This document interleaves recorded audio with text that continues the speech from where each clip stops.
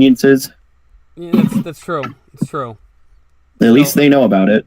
Okay, fuck Discord, but they appear to have fixed the problem for the time being, so hopefully we're okay. But well, if not, Hey, they're good people. I'm sure they're great. I'm sure they're great. Discord is ranked, according to this website I was looking at, is ranked number 2. Why can't you just let me be angry? Why can't you just let me? Well, Skype is ranked number 58th. Oh, that's bullshit. That is like fucking goddamn propaganda if I ever heard it. You know, I bet you're one of those guys who said like, well, you know, I bet Jimmy Fallon's a nice guy. I bet he is. Well, no, this is a group of these people apparently I think they did a poll over it. Yeah, because it's according to other people. I'm looking at your stupid picture now that you sent me like years ago with this anime girl saying, "Fooey, you're so sweet. I want to rape you so bad." And right now you're making me like agree with her statement. Of just. I didn't send you that so long ago. That was last month. Was? Yes. It's hard to keep. That was on November 9th. It's hard to keep track of time. Anyway. Oh God. Anyway, the point is, like, we know you love Discord and you love to suck their dick, but you know, I'm just happy they're working right now. Let's keep playing. You know, and hopefully it'll continue to work for the rest of the night. Unless, you know, I don't want to jinx it because, you know. Hopefully we're good and there will be no more interruptions. But you know, let's get this game done before they fuck up again. So, all right. So as I was saying, you have exotic weapon proficiency, double turbo laser cannons.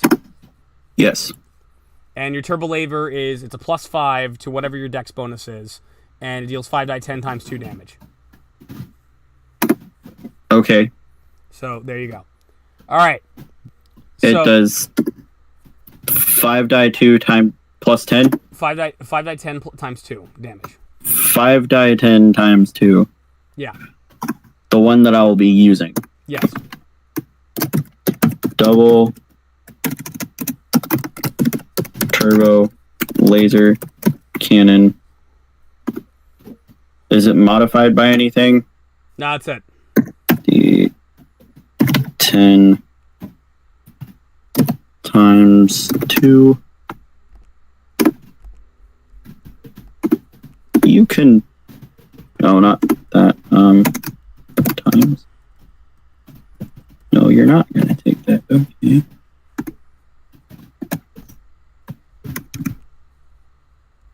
And times 2.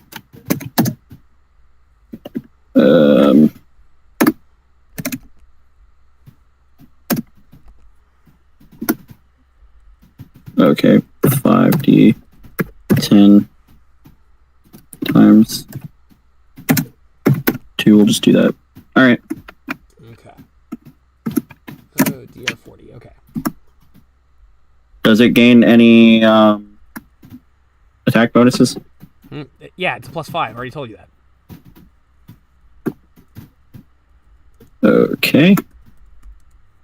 And then it's dex, right? It has a +5. But is it dex to hit? It's your dex, your range attack plus 5.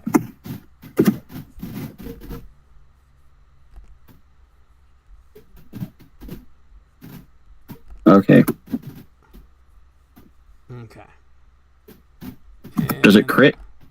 If it crits, it times 2 again. Okay, but it's a crit on 20? Yeah.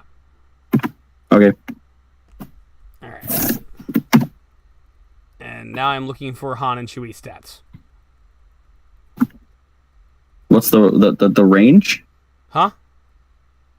The range? Don't worry about it. The type of damage? Fire. Okay. Yeah, don't worry about the range. You're not going to own the Millennium Falcon. So, I mean, you know, unless you decide to kill Han, which, I mean, is well within my character's realms of morale. Yeah, great. Let's see. Han has a Considering all I fucking care about is getting back to my shopping cart. I thought you wanted to go on a Christmas adventure. You said like Santa told you you're gonna go throughout the multiverse. Was not told about flying in a giant piece of metal. It's the multiverse. How did you know you wouldn't wind up flying in outer space? If I had That known, is well I could within the have been possibility. flying in outer space. Yeah. This character might have said no because it's a druid and it prefers Earth. He could have sent you. He could have sent you to a lake of fucking lava. You know what? I could probably handle that a little bit better than space. Okay.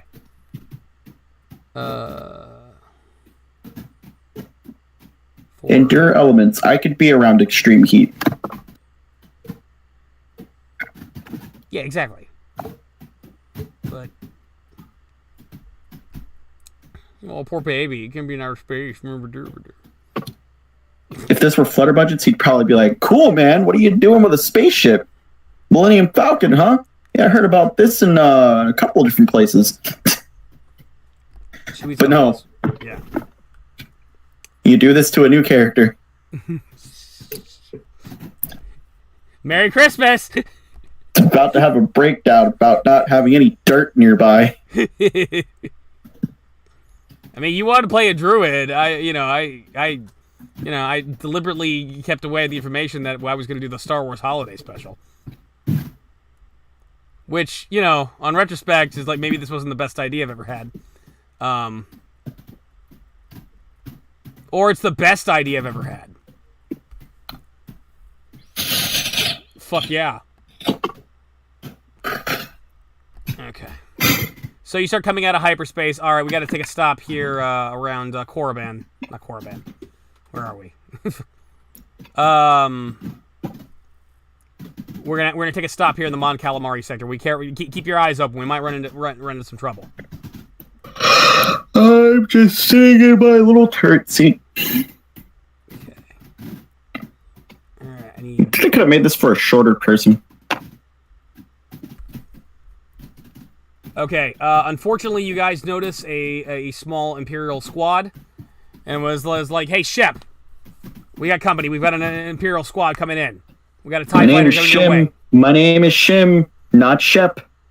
I thought your name was Shep. Do not make me think you are calling me a shrimp. I thought your fucking name was Shep. Shimbim. Okay.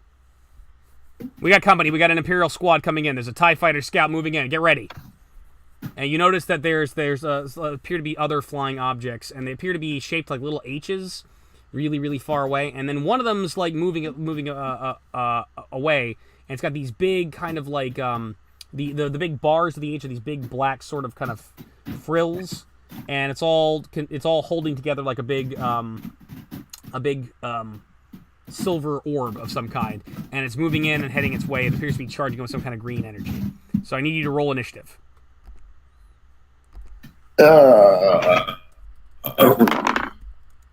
And that's a 1.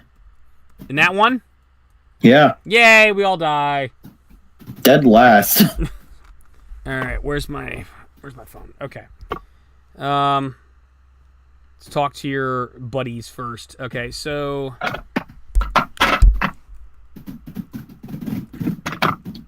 Shem, nat 1. Han Solo has a non-natural 20.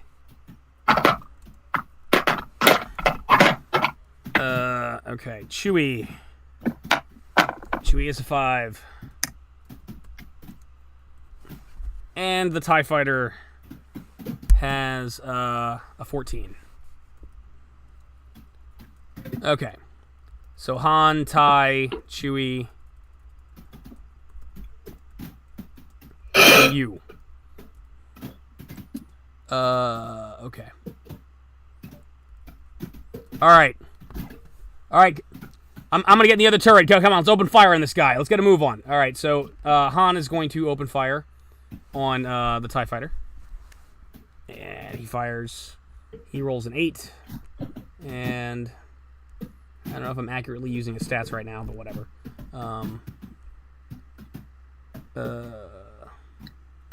Yeah, he misses for the time being.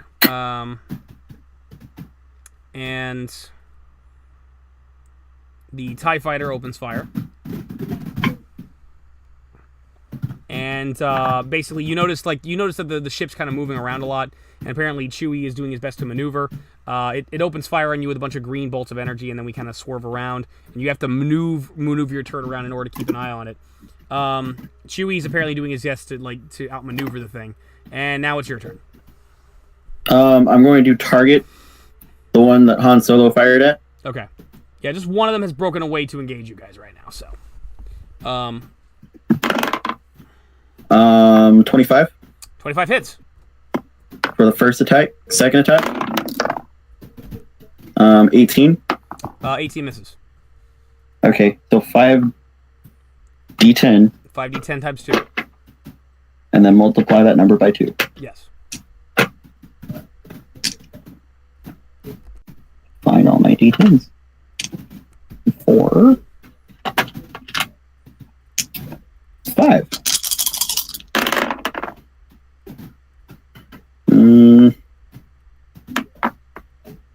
As I said, I didn't want you in outer space fighting this thing. 6. Because then you kind of die and stuff. So 19.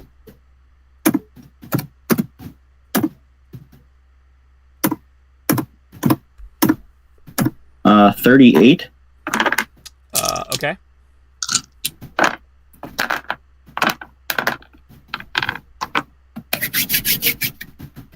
And I guess that's gonna be my my turn. Hang on. Okay. Alright, you did 38 total? Uh-huh. Okay. It's got damage reduction 10, so you deal 28 damage to it. So you blast it, and it looks like you blew off a chunk of its left wing. Aha! Yeah. And, let's see. Okay. Alright, you're doing good. Solo, I did a thing! Yeah, you did a thing. Han's gonna open fire onto the 2. And his first attack misses. Second time misses. He's unable to hit the damn thing. Meanwhile, it opens fire on you guys. I think it hits this time. Okay. Yeah, because I think we got a 19 AC. And this thing's got like a +8, so it hit.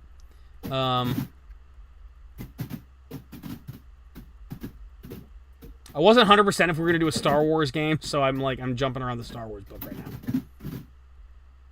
For I am Eddie the Unready. Always, Eddie the Always unready.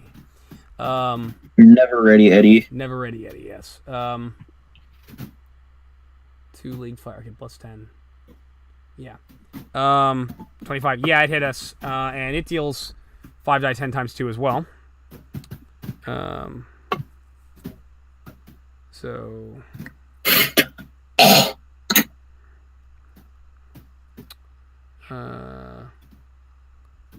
28 times 2.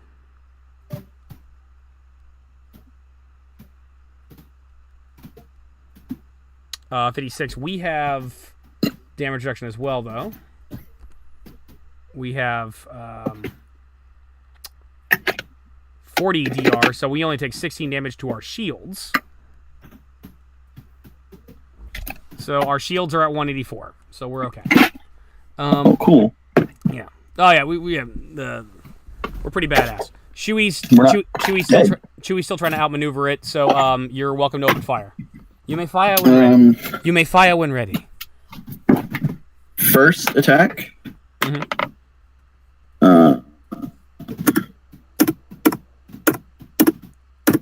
28 hits. Damage.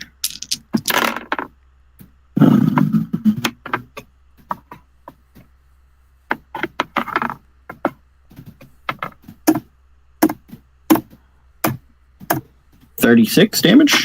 36 damage. Okay, stop. Okay, but I get a second attack. Doesn't matter. You fire with your first shot. Boom! You blow it to smithereens. Yay! You get a yahoo coming from the other turret. Hey, great shooting, kid. I knew you were the right person for the job. So you had your doubts about me. Actually, wait. It had damage reduction 10. You did like 36. Yeah. Okay, wait a minute. No, it's still up. It's got 6. All right, fire another one. It's got 6 hit points left. You blast the fuck out of it. It's smoking and whatnot. 23. 23? Okay, that would deal 13. Now it's dead. And resume. Yahoo! Great shooting, kid. Hold up, it's got DR10. I gotta factor the damage. Oh. That's right. Wait, okay, what was your 2 hit then? I fucked up. My to hit was 23. 23. That's not high enough. Oh. Okay, so you all right, so you damage it and you fucked it up, but you haven't blown it up yet. So then Han takes a shot. Okay. And he misses the first one, and he hits the second one. He hits it. So 2, 3, 4, 5.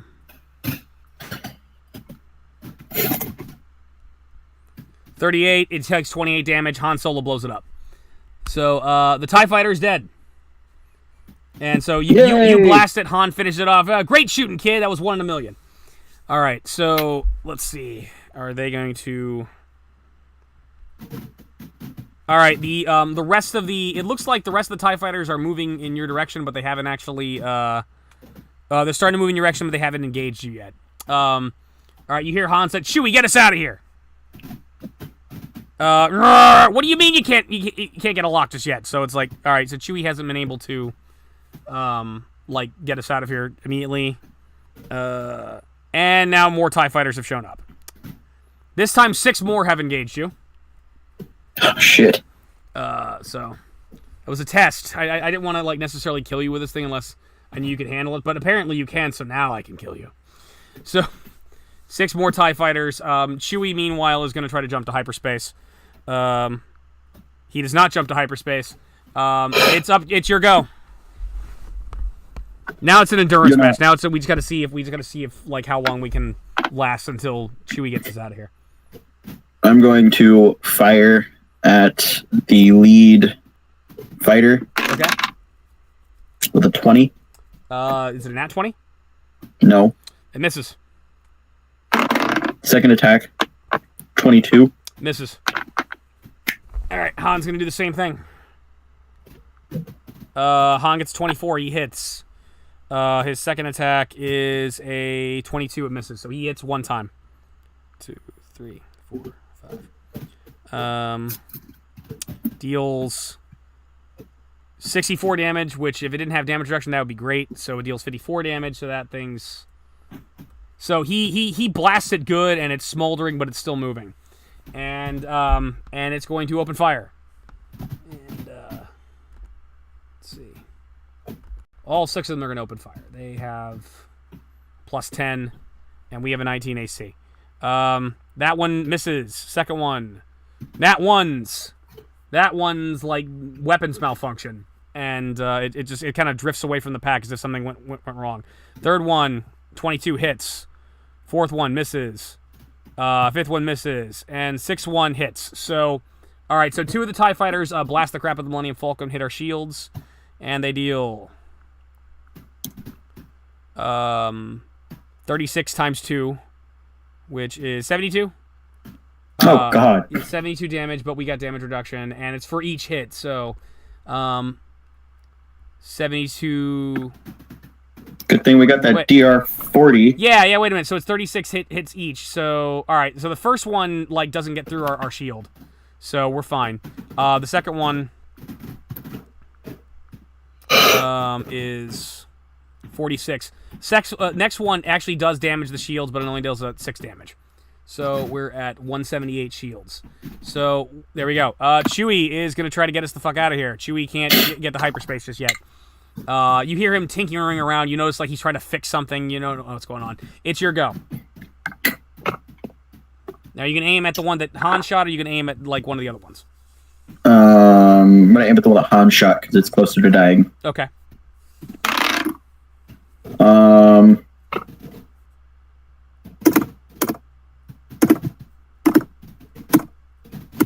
31.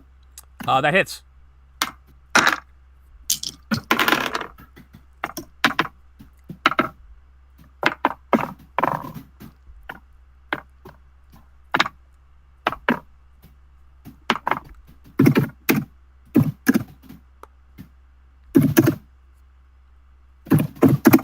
54 damage. 54 damage reduced by 10, so that's 44 damage. So, kaboom! You blow up one of the TIE fighters.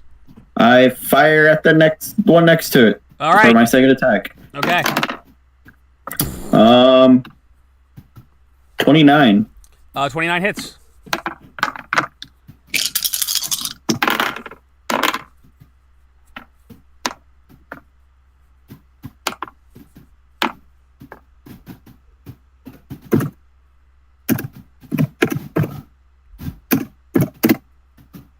I deal 60 damage. 60 damage? Yeah, okay, 60, 60. Reduced by 10, so you blast it and it's badly damaged and it's smoldering, but it's still flying. No, 60. Yeah. Han Solo. 54 just killed one. That's true. So Han Solo is going to take aim at the one that you just shot, and he misses, and the second attack is a 22. That also misses. They're all going to open fire on us. First one misses, second one misses, third one hits, fourth one misses, and fifth one hits. So once again, two of them hit us. Okay, 26 times 2. 52. So they both hit, and all in all, the shields take 24 damage. All in all, it's just another brick in a wall. Okay, so the shields. Oh, you like that one, huh? I did like that one. The shields are at 154. Chewie's gonna try to get the hyperdrive going, and he finally gets it going, and it's like about time, Chewie. You go to hyperspace and you escape the TIE fighters, but you blew up 2 of them, and you fucked up a 3rd one. So yay, you've eluded the Imperial patrols, and you're in hyperspace for a good 30 minutes, and then finally you come out, and you're approaching a big giant ball, which appears to be covered in a little bit of water, but mostly a lot of forests. And you start landing, and you and as you're approaching, it's like Solo calls you away from the turret, and it was like now wait a minute here, we got to get some bad news. No wonder there were Imperials on the way over here. And it's like he points out in the distance, in the far distance, it hasn't noticed yet, but there's a huge spaceship. There's a huge, giant mechanical object that looks like it's like the size of several towns. It looks like it's a mountain, like the size of a mountain, but it's this big and elongated metal thing. There's an Imperial Star Destroyer here. All right, Chewie's been checking up comm chatter. They're already on the planet. They're already looking down here looking for rebels. We got to be careful. We're gonna have to go in and infiltrate the place and see if we can find Chewie's family and make sure they're okay. So, you start landing. I'm just dumbfounded at how big that thing is. Yeah. You start landing, and... They make them that big? Oh, yeah. Those are capital ships. Those whole things can enslave an entire planet. They're sons of bitches. How many people are on one of those? A couple. About 500, 600 or so. Maybe up to 1,000. That's a lot of people. They start landing on the planet, and you find yourself in a dense jungle, and you notice many these huge trees, and the trees appear to have little huts on the top of the trees, where like little tree houses. And you start landing deep in the woods and kind of surrounded by the trees. But you also notice there's a bunch of those TIE fighters flying around in the distance, kind of landing in various locations. So there's definitely an Imperial presence here. On the ground, you also notice a bunch of men wearing black uniforms that are clearly human. And at the same time, there's also these men wearing these what appear to be white suits of armor that cover their entire faces. And they have this kind of big, elongated helmet that kind of looks like it's a skull. You almost dare say they might be constructs, but you're not sure. Yeah, that's what you go to. And so you guys get out and you start snooping around. And you guys make your way through the forest to a large tree, a large complex of trees, where apparently Chewbacca's house is at. And Han Solo's looking through a pair of binoculars, and it's like there's a bunch of stormtroopers moving up there. We got to be careful. I think Chewie's wife and son are in danger. We got to get moving.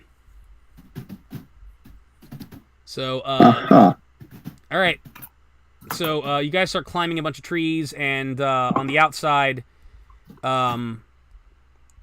you eventually notice that basically, as you're approaching like the open doorway to Chewie's hut, there's a tiny furry little version of Chewbacca running around who's being apparently threatened by one of these like dudes in the white armor with the skull-looking mask. And he's like, "Get her, you little shit!" And like, "Argh!" And then Chewbacca impulsively just roars behind him, while you and Han Solo are a little further back, having the peace of mind to stay hidden. So you two are hidden, but Chewbacca is confronting the stormtroopers now turning. I need you both to roll initiative. Damn it. Yeah. You get initiative. If you want to talk your way out of this, you might be able to, but it's like, I have a crit. You crit? Okay. All right.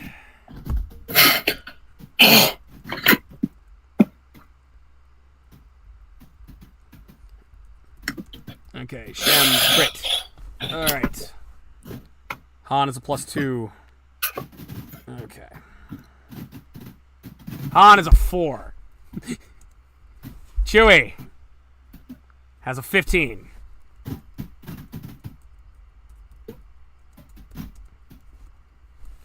And Stormtrooper Douchebag is what we're going to know him as. Like Colonel McDouchebag. Where's his initiative? Intelligence 10. God damn it. Okay, he has a +0. He has a 4. Great. I have to look up him and Han Solo's dexterity, which I don't want to do. Okay, well, you go first, so it doesn't matter. Huh. Okay, so there's a couple of these stormtrooper guys beating. There's a bunch of them moving around. You've seen them moving around Chewie's hut, but like there's only one here by like the front door who's like threatening like Chewie's child. Huh.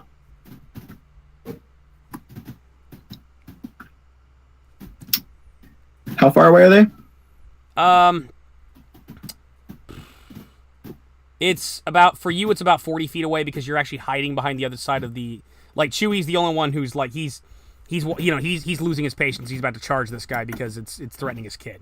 So you're actually, like, 40 feet behind because you and Han are hiding behind a wall. It's a big circular, like, treehouse thing that you're in, that, like, up on the rooftop, but it's, like, it's in a circle. So all you can do is, like, hover, like hide behind, like, the far south wall, basically.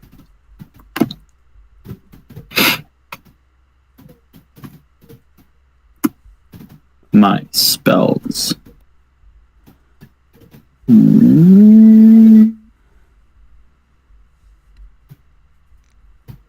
Unfortunately, I have chosen not to stat Lumpy Chewbacca. Although I should have. Yeah, probably. Needless to say, I could have run any Star Trek content I wanted right now, but I chose the Star Wars Holiday Special because I'm a douchebag.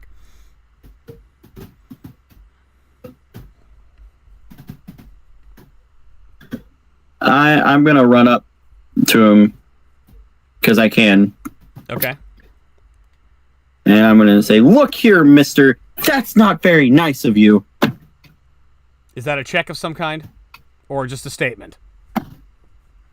That's a statement. Why don't we sit down and talk about this first? Is that a diplomacy check?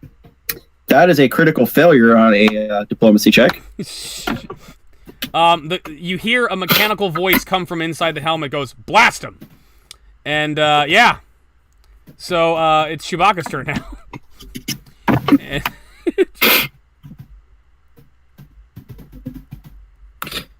They look at me. I don't know how you could get any lower than, like, than hostile, but somehow you did. That's impressive. I mean, that's immediately kill. He was already hostile, now he's, like, super hostile. So... Now he's, like, bloodthirsty. Yeah. He sees me and goes into a rage. Pretty much. Well, speaking of rage, I'm not sure, should I blow this guy up with my bowcaster or just, nah, his son's involved. I think I'm just going to charge with melee. Or I could grapple him. That would be fun. I don't know. I haven't decided yet. I have to jump to 2 different points in the book in order to figure out how to kill this guy. So,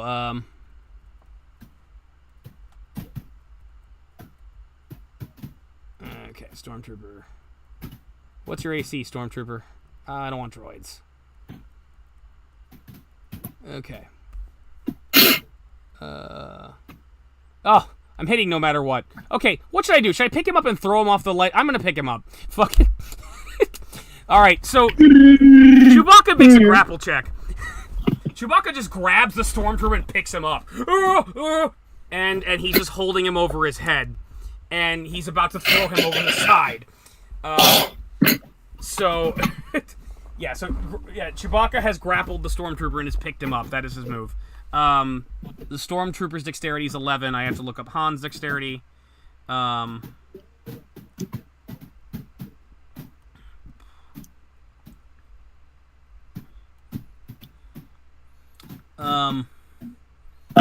dex is a 14. Han goes first.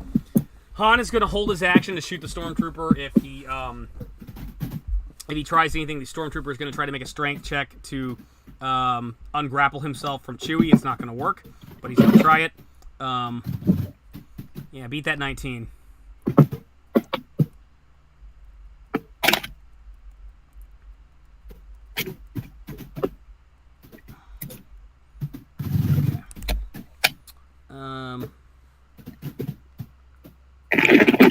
And 14.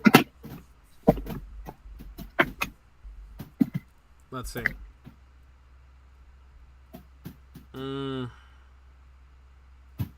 Yeah. He doesn't make it. Anything you're gonna do? Is it my turn? Yes. The Stormtrooper is grappled in his arms. He's holding him over his head.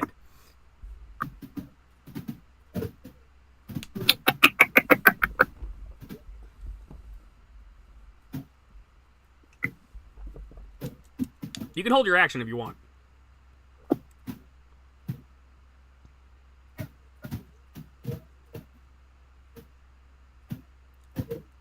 I mean, technically this guy would be already dead right now if it didn't take me 2 moves in order to throw someone off a building.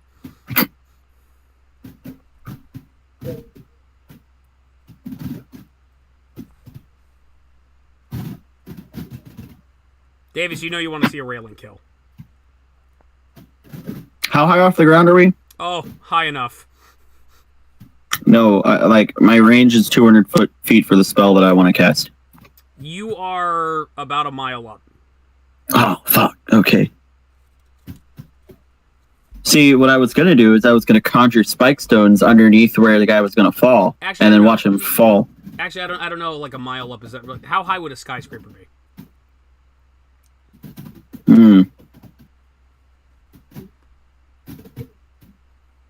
What, like 50 stories? Yeah, so less than a mile, like half a mile, maybe. Yeah, no, not even 1,000 feet. The Empire State Building is just over 1,000 feet tall. Okay, so you're like 900 feet up.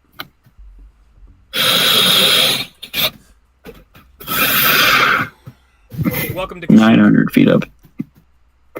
Okay.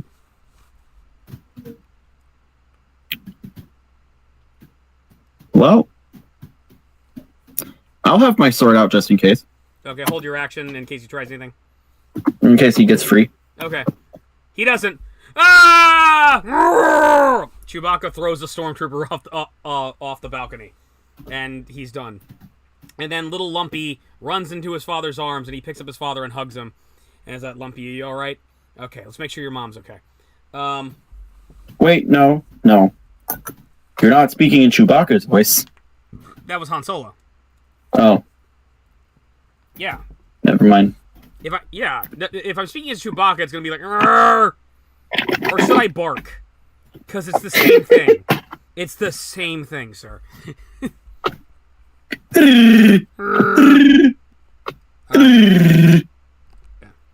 All right.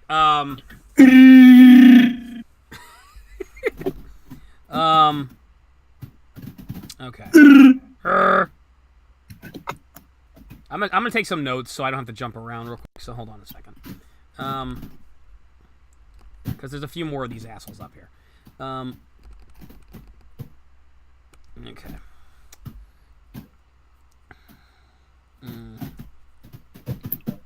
I look over at Han Solo. Yeah. How do you understand what they're saying? Kashik's a very complicated language, but I've interacted with them enough that I've picked it up over time. In fact, Chewie actually helped me learn it.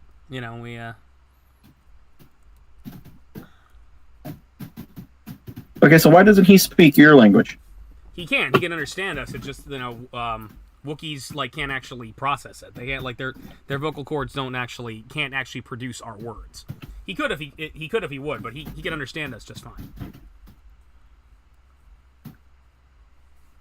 Okay. Do you speak any other languages? Yeah, sure. If you let me check my character sheet real quick, I'll do that for you. So. Do you need to check your character sheet? Yeah, What's a character sheet? I can't check my character sheet. Let me take a look at what languages Han Solo speaks. What's a character sheet? It almost like the Dungeon Master was doing that as a joke to be a douchebag. But let's see. Han Solo languages.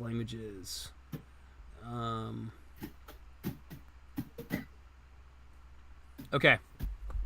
Yeah, I speak a couple languages. I speak Basic, which is what we're speaking right now. I speak Huttese, and I speak Shirawook, which is the Wookiee language.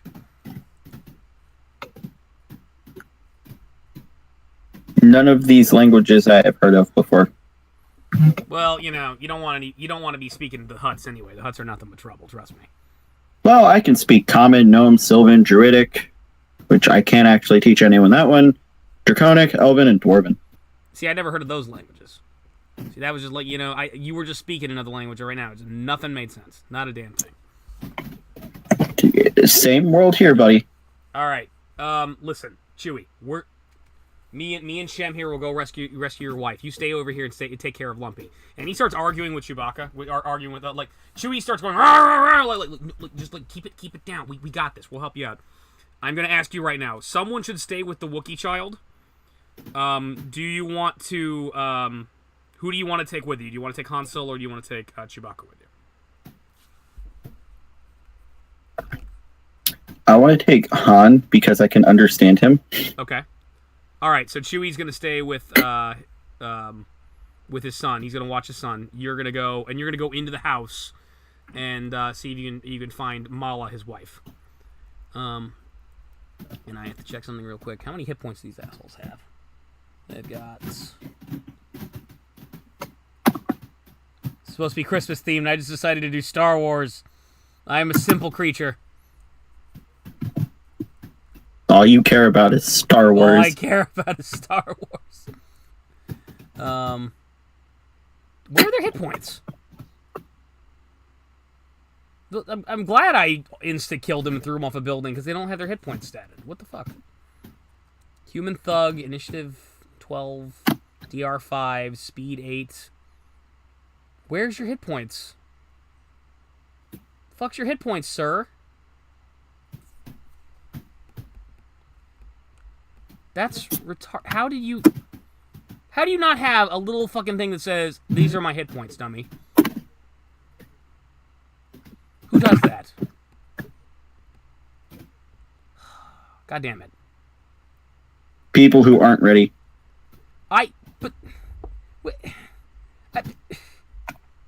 It should be right here. It should say hit points or health or something. And it doesn't. Why does it do that? Oh my god. Alright. Wait, alright. Wound points. Why don't you just call it health? Why don't you just call it Health Star Wars D20? You don't have to be special. You're not special. Clearly it is. It's bullshit. Okay.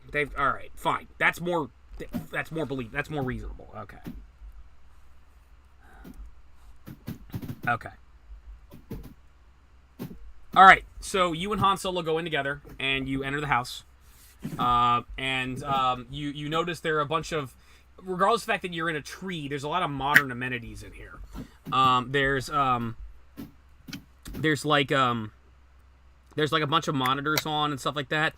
There seems like something like you've never heard of. All right, so you're not Flutter Budget, so you don't know who Jefferson Starship is. Nope. But there's a band like playing on one of these monitors, which as far as you is magic. It's like some kind of magical, thing where you see these people singing this song, and it's very much like in a Jefferson Starship sort of rock songy way. There's another one which appears to be like a cooking show, where there's a 3-armed woman. You think it's a woman, but she looks kind of mechanical, going stir, whip, stir, whip, whip, whip, stir, stir, whip, stir, whip, whip, whip, stir, stir, whip, stir, whip, whip, whip, whip, stir, like that. There's another one where there's an older woman in a bar with a bunch of other aliens singing some kind of song about a bar closing, which is actually very catchy, and you kind of want to sing to it. And then finally you find yourself in the kitchen, and there's another one of these stormtrooper guys, like, what's going on? We heard a shout, and they're threatening a much larger, they're threatening another Wookiee. You notice that the only thing that kind of defines this Wookiee as female is that it's got bigger lips. Like, it has a slightly feminine, it's like the same height and build as Chewie. I mean, it's like, in terms of it's not just a woman, it's a woman, it's like, pick you up and, it's like, death by snoo woman, but it's, if you know what I mean. I hope so. But you can tell it's got slightly feminine features, and they're threatening it. And there's one of these guys where he's not dressed in the typical stormtrooper outfit. He's wearing like all black and kind of a big black helmet. But he's kind of threatening her, and then he looks at you and Han and is like, hey, hold it, stop, we'll shoot. And they're threatening you, and you need to roll initiative. I have my sword drawn already. Okay. I walked in with it. You got to roll initiative again.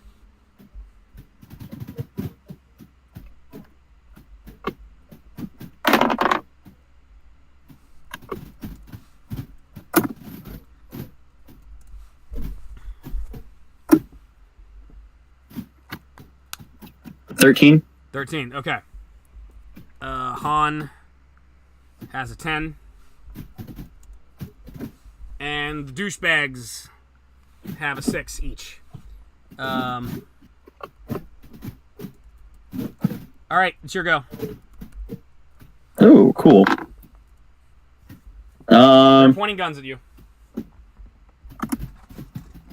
How about I do something that could potentially scare the shit out of them? By all means.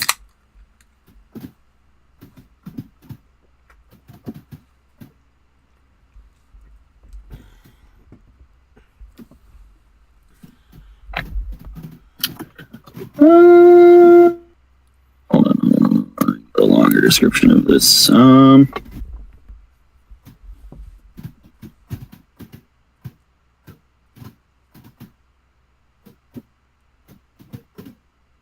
Okay. I conjure up a ball of flame in my hand and I throw it at them. I'm casting Flame Strike. Okay. Do you have to hit their AC, or do they have to make a reflex save or something like that? I have to hit them as a ranged...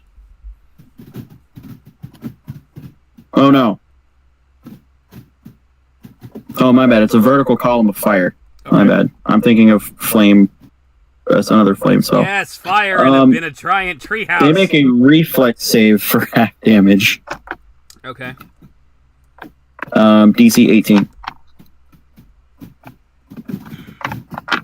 If not, they take 10d6 fire damage. Well, half of it's fire, half of it's divine. They didn't make it. Yes! 6. Cast a fire spell in a treehouse. I love this idea. I know. I thought about it. I was like, fuck it.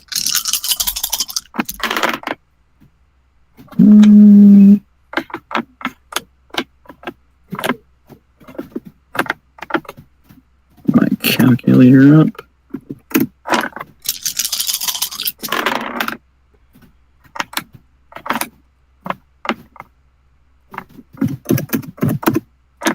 Uh, 34 damage. 34 damage, they are dead. It's got a 10-foot radius, so if they're grouped in, like if they're next to each other. Yeah, there's 2 of them. You got them both.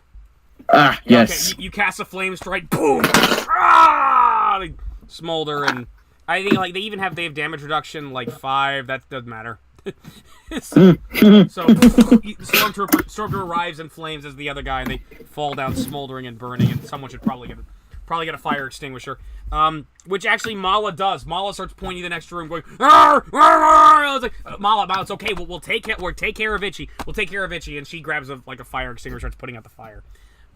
You run into the next room, And there's 2 more stormtroopers there, and they appear to be holding someone hostage, but the person hostage doesn't appear to have noticed it. You notice a really old Wookiee who's sitting in some kind of elaborate chair, and he's got his head stuffed in some like kind of VR machine.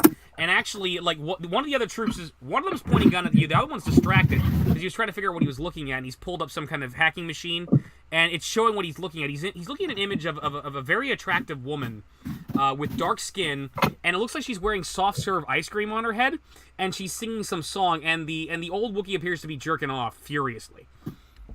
And it's like they're like, that's disgusting, and you have a surprise round because they are distracted.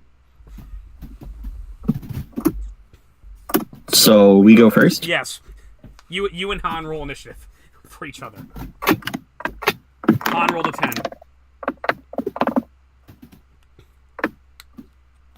14. Okay. And on their turn, they'll get a 10. So they tie with Han. So Tan will go okay. first. So yeah, they are distracted by the masturbating Wookiee. So what are you gonna do?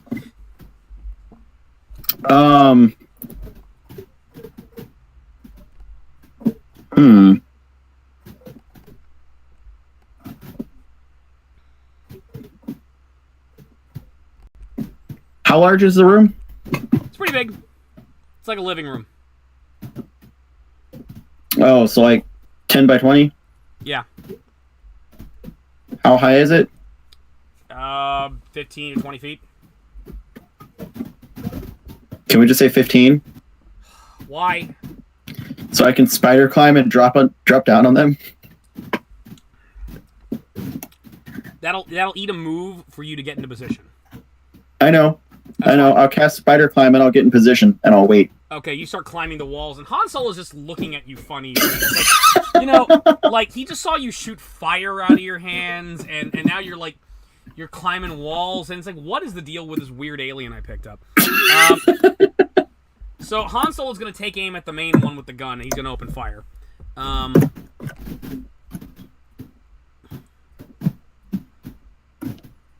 I need Han's stats real quick. Han, I think, has +8, I'm going to say. +8, +3. Okay.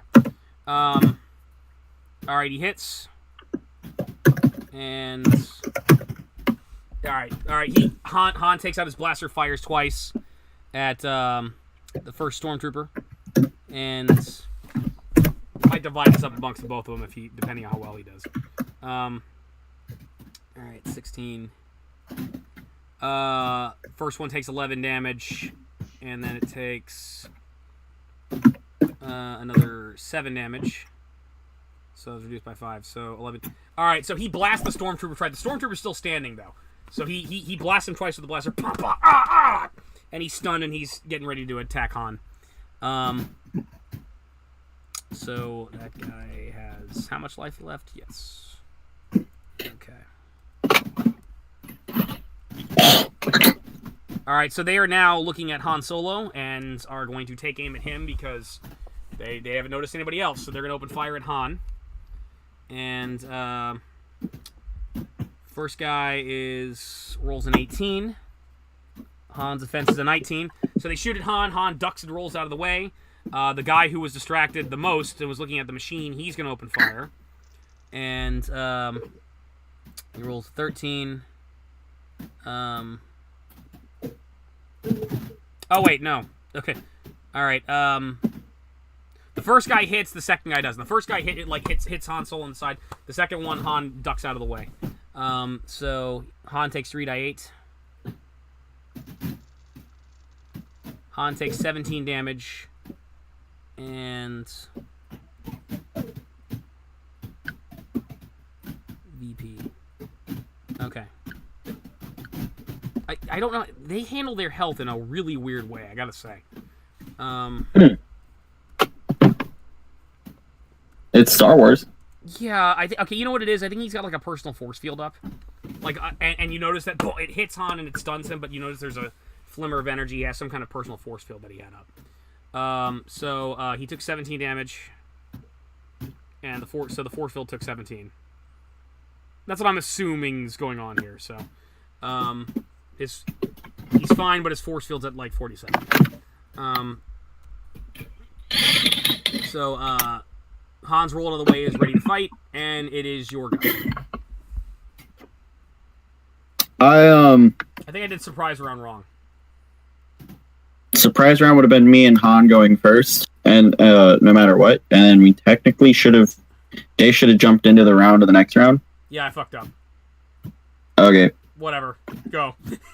I'm going to just drop behind these people, and I'm going to attack the most injured one with my sword. Okay.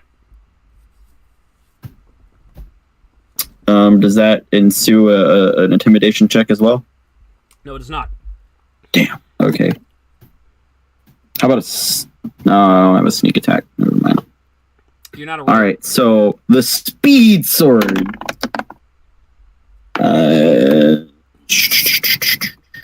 'Speedy on Sordo. 26 to hit. That hits. For 8 damage. Okay, you deal... It's reduced by 5, so he takes 3. And you chop into the stormtrooper's back. Boom! You cut through the armor. Blood erupts out of his back. He drops to the ground. Second attack. Okay. The one next to him. Okay.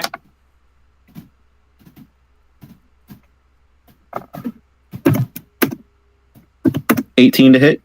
That hits. With the nice old 6 damage. 6 damage. Okay. His armor takes it, and he only takes 1 damage. So what material is this made of? He clangs onto his side, and he turns, and he points the gun at you. It is shiny, but not metallic. Yeah. It's this fascinating substance known as plastic. All right. Plastic? Yeah. Han is gonna take aim at the last remaining stormtrooper, and he hits. And he'll hit again if he needs to. That guy takes 9 damage. And last attack.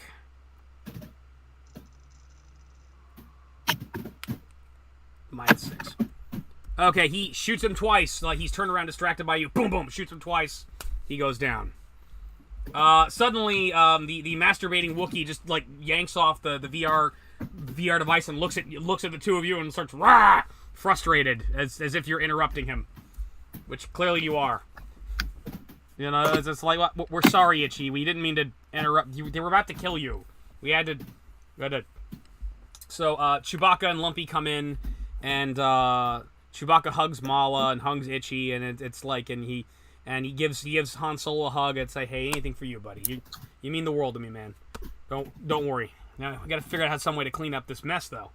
An old guy comes in, wearing a similar kind of outfit to Han Solo, wear like a vest, and it's like, I heard all the shooting. It was like I was worried. What's going on here? It's good to see you guys made it back. It's like, oh, Art Carney, because I forgot this character's name. It's a good thing you're here. Hey, you just leave it to me. I'll take care of things. You guys go into the next room, and he activates one of those control panels, and he calls up.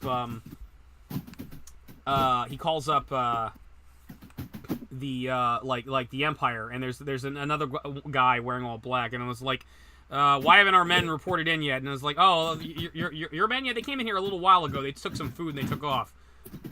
Was that Commander 4161? All right, fine, whatever. Just like we'll took in a report and keep an eye out for them. All right, you guys are good to go. You guys can celebrate. You guys have a very happy life day, and it's like we're happy you're here. I think Luke and Leia should be joining us pretty soon.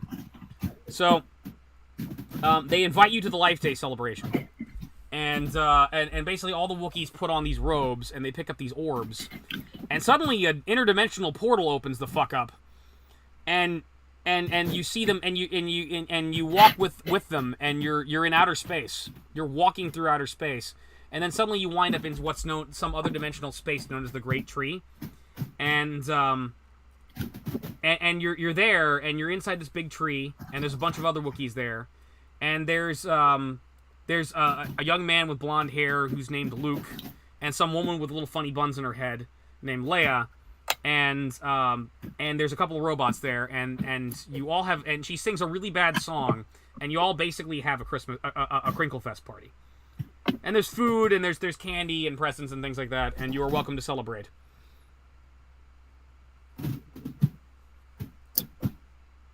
I go hug a tree. There is a tree. They're in a giant tree, and an older Wookiee comes up and starts talking to you in Kashyyyk, which you can't really understand. And but he's like he's trying to explain something to you. I keep hugging this tree. And then Han Solo kind of walks over, who's now had a few, like, you know, a little bit of booze in him, and now it's like he's trying to say to you that he appreciates that you value the sacredness of the great tree. This is a very old tree. It's in some other kind of dimension, and I'm not sure quite how it works out, but it's very old. It's very sacred to the people of Kashyyyk, and he appreciates it. He's offering you. Does he understand common? Huh? Does he understand what we're speaking? Yeah, he understands it. I'm just glad that there is a tree, because I've been stuck in a tiny metal box for I don't know how many hours. You just like 2 or 3 hours. God, that was a short trip through hyperspace. Jesus. This is a tree, and there's ground, and it's so great. I keep hugging this tree. Okay. You hug the tree. Is that all you're gonna do at the party? Actually, I'm pretty sure I took Speak with Plants. Yes. I might not have prepared that spell, though. Oh, I did! I want to talk to the tree. Okay, you talk to the tree. How are you today, tree? You're such a soft tree. I'm just having a little fun with you. I do understand you. How are you? I'm not used to humanoid creatures talking to me. Oh, it is perfectly fine. I'm special like that. Well, I appreciate you hugging me. People don't normally hug me. I mean, not that I've been stuck in a tiny metal box for hours.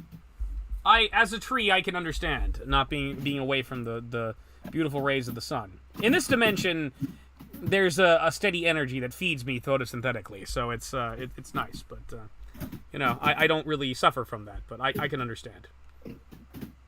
Although, you know, you are deeply connected with nature, as am I. I should warn you that although you have partially completed your task just now, it's not done. Your friends here, they're not going to make it off this planet alive. Something, an enemy of the one known as Santa Claus that you've encountered, has... Oh, so you know of him. Yes, I do. All of us know of Kris Kringle. They've made others aware of what's going on here, and they will never escape without your help. You need... 2 enemies of them will come, and you need to basically distract them long enough for them to get away. And then you need to find the demon, the creature that has made them aware of this, and you must destroy it once and for all. For it is the true enemy of Christmas. Life Day is a success right now, but this creature is going to try to sow dissent on this glorious Life Day. Okay. I need to find a demon after distracting 2 enemies long enough to get everyone out of here. Yes. You could go searching for them now, or you could wait till after the party, but you'll have to basically distract the enemies long enough, and then you can leave Kashyyyk. When that is done, the sleigh will return to you, and you can go on to your next mission. Okay. Thank you, Sacred Tree. Anytime. Hey, could you water me? By any chance, there should be a pot nearby. Why do I need a pot? I'm a druid. What is a druid? I create water. Oh.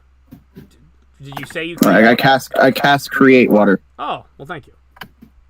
That was very kind of you, sir. Okay, are you going to do anything else at the party? I'm going to go to Han and be like, hey, look. Hey, what's up? So, great tree back there just told me some things we need to worry about. What? Did you just talk to the tree? I'm a druid. Yes. You can talk to trees. Yes.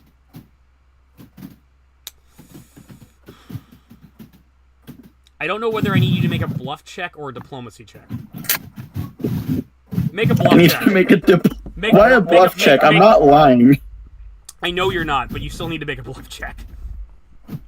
Can I make a bluff then a diplomacy check?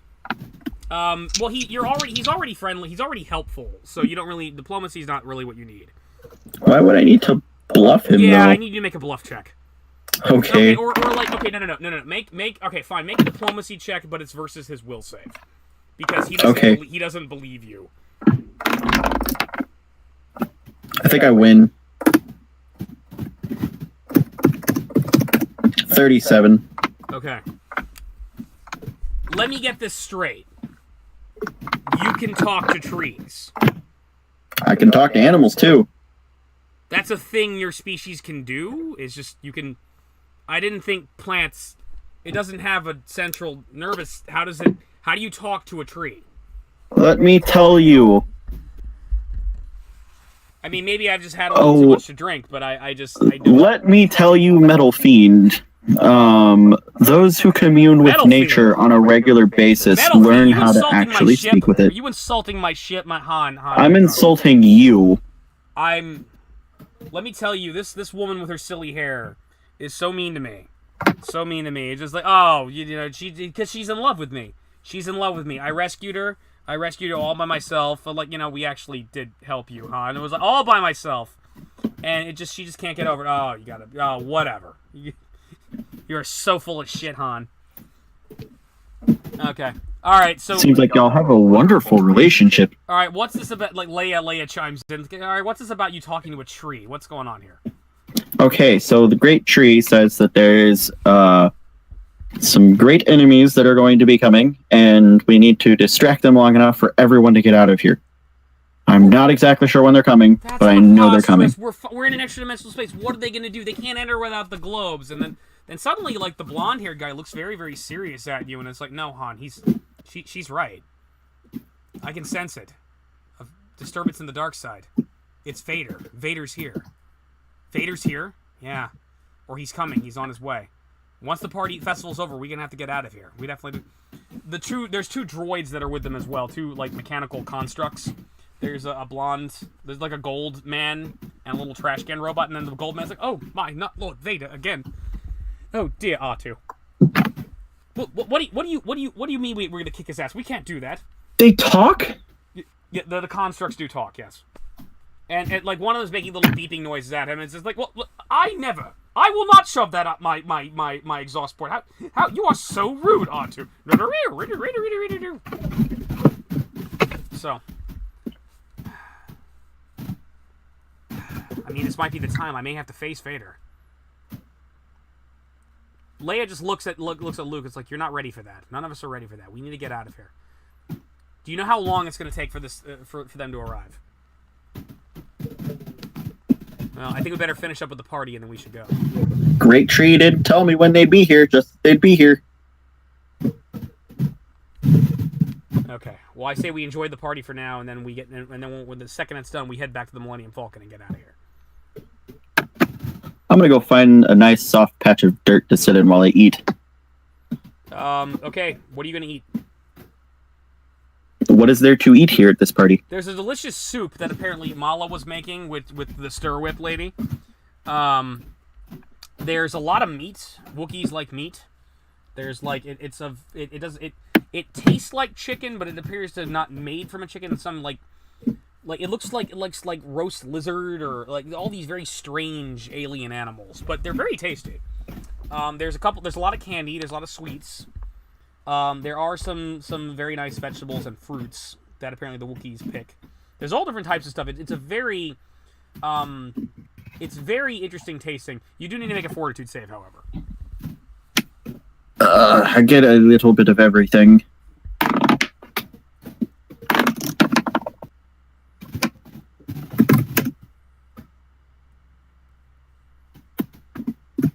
$22. It's again, you've never really tasted anything like this, but it's a very, you it's you're tough enough that you can handle it, but basically it's a very all these foods are very unique. You've never had anything quite like this. This is like a once in a lifetime meal, and you're thoroughly enjoying it. Okay, are you gonna do anything else at the Life Day party? No. Okay. They open gifts. They have a good time. They play a game of pin the lightsaber on the stormtrooper's ass.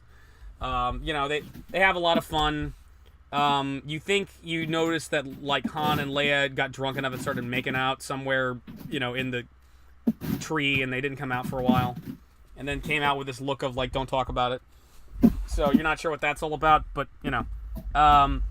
and then everybody's giving gifts and everybody's going home, and you guys are kind of first out the door, and the actual plan here is the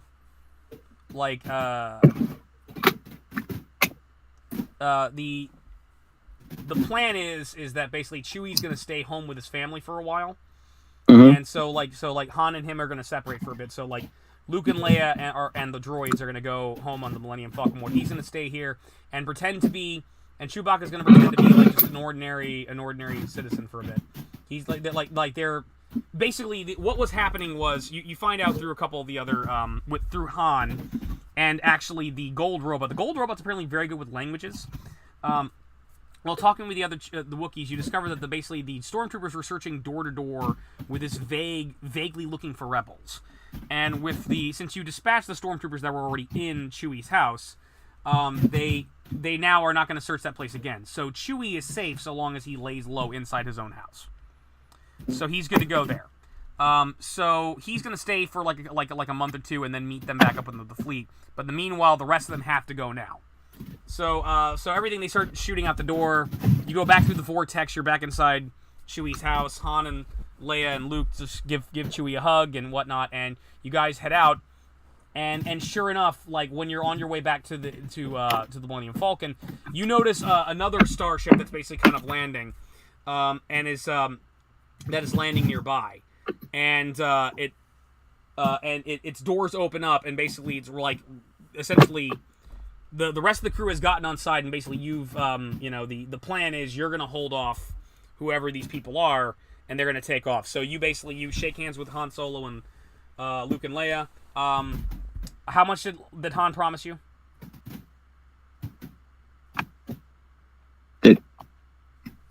Han gives you a data pad, which has 100 Republic credits on it.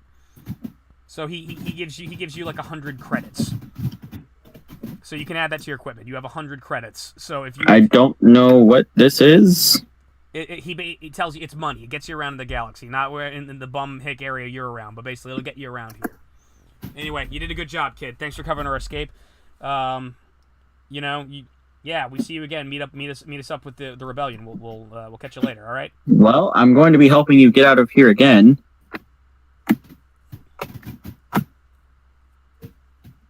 Just make sure you write down like 100 credits on your character sheet. I know. I'm trying to find the place to write it. I'll write it down here. I have 2,500 gold pieces, and I have 100 public credits. I totally forgot to add my character to the story. I turned to the princess lady. Yeah. With the weird buns. So I guess her name's. I'm like, buns lady. My name is Leia. Thank you, Leia. Can I get this in gold? We don't have gold. All we've got are credits. It's a pleasure meeting you. Thank you for saving our bacon, but we got to get going. We cover our escape, and we'll meet you back at the fleet when you get a chance. Okay?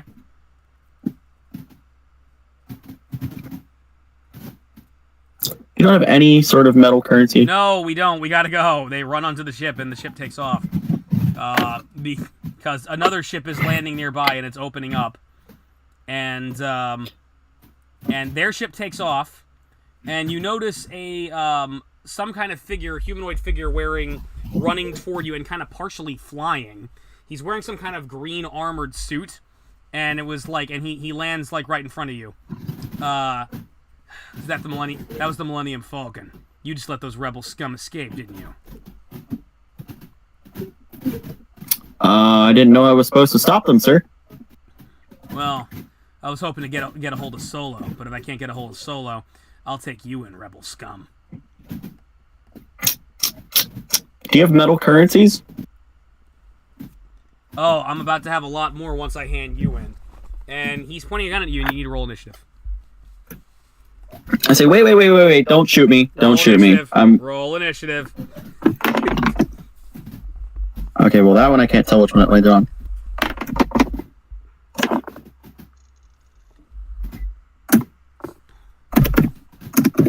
$23. You beat him. Good. Say, wait. Let's talk about this first. Do what you gotta do. All right. You're talking to him. He's pointing a blaster at you. Are you gonna make any kind of? I can do things that you've never seen before. That a fact. So we can work together. Why don't you put up your hands? I'd love to see you do that.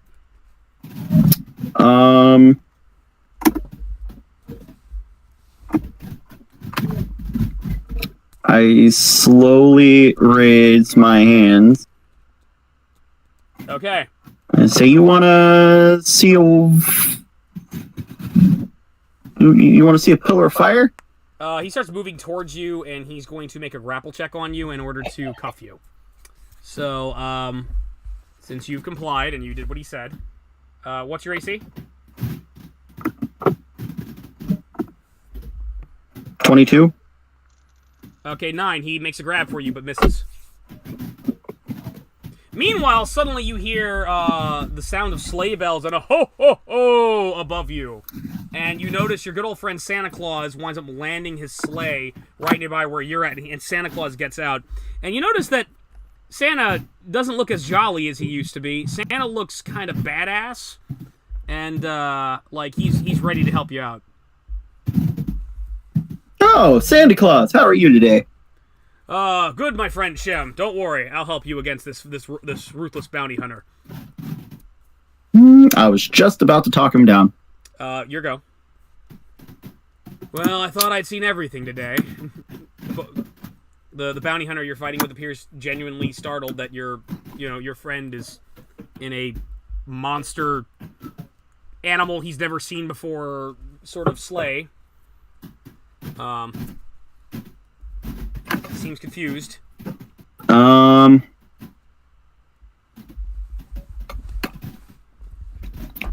want to cast a spell. You know what? I cast Call Lightning. Okay. You may cast Call Lightning.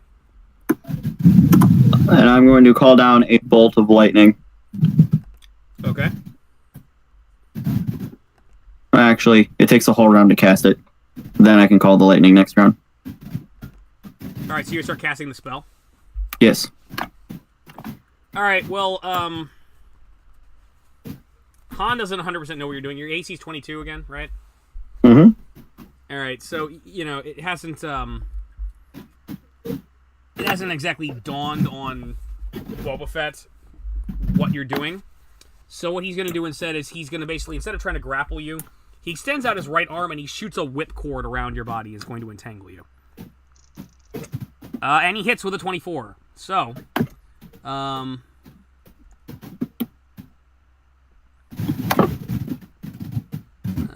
whipcord. Where's my whipcord? Deals no damage and target wearing armor creature with natural damage reduction. Used only against target within 6 meters. The wielder on successful hit target must make... Okay, you need to make a reflex save.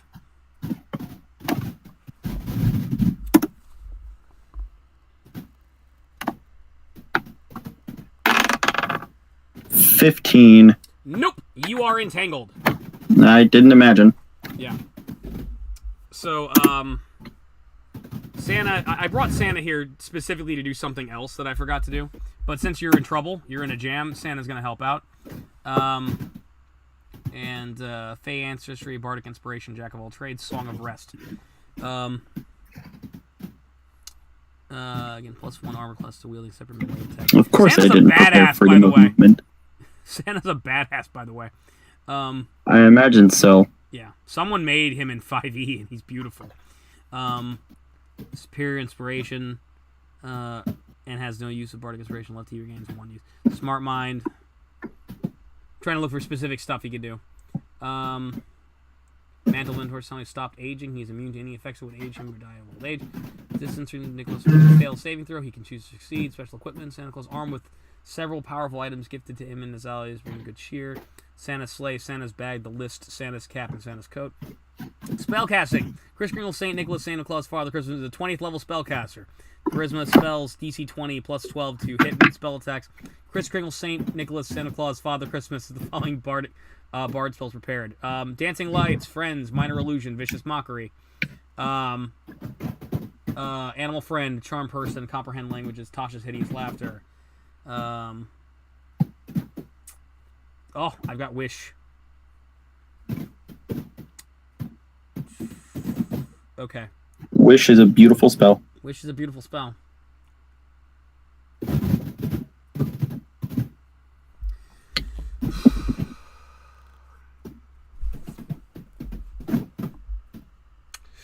Okay.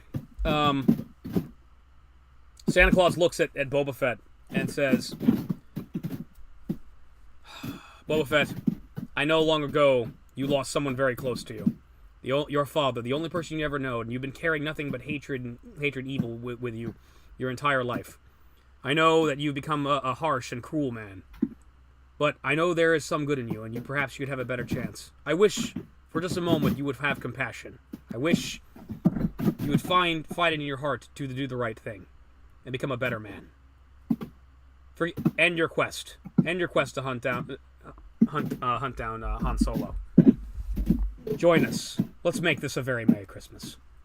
I don't know. I can't undo what happened to your father long ago, but perhaps I can give you a new start, a new chance to be a better man.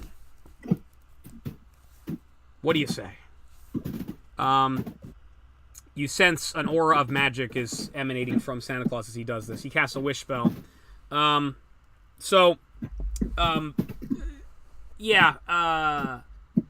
Fett has no spell resistance. But what he does have is a will save. So I'm going to give him a will save versus Santa's caster level, which is a 20. So Santa's going to make a spellcraft check. He rolled a 34. Boba Fett has to make a 34 will save in order to resist this. 22. He does not. Yay! He glows, and like Boba Fett just kind of stops and doesn't quite realize what's happening to him, and he's like, "How do you know about what happened to my father? I see all. I'm sorry about what happened. I'm sorry the only father figure you've had was killed. I'm sorry he taught you a harsh way to live, but it's helped you survive. There's a better way for you, Boba Fett. Why not just this once give someone another chance? I don't suppose I'd get any bounty for some no-name little alien." He retracts his whipcord. Yay! I can move again. It's not going to matter, though. Darth Vader heard that Luke Skywalker's down here. He wants to find him. I was actually hoping to catch them ahead of time and beat them to the punch. Vader's on his way to come and deal with you guys. So if I were you, I'd get the hell out of here quickly. Yes, but if Vader's down here dealing with me and my friend, then Vader won't be chasing after them. As you know, his Star Destroyer could catch up to them, given enough time. That's true. You know, it'd be helpful if we had an ace bounty hunter, perhaps one that really would like to humiliate a member of the Sith. That would be really good. That is tempting. I do like making Darth Vader look like a fool of himself. Listen, I don't know what you did to me right now or why I feel the way I do, but you gotta You got to do a little bit more for me than that. You got to make it worth. Santa reaches into his bag and pulls out like a 10-pound bar of gold pressed latinum might do the trick. Cha-ching. Vader, Boba Fett takes it. You've got yourself about. Yeah, I think that'll do the trick. Okay, so Boba Fett looks down at you and slaps you on the back. What's your name, kid? What? Boba Fett looks down and slaps you on the back and says, "You got yourself a bodyguard. What's your name, kid?"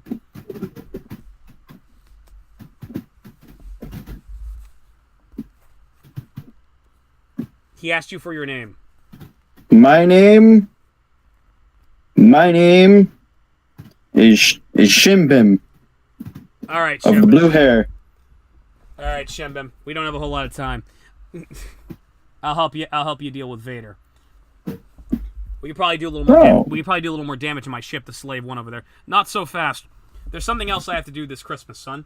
You need some help, and there's a certain soul that that I think can actually help you out. But the soul's long past. A friend of mine wanted to do something good for Christmas. Santa reaches into a bag and he pulls out a vial of salt. And it's like, that friend of yours, Flutterbudgets, has been reading some very nasty books that talk of the salts of man, and how that one can be... What we got going on here now? Well, through the salt of a man that has passed on, through the right incantations, and talking to the very naughtiest of naughty creatures in the multiverse, one may bring a person back. This here's a soul I've been looking for. He was a good man, nothing particularly remarkable. But he fought and died for his country and his family. And just didn't have the best of circumstances. He's been dead for a long, long time. But he would always want another chance at life.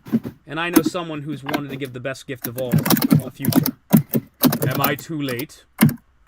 You and your typing. You suddenly hear a voice from behind you, and you're noticing a skeleton wearing a Santa Claus outfit. Is it Skelly Claus? You do not know what Skelly Claus is. But, There's a skeleton in a Santa Claus outfit. Skelly Claus. It's a joke. Ha ha ha. It's a terrible joke. I was making a joke out of it. Is that what your character says? Yes. Okay. Not quite Skelly Claus. This, my friend, is Death from the Discworld. Oh, it's a good to see you, my friend. And it's good to see you again, Hogfather. I'm not the Hogfather, that's your job this year. But I'll need your help in this matter. In fact, I'll need your help too. I need you to help me perform a ritual. And Boba Fett's just sitting there confused, like, what the hell are you guys doing? Just give us a moment, Mr. Fett. Something we have to take care of. He spreads the salt on the ground in a circular formation and starts having you participate in a ritual you've never quite seen before. At the height of a ritual, he's casting the spell with you. It's very powerful, whatever it is, and it's kind of... You sense whatever you're doing, it's kind of dark, but kind of light. It's like he's keeping you... You sense that Santa's magic is keeping you from getting it really, really dark. And then finally, the Grim Reaper, in his own Santa Claus bag, pulls out an hourglass. And he touches the hourglass, and it fills with this energy. And then suddenly, from the salt, starts swirling together and taking the shape of a person. And now there is a body lying on the ground. That body appears to be human, but it's wearing some kind of weird suit that appears to be like some kind of... It's like he's wearing a suit of organic flesh, like on his body. It's kind of like a dark brown in color, and it appears to make him very, very muscular. And he's also carrying what appear to be similar weapons to like what you've been seeing on this planet, like essentially guns, lasers, and things like that. He's asleep, and then suddenly his eyes open up, and it's like, oh, what the hell happened? You have been given the best gift of all, my friend, a future. He leans up, like, what happened? Last thing I remember is an APC ran over me. It did happen. You've been dead a long time, Edward Mackenzie. I was dead? Like, what happened? What about the rebels? What happened? They were taking over the moon. Did they stop it? Well, fortunately, the conflict didn't work out very well. You had a good plan to take out the APCs by using the moon's elevators, but unfortunately, something I believe the enemy that stalks me here on this planet, or something like him, manipulated you. Caused you to be confused, and you made a mistake as a result. And as a result, unfortunately, you were run over by that armored personnel carrier. But now you have a second chance at life. All I ask is that you help my friend here, Shem, give the universe a very Merry Christmas. You want me to... Okay, well, I guess I'm happy to be alive again. But you want me to give the universe a Merry Christmas? Yes. Okay. Santa? Yeah, okay, so I'm surrounded by Santa Claus, a skeleton wearing a Santa Claus suit, and guy wearing very nice powered armor. That's it's Mandalorian. It's pretty awesome. I have no idea what's going on here myself. Santa? Yeah. What the fuck just happened? This, my friend, is Edward Mackenzie of the planet Rhytobar. Long ago, he was killed in the conflict in his galaxy, and he is going to assist you. He's going to help you basically set Christmas right and fight the dark forces that are threatening this holiday season. Okay. But starting with the force that has found us this way. Fortunately, he's come alone. I need not waste the Emperor's men to deal with you. Where is Luke Skywalker and the Millennium Falcon, Boba Fett? Yeah, sorry, Vader. You just missed them. Maybe if you were a little bit more on the ball, you would have actually finally caught them. It's a shame the Emperor relies on you so much. I tire of your insolence, bounty hunter. You will all surrender to the Empire, or you shall die. Still not sure what's going on here. Do you want the assistance of Discworld Death? I guess. Okay. Unfortunately, he can't help you out. Well, I've done my job here. Are you sure you can handle things, Father Christmas? I can. Go about your duties, Hogfather. You've got Christmas to do on your side of things. I can stop for a moment to give Darth Vader here a nice sack of coal. Very well. Take care. And the Grim Reaper fades away.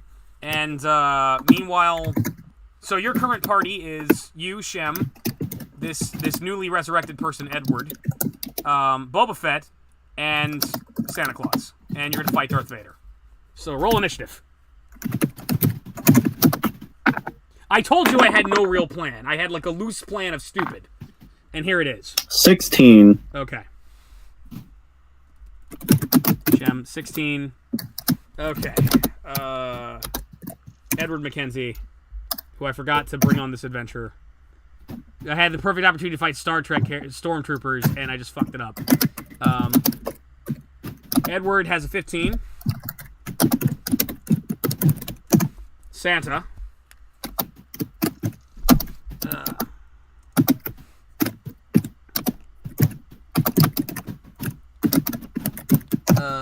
7.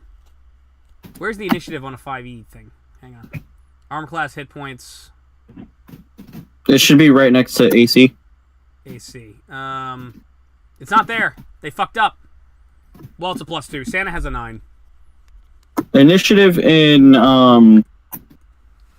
5e is rarely modified past the Dex modifier anyways, so...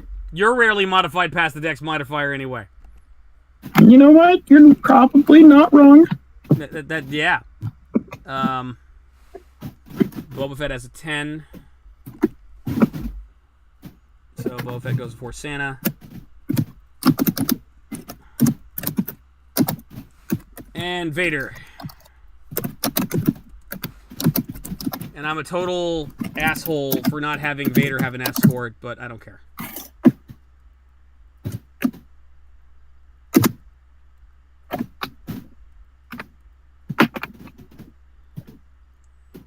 And I got Skyward Darth Vader, beginning of episode 2.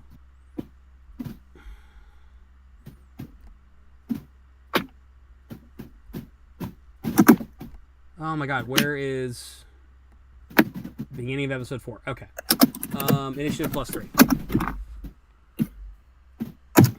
Vader has a 12.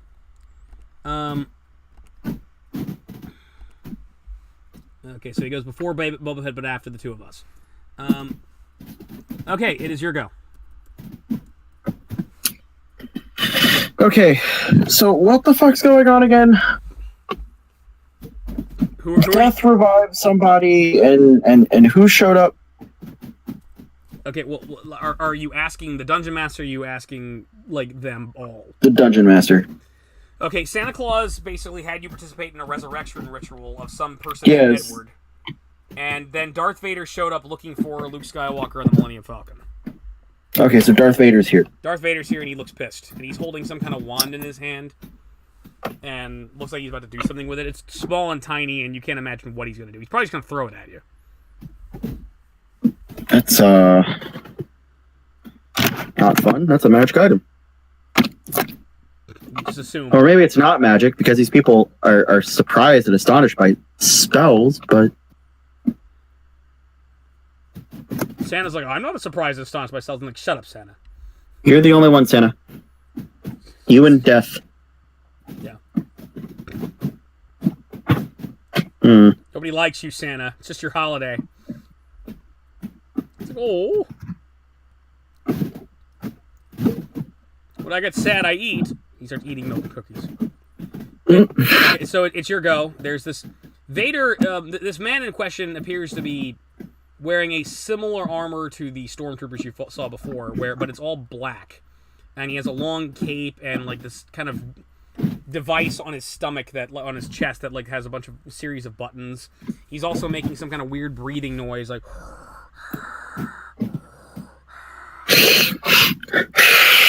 And like him, Boba Fett, and the stormtroopers you've encountered are all wearing armor you've never seen. You have no idea like what race or they are underneath that. They're just like always armored at any given time. The armor just completely covers their body.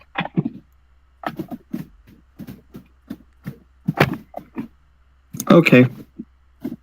So what are you gonna do?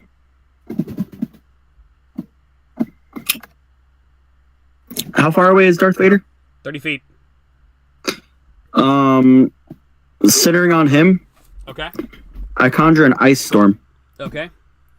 You conjure an ice storm. There is no save. Okay.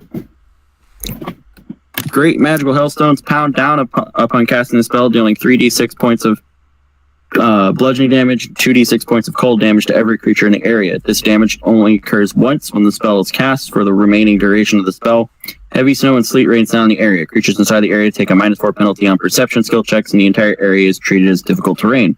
At the end of the duration, the snow and hail disappear, leaving no after effects other than the damage dealt. Okay, so like the stuff that like in the ice storm, like hail starts raining down on him, right? And yes. Intense cold. All right. You cast a mighty ice storm, and he's suddenly being blasted by intense cold and snow and hails falling down on top of him, and he's like, he suddenly turns on the little like he pushes a button on the wand, and this big red energy sword, just like erupts out of it. And he starts trying to slash the ice to pieces, but it's pummeling the crap out of him. Roll your damage. This is not as good as I was hoping. 10. 10 damage? Yep. Okay, and he has damage reduction 6, so that's reduced by 4. That's reduced to 4. So bangs... But it's difficult terrain, and he gets -4 penalty on perception skill checks. You definitely froze him, and he definitely got bashed around by ice, and he looks very pissed at you. And he starts trying to move his way towards you, which just causes Edward to pull up this gun that he's been carrying, and it's like, there's still grenades. Yeah, still grenades in here. Boom! And he shoots a grenade at Darth Vader. Yay. I has a grenade launcher. This lasts, by the way, for 10 total rounds. Yeah. All right, so you can just renew the damage as long as he stays. What's the radius? No, the damage doesn't happen again, but the difficult terrain and the -4 penalty on perception checks lasts for 10 rounds. -4 just perception checks? Yes. Okay. All right. And difficult terrain, so you can really only move 1 square at a time. Okay. It's a 20-foot radius, so he's got 20 feet coming towards us that I'm he's going to be Darth- moving. I'm Darth Vader. I do not care, and I'm gonna fuck you up so hard. Once you get to me, I can bring you to me, fucker. I'm Vader. Haven't you seen my movies? I got the Force. All right. Speaking of a 20-foot radius, what are movies? All right, what's Vader's AC? Vader's AC is a 26. I shoot a grenade at him, and 22. He flicks his hand, and the grenade, it's going dead center, and it flicks up into the air and detonates away from him and does nothing. And did I not? I'm level 10. Oh yeah, I'm level 6 because I took a lot of templates. So yeah, I only have one attack. So Edward Mackenzie does absolutely nothing, and this is a horribly thought out attempt at resurrecting my character. Okay, Vader, what can I do to you? What can't I do to you? Let's see. I have a melee, 5 to 6 plus 8. Range.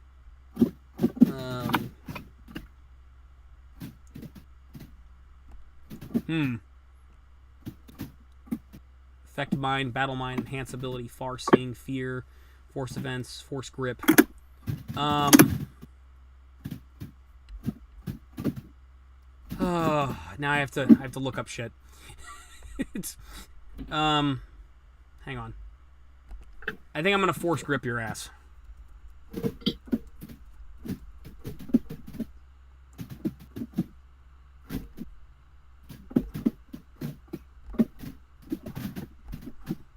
God damn it. Why can't it just all be there and it's like it does this much damage to Davis? It just kills his character and we're yay. And it's like no, it's gotta be complicated. It has Force Grip and it has a plus 13. I don't know what that means. I mean, I can guess. I can guess. I Force Grip your ass, and there you go. But because someone's too big of a pussy to lightsaber fight me, so I gotta use Force abilities and make it super fucking complicated. How am I supposed to fight against a lightsaber? You're just gonna cut me in half when it's game. It's not that great. It's kind of awesome, but it's not that amazingly awesome. It's just only slightly amazingly awesome. It's just you know, just let me, you know, shove this lightsaber up your butt, and you know, you'll learn to love it. Okay, lightsaber defense, force feats. Okay. Force speed. Focus, force flights. Force mastery, where's force grip?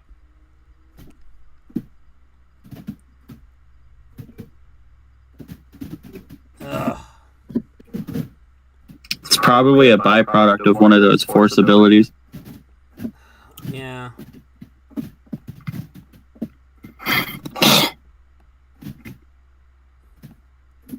This seemed like a good idea at the time. Let's fight Darth Vader.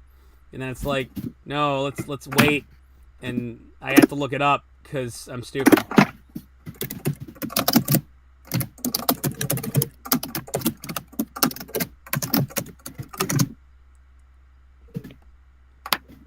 Okay, fuck this. We'll get the SRD.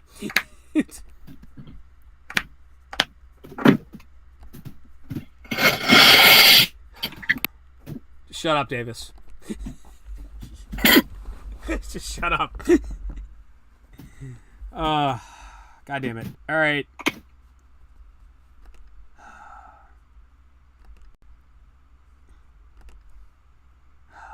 Fucking up again. It's in here somewhere. I know it is. I just can't find it.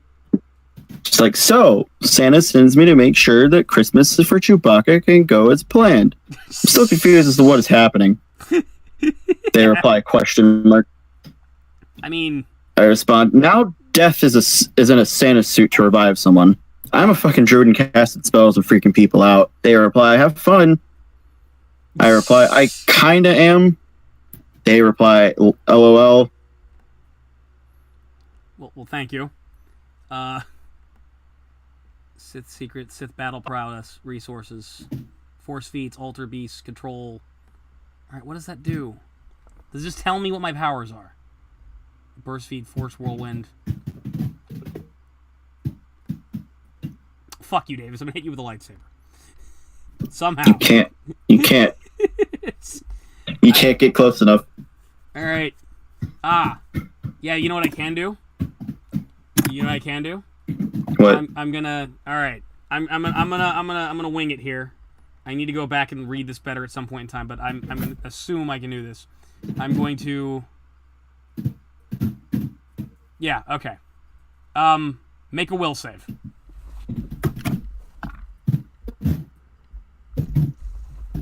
Oh, like 22. 22. I made a 22 as well. So, all right. If you make a save, if you make a save, okay, no. If you made a save, you made it, right? Yeah. Okay. Here's what he does. All right. So he reaches out to you and like it makes this motion that he's gonna like he's closing something, and you start feeling yourself choking. But your raw druidic magic and force of will fend it off, and you prevent him from choking you. Haha! You basically made this. Okay, I don't know if that's actually how it's supposed to work. He's got 4 skills and force grip plus 13. But I don't know how that works because it's like it should. You would think I don't know. I have to pore over this more closely, and we don't have time because there's more Christmas to save. So that's what he tries to do. Fuck it, whatever. Kill Vader. Go kill Vader. Kill him with your summon a dinosaur to eat him. It's Boba Fett's turn. And Boba Fett's gonna shoot Vader. Can I summon a dinosaur? What? Can I summon a dinosaur? Can you? See, summon Nature's Ally 5. Let's see what that does. Okay. Yeah, summon a dinosaur and eat him. I don't know. Do druid things. Do whatever it is you druid people do. Turn this into Jurassic Park. We need more. We need more shit. We need more shit in this crossover. Okay. So Boba Fett says, "I've been waiting a long time for this," and he suddenly he bends down slightly in the jetpack he's got. You notice it's got a missile launcher on it, and he launches it right at Vader's face. And it's a plus 15 range. He gets a 31. Double tech Vader's AC. I can't summon a dinosaur. You can summon it. I know what you're doing next turn. I can summon an Ankylosaurus. Fuck yeah! It's one of my favorite dinosaurs. You can also summon an orca. Drop a whale right on top of him. Okay. A 31 hits. A 31 hits, so I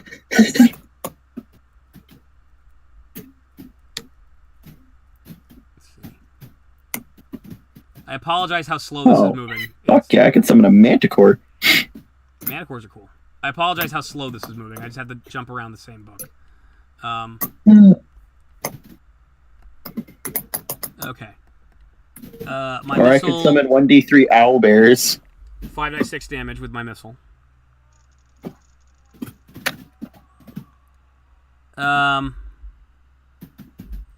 Okay. I can summon 1d3 Dionycuses. Do it. All right, he fires a missile at him. It deals 16 damage. And all right, Vader's got damage reduction, so it only deals like 10 damage. But it hits him. Hits him and gets his attention. So Vader just takes a missile in the face. Knocks him back. You'll pay for this, bounty hunter. And now Santa. Okay. Alright, so I used my wish spell. Power word heal. What does the 5e power word stun do? Stun? It just stuns him. I mean, what's like? What do anything I have to roll or anything like that? Or Where's my 5e book? There's in this box. Which means putting this back on.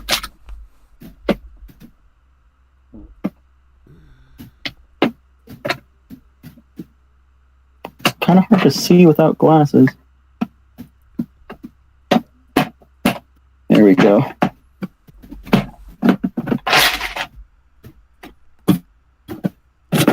Huzzah! Hoo-ha!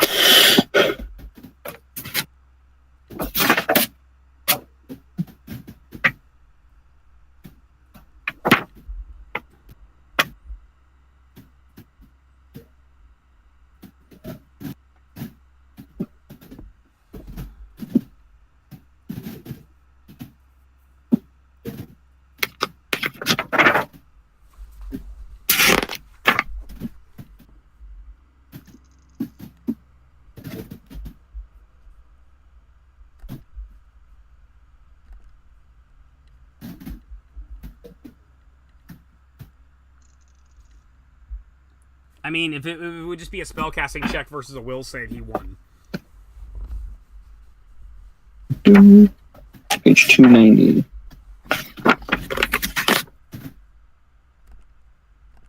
Stunned creature is incapacitated, can't move, and can speak only falteringly.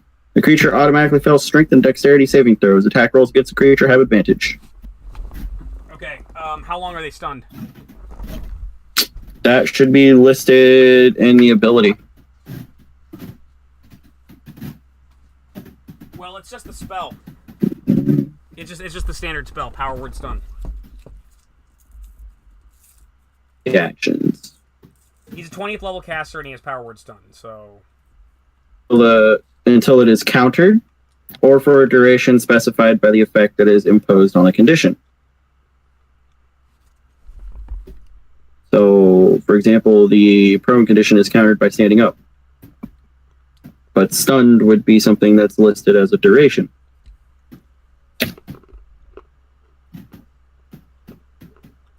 Alright, so... I mean, Santa could be a badass and just stun him indefinitely or until he takes a certain amount of damage. Maybe stun him until he surrenders? I mean, it is Santa Claus. Okay, that's what Santa's gonna do. Yeah, we got shit to do. We got shit to do in this Christmas special. We don't have time for this crap. And Vader's got a lot of hit points. So Santa's like, "You've been a naughty boy, Darth Vader." Boom! And his hand glows with this energy, and this this one-handed DBZ bitch slap just flies out and boom, slams Vader, shocks the crap out of him, and knocks him to the ground, and he's stunned.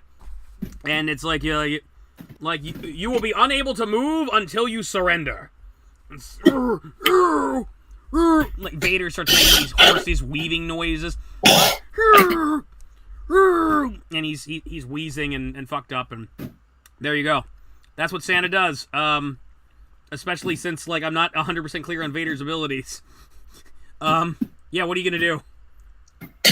I'm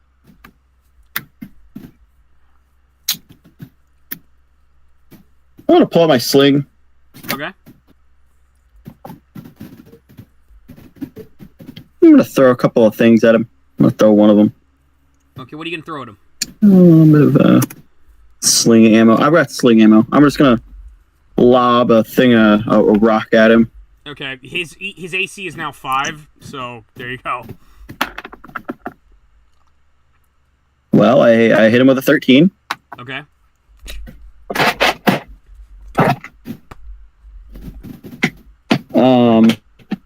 I got that monstrous 1d3 plus 1 damage. That's a 2. So he takes 3 damage. Is that all he takes? I fling another. Well, he takes nothing from that first one because he has damage reduction. So essentially what you're saying is my sling is going to do absolutely nothing to him. Yes. I'm just like, surrender. Surrender. Okay, you throw a bunch of rocks that bounce off. The second one does 2 damage. You throw a bunch of rocks that just bounce off his helmet humiliatingly, but they do nothing to him. And he's just wheezing in pain. A Sith would never surrender. Well, then you're stuck there. And, okay, Edward Mackenzie is a little confused. It's like, I mean, do you want us just to kill him? What are we doing here? You can kill him. I mean, I think he's been neutralized here. You know. All you gotta do is walk up there and stab him a couple times. I don't feel comfortable doing that. I'll tell you what I do feel comfortable doing now. Isn't this supposed to be the biggest, baddest person in your entire universe that everyone fears the most? I've never met this person before. I mean, he looks scary, I'll give him that, but, I mean... Isn't he a bad guy? You don't just kill a person because he's a bad guy, and having just been brought back to life... You don't let him live just because he's a bad guy. Edward Mackenzie walks up to Vader, and, I'm going to... Oh, man. No, I'm not going to do anything. There's no reason. No, fuck this. It's like, yeah. Like, look. That logic, though. You can't argue that logic. I can totally argue that logic. You don't just let him live because he's a bad guy. I don't know who this person is. I don't... Look, you said we got to, like, save Christmas or something like that? Yes, you do. All right, well, this guy's been neutralized. I'm not gonna. I'm not gonna. Yeah, I'm not killing this guy. I don't know who he is. Forget it. Is Han with us? Han's with us, right? Han's gone. Han's got on the Millennium Falcon and took off. Like, what do you want me? Like Edward Mackenzie literally just lowers the gun and it's like, okay. Boba Fett? It's not Boba Fett's turn. Boba Fett goes after Vader. Vader's not gonna get a turn. Well, and he has a turn, he just can't do nothing on it. That's the problem. Exactly. So we're literally just standing here doing nothing. We're essentially out of combat, because Vader's the only bad one that's here. That's what's happening. Edward is like, Edward is like, I'm ending combat. There's no reason for us to continue with combat. Yeah. I mean... Boba Fett, you want the honors? He'll do it in a minute. Edward turns to Santa Claus and asks, okay, so what do you exactly need us to do? Your next stop is I need you to go to the planet of Earth. And it's like, I'm familiar with Earth. I was born there. It's like, good. You're gonna go back there, and you will meet me there. I have well, no, actually, we're not done. I fucked up. I fucked up this game already. This is the most insane, blithering, horrible idea I've ever had. No, we're not. Vader has been defeated, but we're not done yet. My enemy is still here. There's a terrible fiend here that must be destroyed. It won't be so easily defeated. Okay, so where is this fiend? Well, this fiend is known as the Krampus. We must stop the Krampus. It is nearby. I think it's back in the Wookiee village. All right, well let's go deal with the Krampus. Vader is just moaning and wheezing and can't do anything. Boba Fett, well, says like, well, you guys have some fun with that. Meanwhile, I got a trophy of mine I'm gonna take. He rose up to Vader and takes Vader's lightsaber. Hey, the all-powerful Dark Lord of the Sith. I gotta say, seeing you beaten like this is priceless, Vader. You want this back, you know where to find it. Yeah. See y'all later, weirdos. Had a great time. You know what? Happy Life Day. You know what I do? Happy Life Day to you too, Boba Fett. And Boba Fett goes on board the Slave One and flies away. You know, I know this guy's pretty bad and all. So, happy Life Day to you. I'm just gonna take this guy's life myself. You're gonna do what? I'm gonna kill Darth Vader. You're gonna kill Darth Vader. I'm killing Vader. Okay, well, you can do that in a moment. Santa, meanwhile, is kind of moving away with Edward, and is basically, he's waving his reindeer away, and his reindeer are taking off, and he's starting moving towards the Wookiee village. And before you can before you can do anything, you hear a loud thumping noise from behind you. From where? You hear like something hit the ground and slam to the ground from behind you. I turn to look in that direction. Okay, hang on. That's not what I want. I want...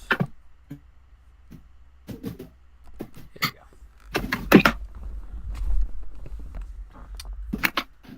Okay.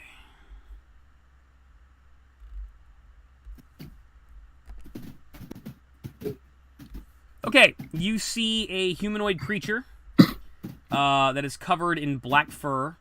It has horns, large ears, and a long extended tongue and cloven feet and what appears to be like a donkey or goat's tail.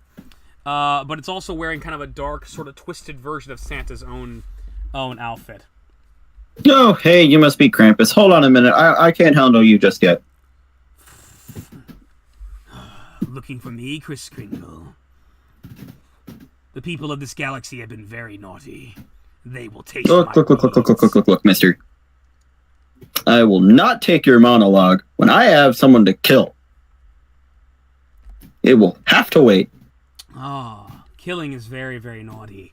If anyone's going to be doing the killing, it's going to be me. Well, then do you want to kill this man in this black suit? Because apparently no one else does. Okay, so you're going to roll the initiative now. Can I roll diplomacy? After you roll initiative. 24. 24? Okay. Versus a 22. Okay. Shem, 24. Krampus, 22. Edward.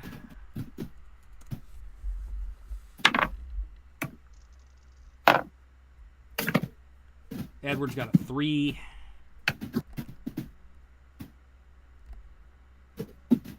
I'm surprised how how you're all cute and hunky dory. Then all of a sudden, like I throw Darth Vader in the picture, and you're like fucking bloodthirsty. Like, kill him! Kill Vader! Fuck him! So, Vader must die. Santa gets a crit.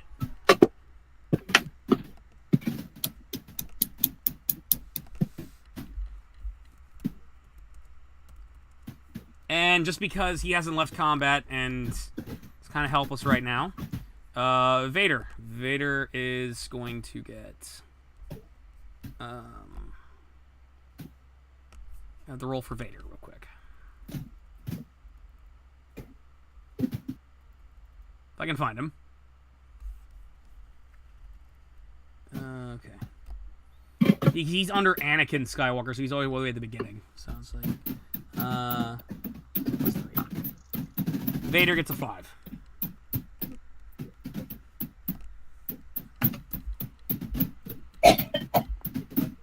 Okay.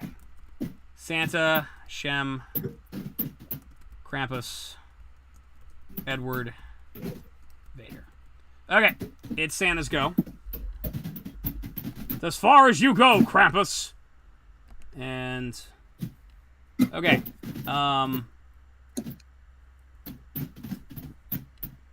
I also have Project Image, Etherealness, Conjure Celestial.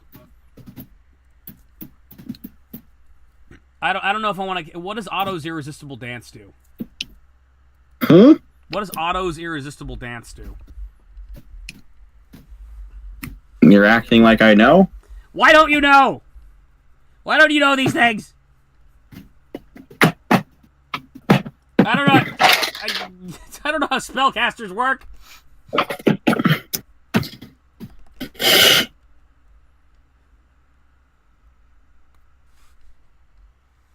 Okay, hold on.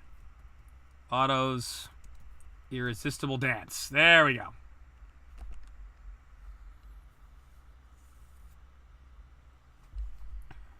Otto's Irresistible Dance. D20.org. Still there?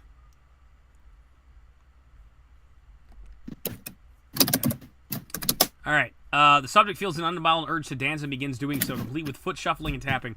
Spell's effect makes it impossible for the subject to do anything other than caper and prance in place. Effect poses a -4 armor class penalty and a -10 penalty on reflex saves. Negates any AC bonuses by shield or the target holds. The dancing subject provokes attacks of opportunity each round of its turn. I can hear you again. Okay, good. I went on the internet, that's what it was. And it adds 1d4 rounds, and it does incur spell resistance. I don't know if he has any, though. So, yeah. So, you're not going to be hurting anybody, Krampus. The only thing you're going to do is dance! Ho, ho, ho, ho! And he casts a spell on him and starts causing the Krampus to dance. Spellcraft check is 31. I don't know if Krampus actually has spell resistance. He probably doesn't. He's a 5e guy. So what I am going to do is I am going to give him a will save. Nope. He casts a spell and the Krampus is stops moving and the Krampus starts dancing, and all he can do is dance like he's never danced before, and he will dance for 2 rounds. So.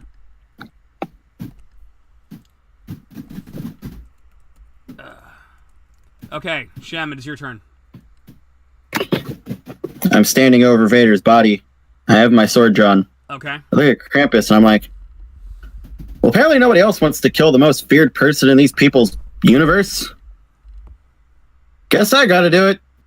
I stab him. You stab right him. through the neck. Okay. Roll your attack. Anything over a 5 hits it, right? Yes. I only have a 5% chance of breaking my sword then. And I hit. Okay.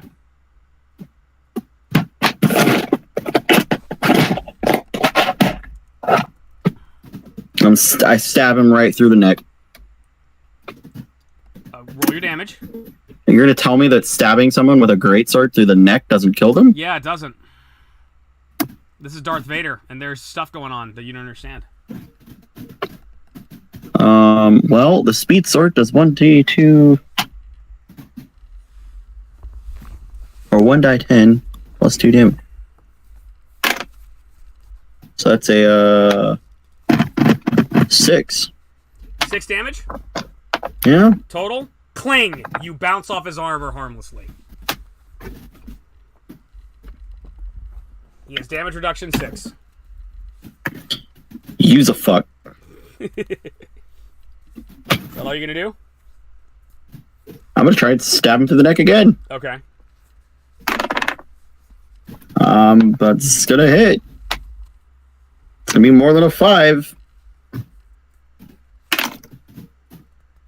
Well, that's a measly little 5 damage. Cling! Bounces off his armor again. He's a cunt. Meanwhile, the Krampus begins dancing. And it's just like, you son of a... But I hate you, but it's kind of fun dancing. I gotta admit. Then he dances. Edward is very confused and scared. It's like, clearly I'm in hell. But at least I have a grenade launcher. And I fire my grenade launcher at the Krampus. And Krampus's AC is that. And... let's see...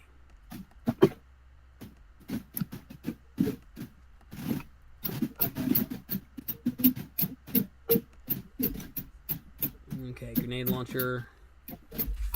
Second grenade. It's +7. Hits. And 1, 2, 3, 4, 5. Okay, I deal 20 damage to the Krampus.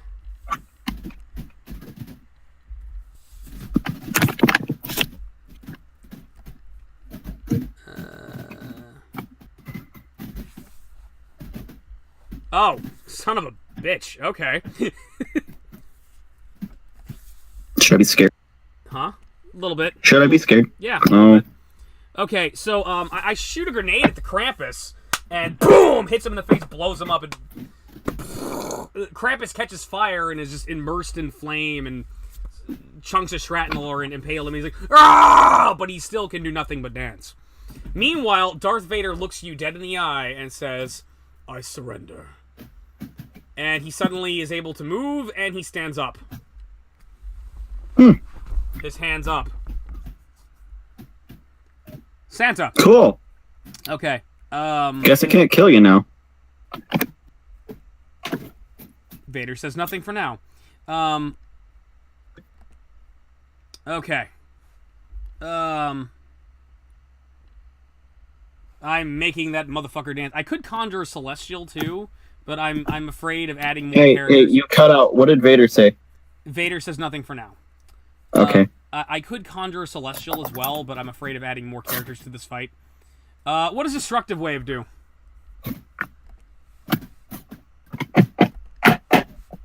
Get my rulebook out again.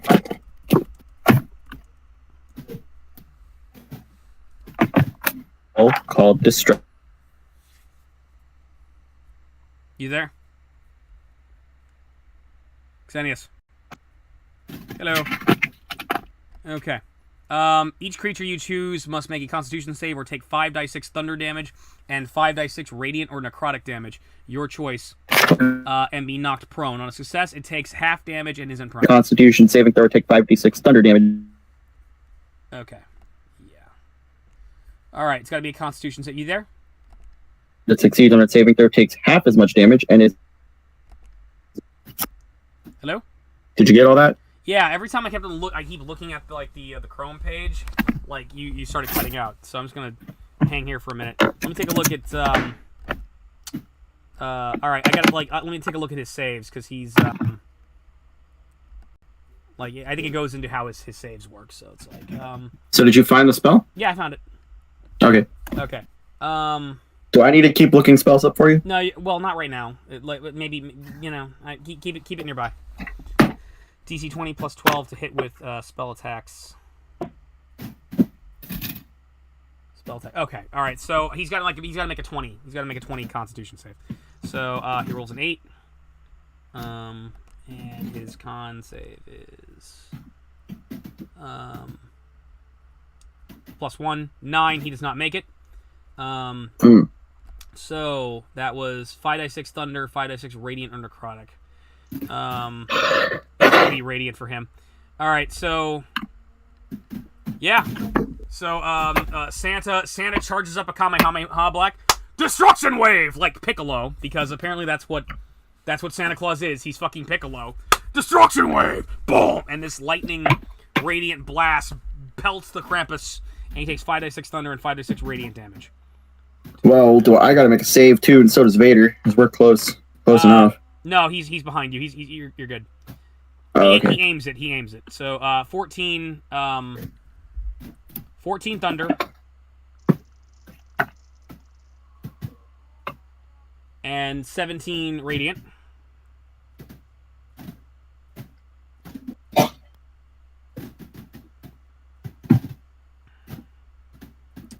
He takes 31 damage, and he only had 20 hit points left, so he's at -11. So, I believe we just killed the Krampus. So, yeah, Santa charges up Destruction Wave, and the dancing Krampus like, ah! Boom! He shoots this big energy blast. Boom! He blows up the Krampus. The Krampus blows into millions of pieces. And it's like, we did it! The world of Kashyyyk is safe! And Life Day and all of Christmas in this part of the galaxy is safe. Good job, my friends. Shem, it's your move. Oh, well, Mr. Vader, looks like I can't kill you now. You surrendered. Is that all you're going to do? I walk over, there's a dead Krampus guy. There's body parts everywhere. Well, that's done. What else do you need us to do, Santa? Vader walks up behind you, and you hear a sound of a lightsaber popping out, and he's going to attack you from behind. That's not surrendering. He surrendered temporarily. Yeah, I went around the rules. So, what's your AC? 22. 22, okay. Good thing I had a second lightsaber.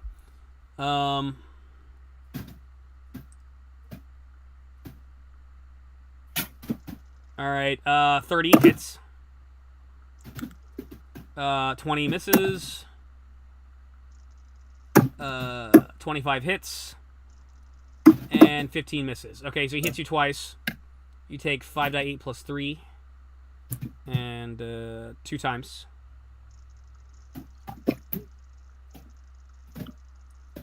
Okay.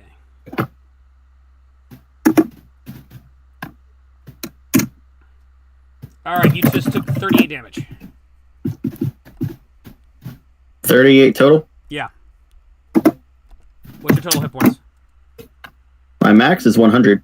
100. Okay, good. You're not dead yet. No, I'm at 62. Okay. So, yeah. You notice the tip of the lightsaber pop out of your chest, and then you hear feel a slashing on your back as he hits you twice. Okay, and yeah, that's Vader's move. Okay, we're back to Santa.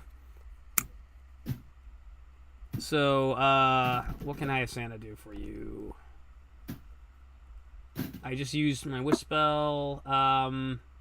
Santa casts etherealness on you. Are you willing? What does it do? Etherealness, which I'm assuming is going to make you ethereal. I'm willing. It's Santa Claus. I trust him. Okay. Don't worry, I've got you. Cast a spell on you, and you are a ghost for a while. You are incorporeal. That's a strange feeling. Vader says, "Impressive, most." My hand can go through my arm. Impressive, most impressive. You're incorporeal. So what are you gonna do? I mean, should we look up etherealness to figure out how long you're gonna be incorporeal? That would be a smart thing to do. Okay.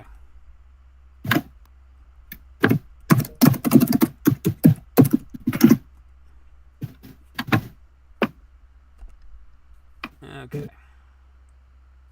Still there? I'm here. Okay. 7th level transmutation. Up to 8 hours. I think he's a 20th level caster, dude. I think you're good, man. Yeah, you step in the ethereal plane. You remain in the border of ethereal duration. Return, dismiss the spell.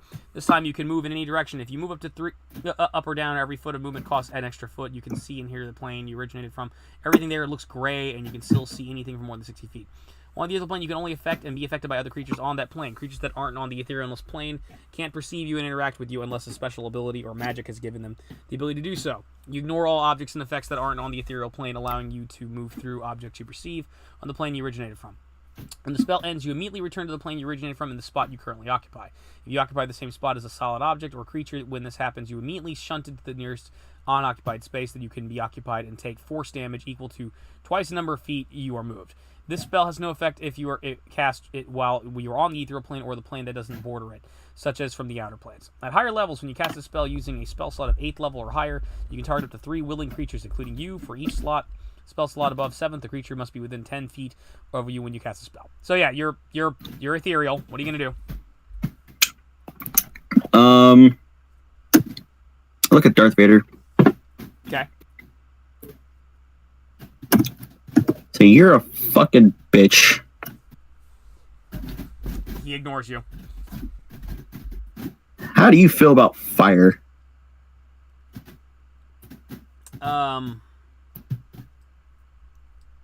He doesn't answer. I mean, are you gonna talk or are you gonna do something? I cast Flame Strike.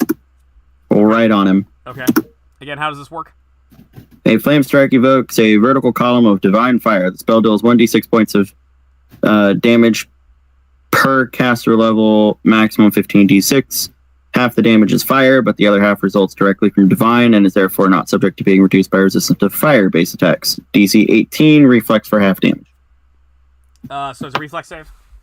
Yes. Yeah, you don't have to like roll to hit me or anything like that, right? No, I don't roll. I just roll damage. Okay, so I just make a reflex save. What reflex save do I have to make? 18. Made it. So he takes half damage. Okay. Let me just add up all the damage and then we'll divide it by 2.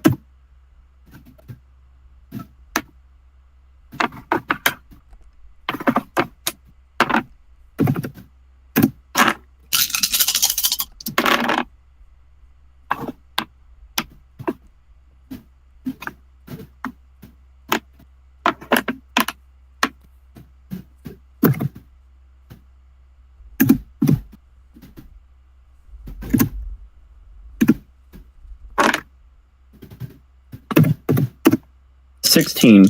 16? Okay, he only takes Yep. 10.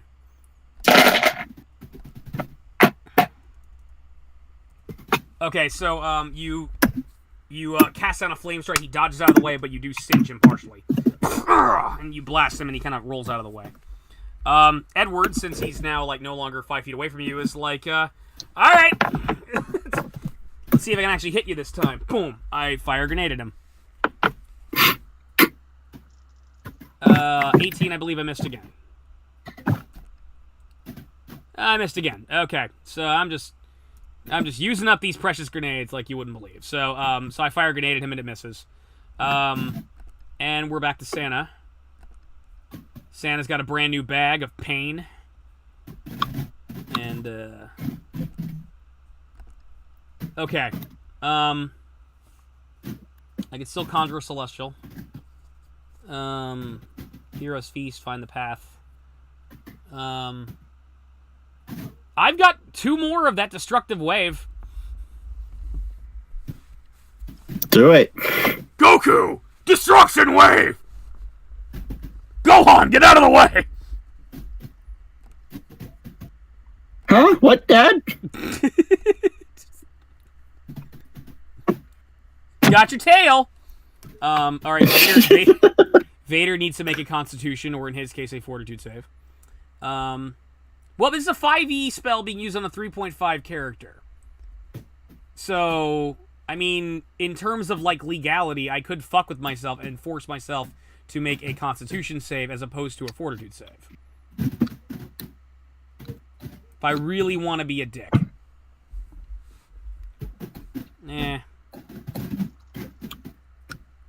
18. And it's, versus like a DC 20. So, yeah, he still didn't make it. And he wouldn't have made it anyway if I hadn't. I used the Fortitude save instead. Like a bitch. But, yeah, he takes the full 5d6 Thunder, 5d6 Radiant. 1, 2, 3, 4, 5, 6. 15 Thunder. 2, 3, 4, 5. 15 Radiant. He just took 30 damage. Reduced by 6, so that's 24. Alright, so he just took 24. Yeah. Destruction wave! Boom! Blast Darth Vader. Kicking his ass. And now it's your turn.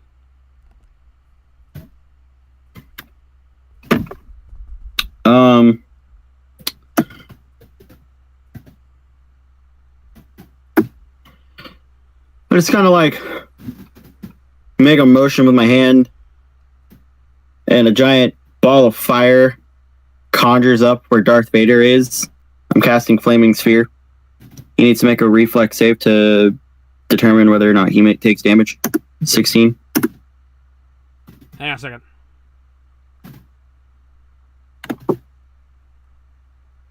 All right, repeat that again. So I conjured, I cast Flaming Sphere. Okay. Right where Vader is standing. So he needs to make a reflex save or to not take damage. DC is 16. 16, I made it. Okay. So you just dodged it? Uh-huh. Okay, so you create you create a magic ball of fire right around him, and he jumps out of the way. Which I control for up to 10 rounds. Okay. Cool. All right. Edward McKenzie's gonna keep trying to shoot him with that grenade launcher. No, I keep firing. I'm blowing up trees. And it's like I could have played Jack today. I could have played Smiling Jack, and it would probably have been so much more badass. But no, maybe this character of mine is dead for a reason. So he whiffs. All right. Santa is clearly the bigger threat. So Vader is going to charge Santa and is going to attack Santa Claus. So let's see. 22, 17, 12, 7. Versus... What do I have to make against Santa? Santa's got a 21 armor class. So, Yeah, Darth Vader versus Santa Claus. I never thought this would actually happen, but we're doing this. We're fucking doing this. Force is strong with you. Boom, and he attacks Santa. So the first one hits. Second one, 22 hits. Third one, 18 misses, and 17 misses. He hits Santa Claus twice, slashing him twice with a lightsaber. But like before he cuts Santa, but before he can cut down with a third attack, Santa busts out 2 freaking scimitars and blocks the lightsaber attacks. But Vader does deal 5d8 plus 3 times 2 damage.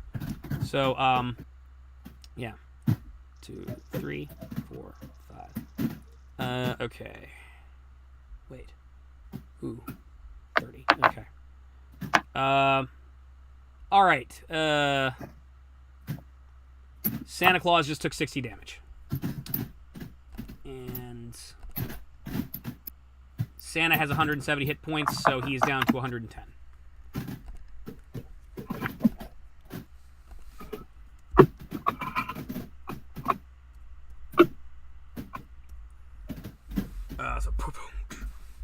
So Vader cuts Santa, and now Santa is fighting him with his 2 scimitars. What are they called? They got some kind of crazy name. Sertagon and Markaraz. So there we go. Yeah, and it is Santa's turn. Well, since he's in melee, Santa's gonna fight, and Santa can strike him with both of those weapons. If my computer would just stop fucking around with the stupid Windows 10 bullshit. All right. Okay. All right. Make a melee attack with Sertagon or Martikaz. Double slash. Santa Claus can make a melee attack with each Sertagon and Martikaz. So, yeah. Plus 11 to hit for each of them.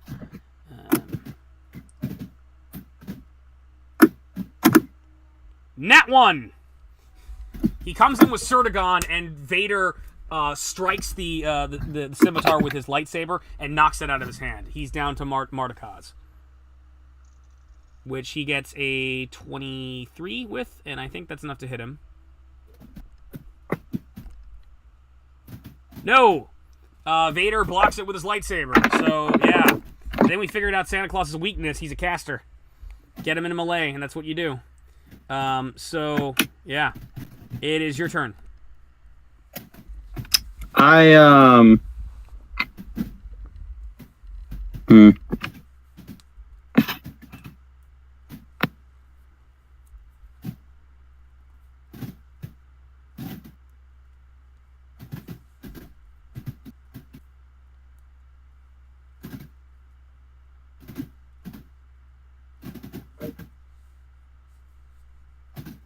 Okay, so it's just a move action to move it, which means I can do something else.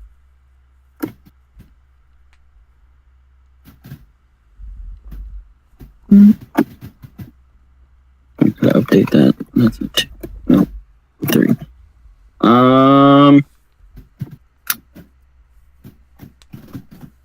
I'm gonna summon an Ankylosaurus. Yay! Hold on. I've got just the perfect book for this. I have Bronchosaurus Rex. There's an actual book. It exists, and it's great. It's got tons of dinosaurs in it. Okay, you cast a spell, and a beautiful, beautiful Ankylosaurus comes out for Christmas time. It's not the only thing that's extinct that's come back to life today. It's an Ankylosaurus. And it's got a Santa hat on. It has a Santa hat on. That is canon. Okay, come on. Where are you? Where are you, you sexy beast? And then I move that flaming sphere right into Darth Vader's spot, so he needs to make a reflex save DC 16. DC 16. Okay, hang on. Let me find the Ankylosaurus real quick. Okay, Brachiosaurus. Ankylosaurus, there he is. It's got 200 hit points. Fucking badass. You have summoned an Ankylosaurus. Can it do anything on its first move, or does it just have to sit there? I'm pretty sure it can move because it's here. Okay. It's summoned. Okay, but we're gonna deal with you first. I have to make a 16 for my reflex save? Yes. Okay.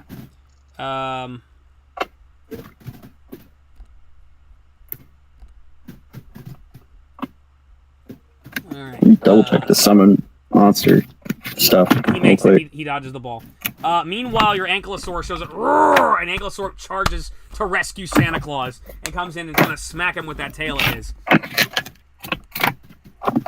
Now, don't you worry, sir. I've got this. I've got this, sir. It's got a tail club attack and a +20 melee that deals 4d6 damage. And that is a 34. That fucking hit. 4d6 damage to Vader. 12. He has damage reduction 6, so he takes 6 damage. So the Ankylosaurus comes in, boom, slams Vader in the side with that big rocky club tail of his. It appears where I designate it and attacks immediately on my turn. Awesome. So Okay. we have an Ankylosaurus. We have an Ankylosaurus. I'm so happy. I'm so happy. Okay. Fan-fucking-tastic. All right, Ankylosaurus has joined the fray.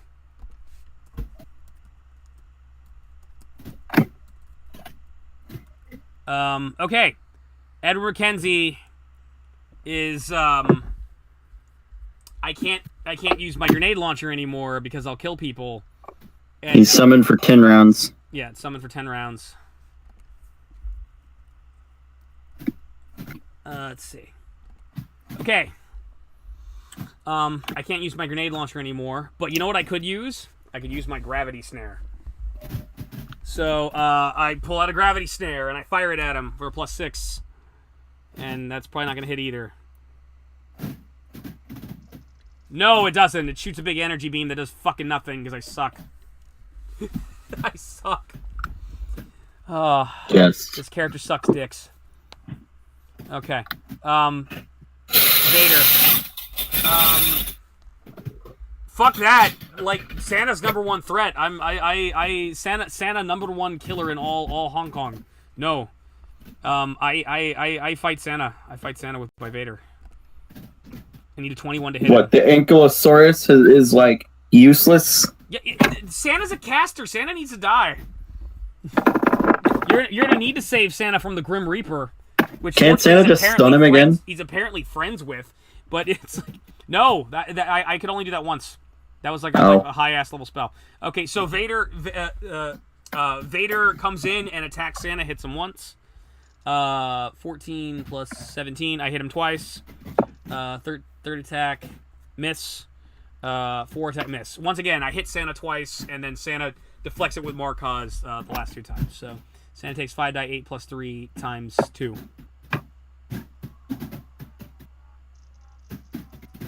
Okay. Santa takes 46 damage.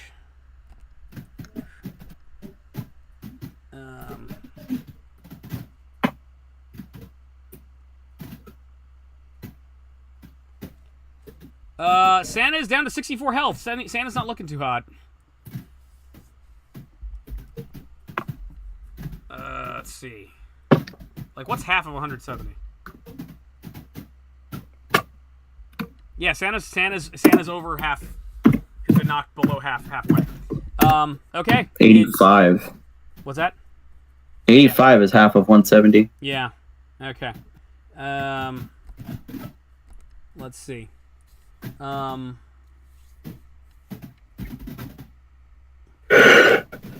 I've used my power word. I've used Wish. I've used power word Stun. Hero's Feast, Find the Path, Big Destructive Spell, Good and Evil, Legend Lore, Modified Dimension Door.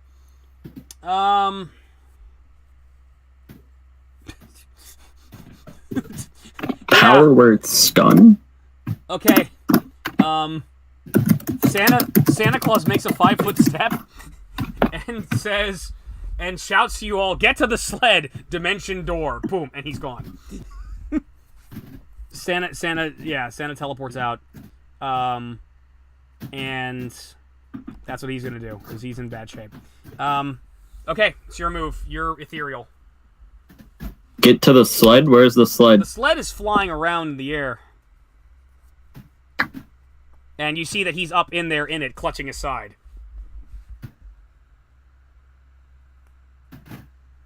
Does Darth Vader even seem injured right now? Oh, yeah. Yeah, Vader's armor is smoldering. Does he look like he's close to death?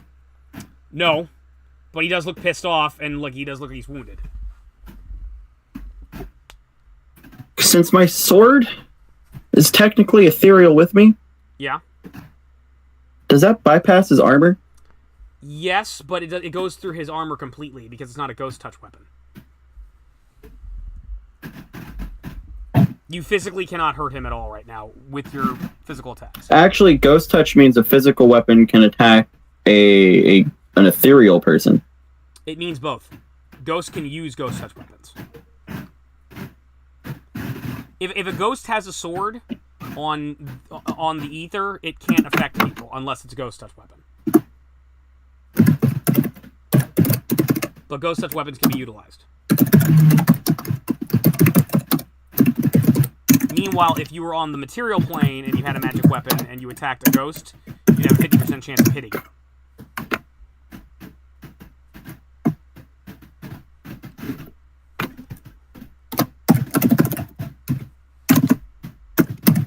Xennies doesn't believe me, so he's looking things up now. I am. Such an ass. I don't believe you. I don't believe you, stupid.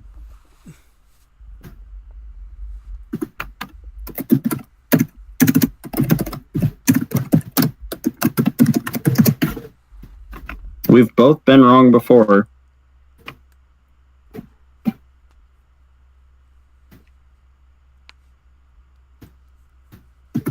Well, while you're looking that up, what are you going to do? Well, because I want to attack him. Well, you have your orb. You have your sphere. I'm definitely going to move it to him. He needs to make a DC 16. DC 16? Okay.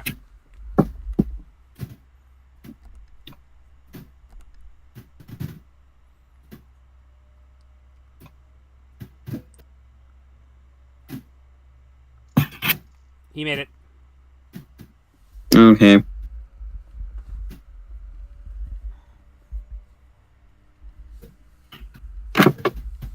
Certain material creatures or objects have attacks. Okay, so yeah, I can't attack material creatures. That's fucked.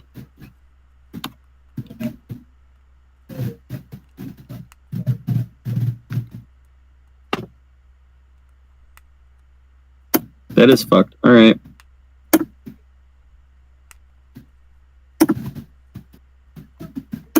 Well, looks like we gonna have to cast another spell to hurt him. Your And next spellcaster round I'm is gonna working very well against him because it's you can do that from the ether just fine. What was that one I did that they couldn't dodge?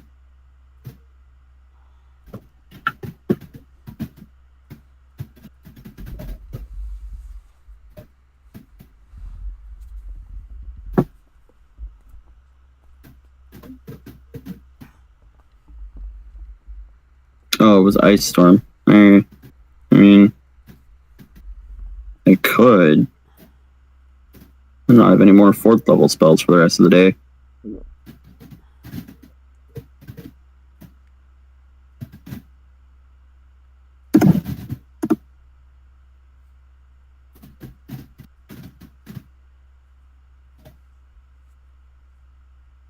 I'm just really happy that my character was able to hit the Krampus and deal like 20 damage to him. And apparently the Krampus, I got something nasty. I got something just as nasty. What would that be? I cast Spike Stone centered on Darth Vader. Okay. Takes up, God, he won't be able to make it out alive. So you say?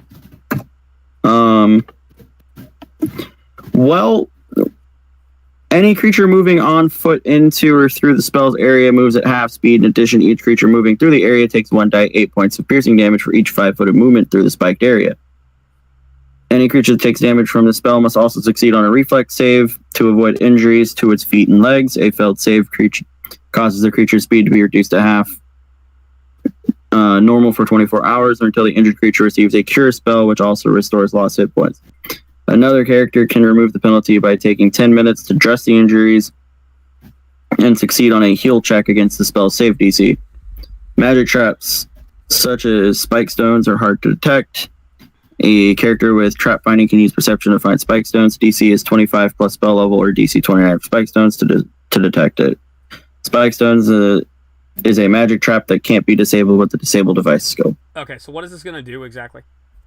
It's going to create a very large 200 square foot area, or 120 foot square per level. So 10 20 foot squares.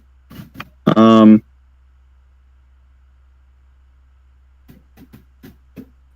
you're just going to turn this entire area of the forest into spikes. Yes. So if he tries to move, he's going to take damage. Okay. And it lasts for 10 hours. He either stays in the exact same spot, or he takes 1d8 damage. Okay. I should point out you're within 30 feet of him. And you've also got like an Ankylosaurus and another party member that are near in front of you in near him. So where is this going to start? Given the where you're at right now, your best bet is to put him on the edge of that, which he can get out of in within like 1 or 2 turns. You're right. I can't do that. You know what? I could summon an ice storm again. Then he can't even negate the damage. All right, mind you, your Ankylosaurus is in melee with him. I can summon it so that he's just inside the radius. Okay. It's only a 20-foot radius. Okay. So you summon another ice storm on him. Yes. Okay. So he's going to take 3d6 bludgeoning, 2d6 cold. No way to negate that damage. And there is no save. Okay. So you summon another ice storm. He's blasted by the ice and snow and bludgeoned by hailstorm. Yes.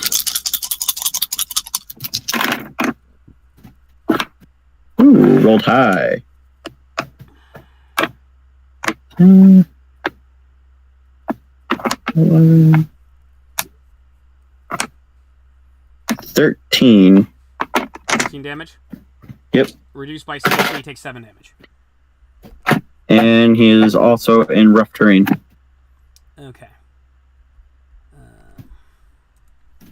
All right, you're freezing him and blasting him with hailstorm, hail pellets, and he does not look happy. Your Ankylosaurus. What is your Ankylosaurus going to do? I would like my Ankylosaurus to attack him. Your Ankylosaurus doesn't want to attack him, but he will anyway. Does he not want to attack him? I'm being a dick. Does he want to run away? It hits him. He takes 4d6 damage. He takes 16 damage, which is reduced by 6, so he takes 10 damage. Yay! Okay.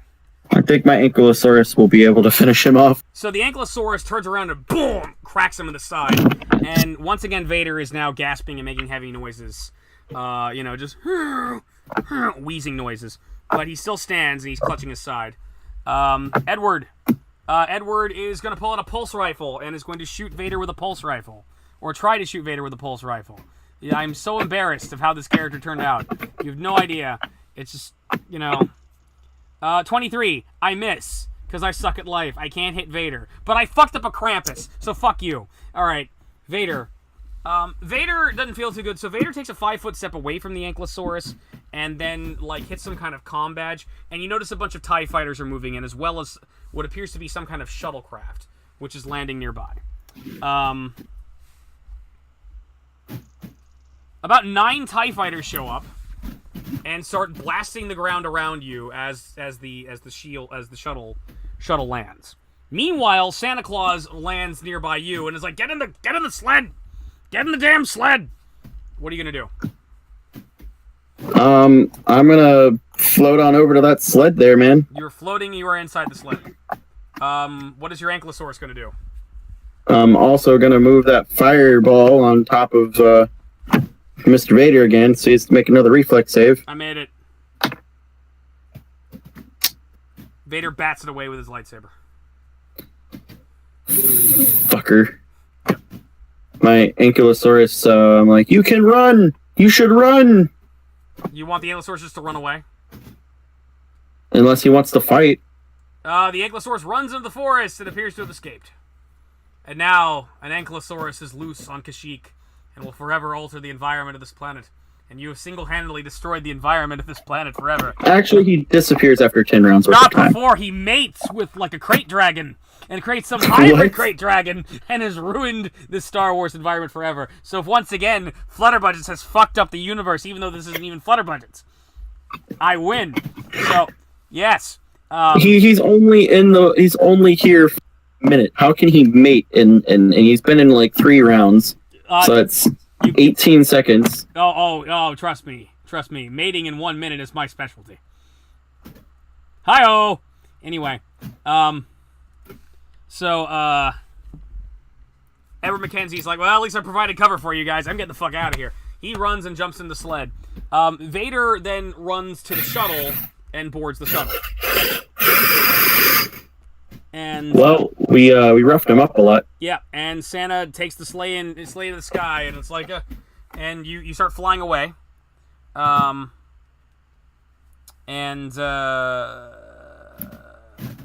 I could be a dick right now. No, I'm not going to do that. They would probably kill us. So like the TIE fighters begin chasing you down, and it's like, and Santa's like, hold on, boys, I'm gonna kick this into high gear, and he comes down on the reins, and you go incredibly fast, like flying like faster than you were flying in hyperspace, and it was like, you're doing a great job, kid, good job. I'm gonna give you a lift to your next location personally. And this area, what I need you to do, I got some more old enemies there that might cause some problems, but specifically, I need you to do something, and I'm stalling because I don't have the thing in my notes right up. So yeah, once again unready. All right, shut up, you. Never ready. Shut up. How long have we been at this? Fuck your face. It's been a while. Okay, I can't do that. I just escaped Darth Vader, and you're gonna throw me into another fray. Yeah, but it's gonna be easier. Easier? Yeah, with a couple surprises. Okay. Is it gonna be faster? You go to warp speed. It should be. So again, I found a bunch of modules. So you warp back, and suddenly you warp, and now you're once again in kind of a forested area, but not like crazy jungle-ish like it was before. But you're in a forest, and it's kind of a snowy forested area. And he brings you down, and you land. I have to pull up this adventure. Snowbolts and Snowmen. Okay. So as you can see, I had multiple ideas of what to do here. And it was like, I needed to do the Star Wars Holiday Special because I'm an asshole. But, okay. So, welcome to the world of Toril. Alright. Now, I'm gonna rest up and get back to my, my delivering of presents, but, these people celebrate Crinkle Fest here as well. I need you to go to this place of Hamlet Court. They've been having some problems with some kobolds nearby. Hamlet Court's perpetually snowy, and they have friendly snowball fights with these small kobold tribe they call the Snowballs. But, this year, however, the Snowballs have been acting violently in the fight and been pelting them with, like, snow-covered rocks. I suspect some old enemies of mine are causing some trouble. So, if you can get to a bottom of it and figure out what's wrong with the Snowballs, I'd greatly appreciate it. Okay. But before you do anything, have some eggnog, and he gives you some eggnog.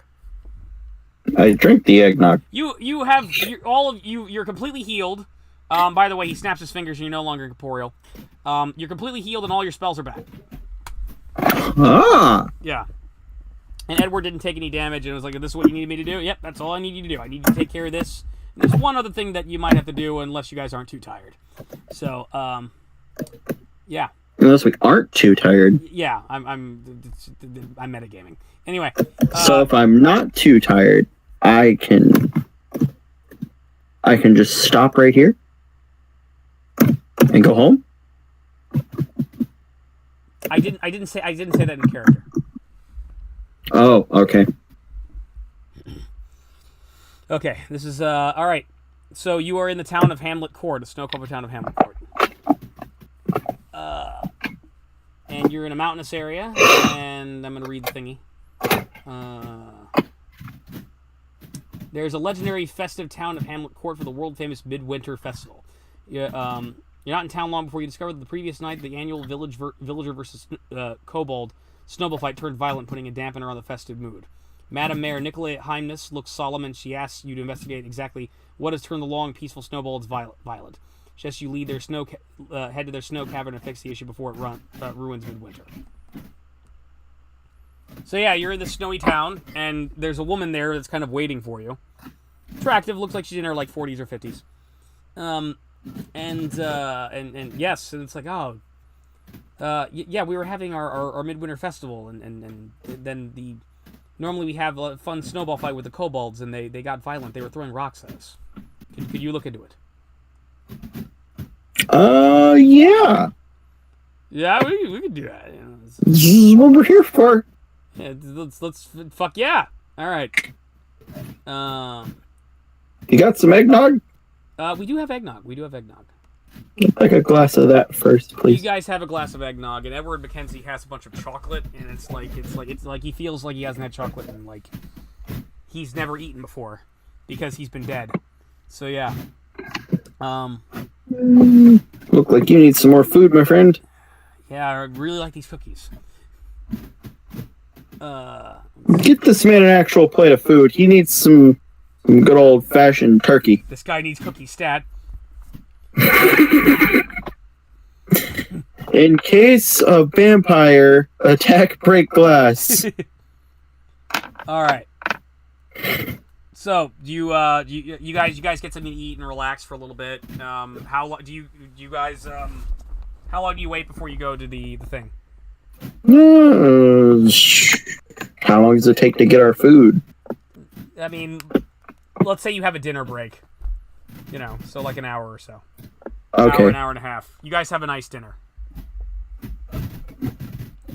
Good. I'm not hungry anymore. Okay. All right. They show you in the direction, and it's about like a 20-minute hike into the mountains to where the snowballs are located at. And there are 3 obvious entrances to the snow cavern due to the recent snowfall. It's impossible to tell which one is in the most use.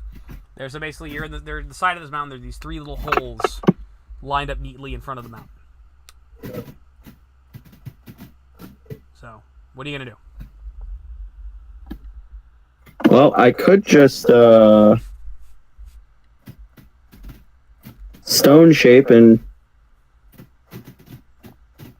I don't think I have that spell prepared.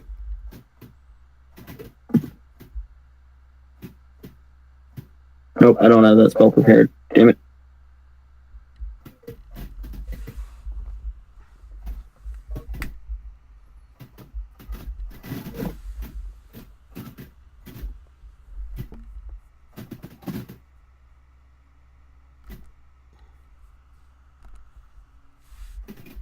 Okay, we're just gonna,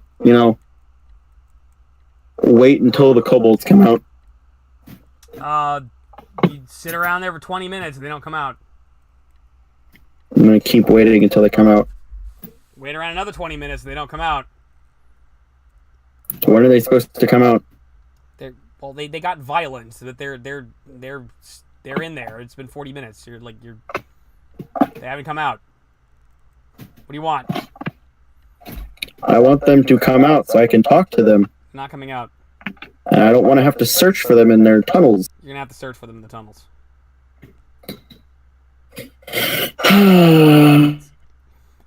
That's the sound. That is the sound of Xenius hating me. Or I could come back tomorrow and seal their tunnels with stone shape. What are you gonna do? And then they won't be able to come out of their tunnels. You've been sitting around for like 40 minutes. What are you gonna do? I'm gonna wait another 20 minutes. Wait another 20 minutes. It's been an hour and nothing happens. Alright. Let's wait till they come out. Let's go back to town. We could just go in there and check it out, man. And get lost in their tunnels? Are you stupid? We got Santa Claus got our back. I feel like we can handle anything. he's off delivering presents right now. Do you think he's going to interrupt his present delivery? He might. He only came last time out of chance. How do you know that? How do you know that? He said we might encounter each other. Might. There's no guarantee he's actually going to show up.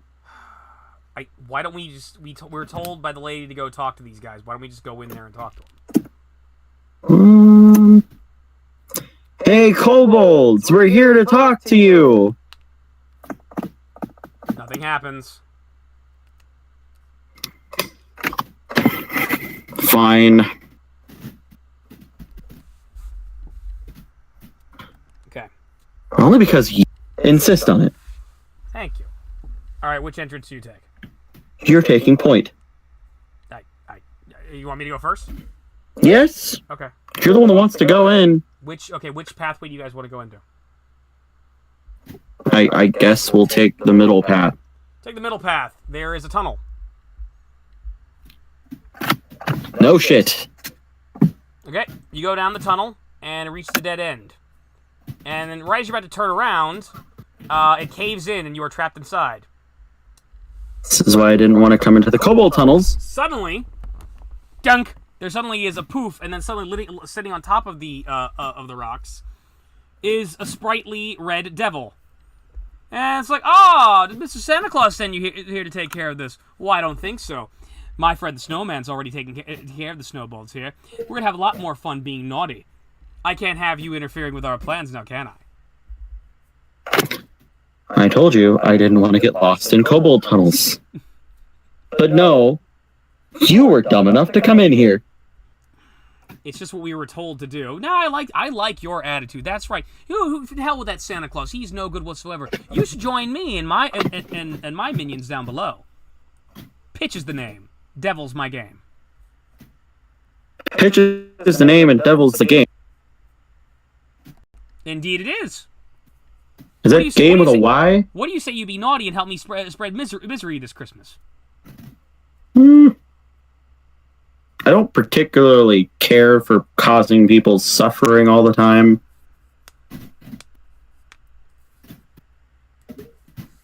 Well, you seem like a grumpy Gus. You might as well.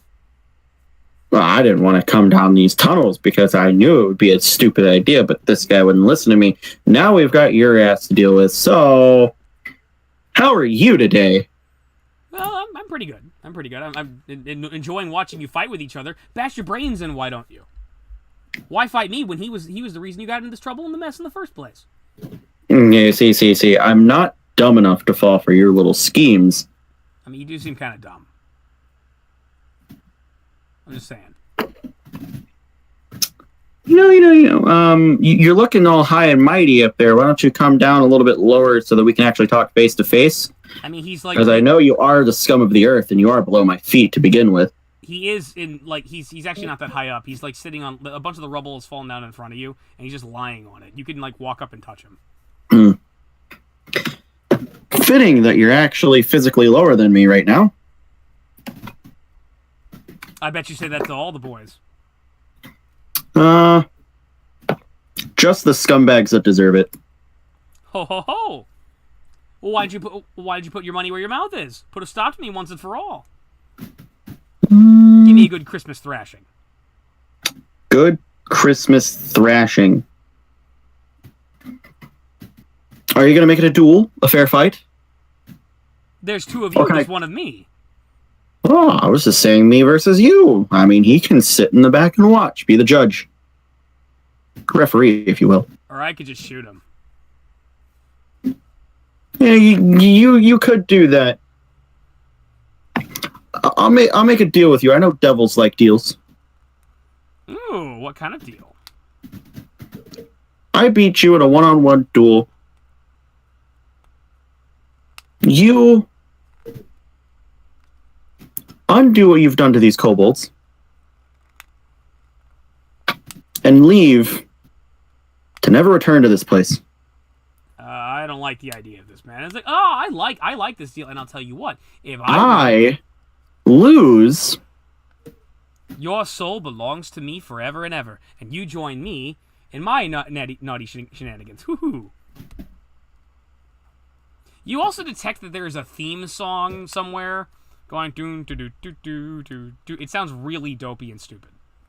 But we do this outside in a nice open environment.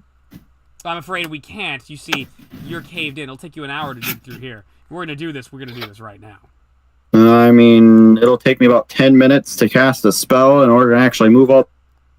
So, I mean, we can get out there in less than an hour. Make a diplomacy check. Yep. Oh, both my dice fell. 26. Okay.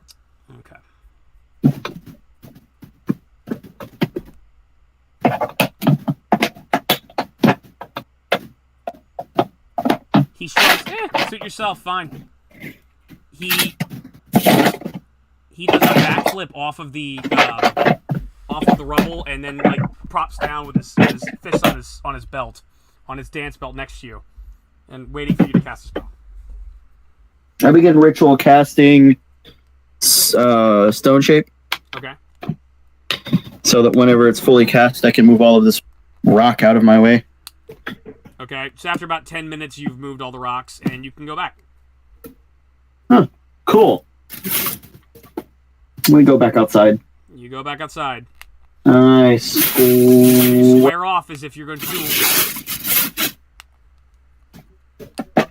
Do you have any stipulations for this duel, Devil? No, none whatsoever. As to any Not particular win conditions? Only that you can't use your ally. Fine. Right, this is a one-on-one deal. This is a one-on-one duel. I agree. Yes, you can't use your ally. Any specific win conditions?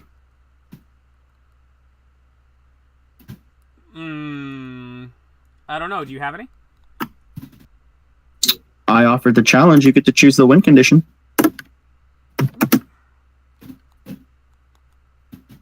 Well, death doesn't really affect me, so I guess to the death. If death doesn't affect you, then how are you going to die? Oh, I would die, but I would just return to the Stygian pit. And the devil Lucifer could just bring me back at any time. He'll probably be very cross with me, though, and make me eat a lot of ice cream. Oh, I don't care for ice cream. It's terrible, my indigestion.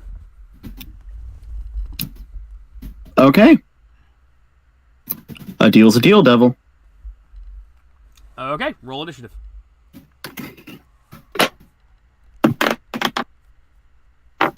$19. Crit. Devil goes first. Okay. All right. So he snaps his finger and pops out a glaive, and he attacks you with it. What's your AC? 22. Okay. 19 misses. I draw my sword and bring it down on him. Okay. First attack. Ooh, first attack. 28. That does hit. 1d10 plus 2. 3 damage. 3 damage? Okay, let me double check him real quick. What kind of weapon is it? It's a greatsword. And it was just magical. It just dealt 3 damage. Yeah. It clangs on his face and bounces off. Second attack. Okay. Crit. Okay. 2d10 plus 2.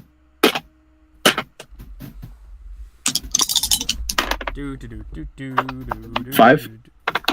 5 damage? Yeah, I can't fucking roll high with these d10s. Clanks on his head and does nothing. Damn. Woo! He giggles and he snaps his... the glaive poofs away and he slashes at you with his 2 claws. Oh, I had a second attack too. I could hit you twice with the glaive and I didn't. Oh well. No. What's your AC again?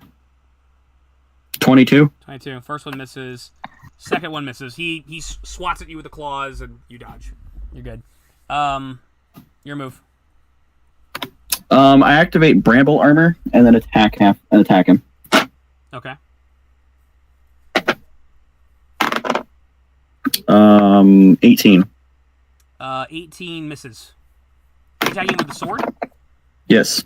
Okay. Bramble armor is just if he attacks me, he takes 1d6 damage. Okay.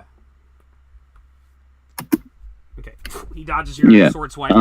Specifically, the text is at 6th level. You can cause a host of wooden thorns to burst from your skin as a free. While bramble armor is an effect, any foe striking you with an unarmed strike or melee weapon without reach takes 1d6 points of piercing damage, +1 per 2 level class levels you possess. You can use this ability a number of rounds per day equal to your level. Okay, fine. These rounds do not need to be consecutive. So for 10 rounds. All right, make your second attack if you're going to make a second attack. I am making it. My second attack was way too low. Okay. All right, so he just dodges you. All right. Yeah. And I'm going to... Those are my basic attacks. Let me see if I can have any special abilities I can use.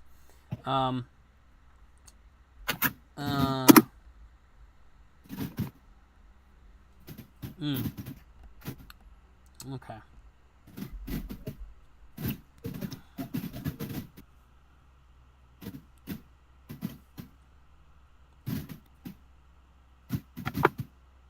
Okay.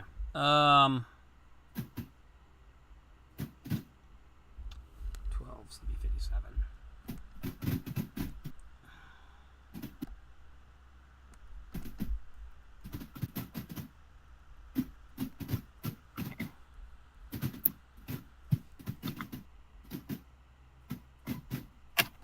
Okay.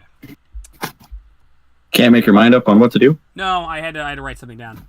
I was like, he goes, "Hoo-hoo-hoo, I'm gonna show you what I got now," and he flexes, boom, and suddenly he goes full Broly.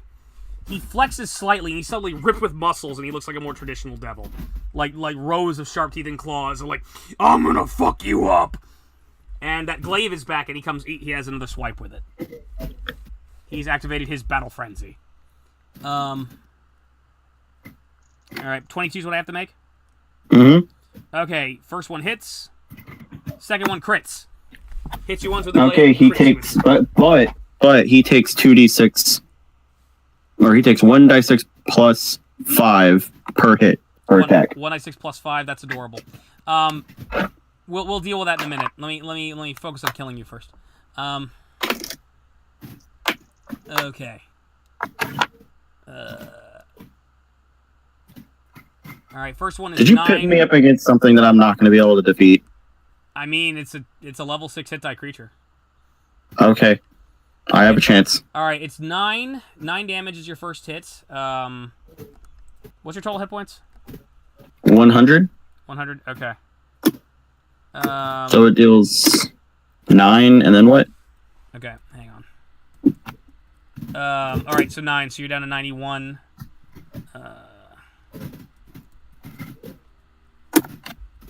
And it has Infernal Wound. The damage a bearded devil deals with its glaive causes a persistent wound. An injured creature loses 2 additional hit points each round. The wound does not heal naturally and resists healing spells. A continuing hit point loss can be stopped by a DC 16 heal check, a cure spell, or a heal spell. However, the character attempting to cast a cure spell or heal spell on a creature damaged by the bearded devil's glaive must succeed a DC 16 caster level check, or the spell has no effect on the injured character. Successful heal check automatically stops the continuing hit point loss, as well as restoring hit points. The infernal wound is a supernatural ability of the bearded devil, not the weapon. The check DC is Constitution based. So you're at 91 from that first hit, but you're also taking 2 wound. So next round, I don't have a... Wait, I thought I had a save to negate it. You don't. You have to... What were all those saves for? That's a heal check in order to stop it. So basically, you have 2 persistent. So next round, you'll automatically take 2 more damage. 2 more damage. But I also crit you. So crit is 16 damage. Okay, I've taken 25. Yeah, so you're at 75. And... He takes 8. Hold on. And then 7. 75, and place you take another 4 persistent damage, so you have 6 persistent damage you'll take on the next round. Okay, what damage you do to me? I thought it was per hit, though. Yeah, I hit you twice. Yeah, so I'm only taking 4 persistent, not 6. No, you're taking 6 because that second one was a crit. So I timed 2. I didn't think it stacked with crits, though. Yeah, it does. Where does it state that? At least it does with me. Remember who you're playing with. Oh, right. You're a sadistic bastard. Yes, it's true. Okay, so what happens to me? So, he takes 8 damage when he hits me the first time. Okay. And then another 7 from the second hit. Okay. Another 7. Okay. Yeah, he gets stabbed a little bit. You know, he comes in, he slices, and he gets skewered a little bit, but it doesn't appear to be holding him back much. And it's your move.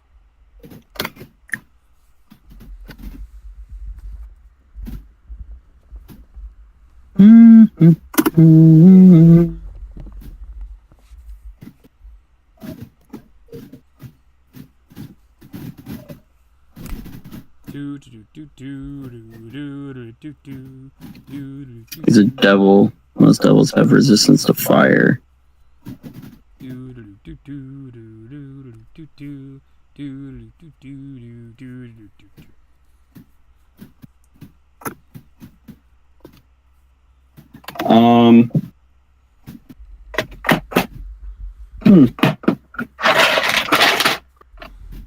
Didn't say I couldn't summon shit. Your ally can't join you is specifically what I said. Yep. Doesn't mean I can't summon shit. I love how you're instantaneously cheating. It's not cheating. I mean, I was gonna cheat too, but I mean, you're totally cheating. I'm dealing with a devil. Yeah. What do you expect me to do? And you agree to give your soul up if you lose to this guy. Smart. Exactly. But I'm also playing against his own wording. He says your ally. I would like to point out once again that you are Flutterbutch's apprentice. Future apprentice. And oh man, me oh my, you are so his kind of guy.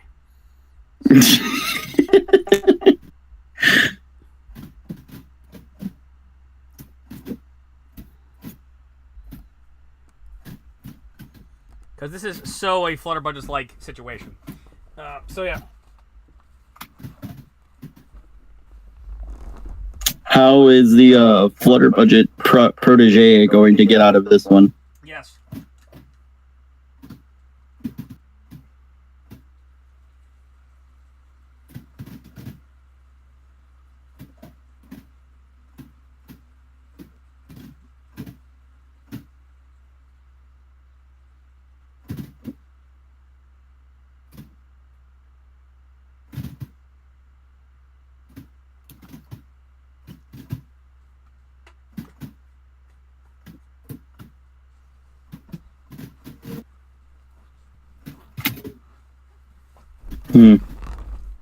I can throw a manticore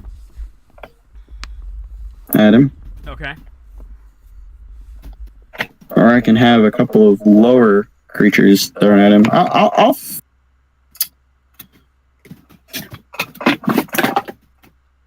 Yeah. What can I throw at him? I don't know. What can you throw at me? I need to double check what I can throw at him. What can you throw at me? Yes. You're just commenting out of game.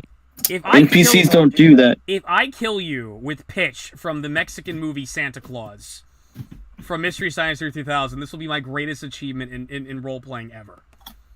I can retire. I will... Do you really want to lose to Pitch the Devil from Santa Claus? No. I don't even know what that is. You should watch it. It's great. It's a beautiful movie. It's a beautiful, beautiful movie.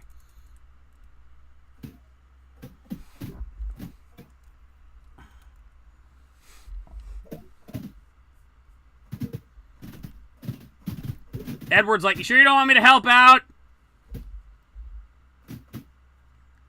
I mean, I could shoot him, like, right now. I mean... You know... I want to summon a manticore. Are you going to summon a Manticore? I'm going to summon a Manticore. As you're summoning a Manticore, he takes an attack of opportunity on you. He's allowed to make an attack of opportunity when I'm casting a spell? Yeah, because you're in melee with him. And he hits you. You take another 8 damage. And so you are at 67. And you have another 2 persistent damage you will take next round. So how much damage did I take? You took 8 damage, so you should be at 67. And you're going to take 8 damage on your next turn.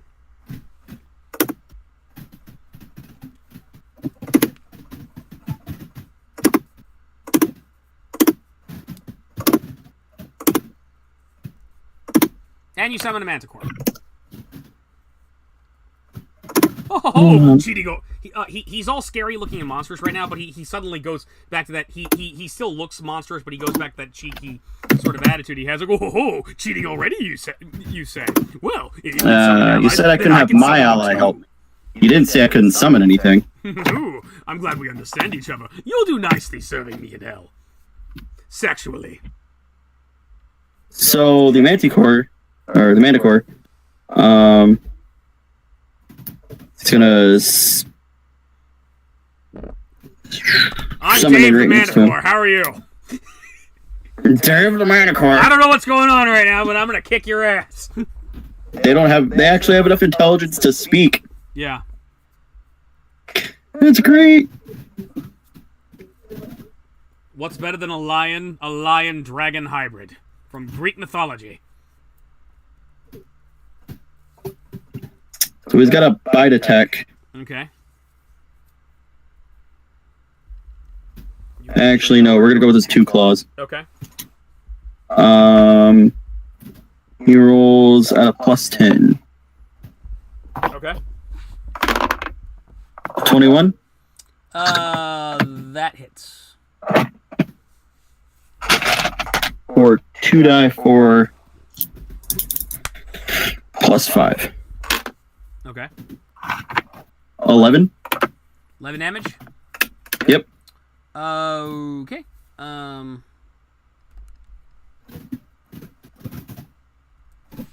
Alright. It scratches him good. It's gonna end my turn, so I take an additional 8. Yep. So you should be at 59. So I've taken 41 damage now. Alright.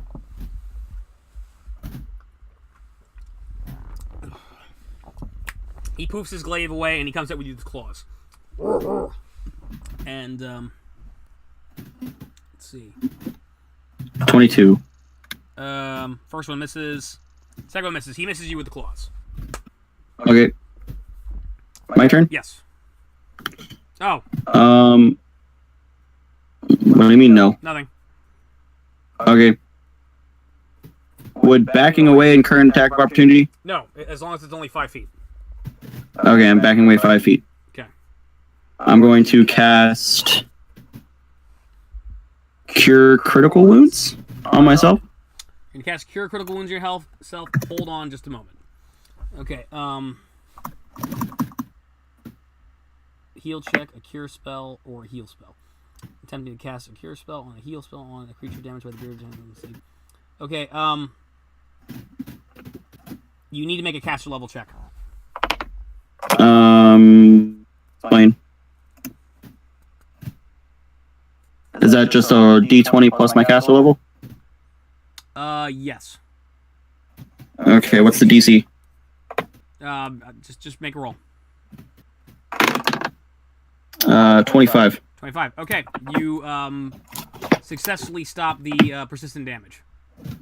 Okay, and I get 4 die 8 plus 10 health back. Okay. You may roll. 2. I gotta get the dice up. I'm not wearing glasses. I'm looking at a dark background with dark dice. Okay.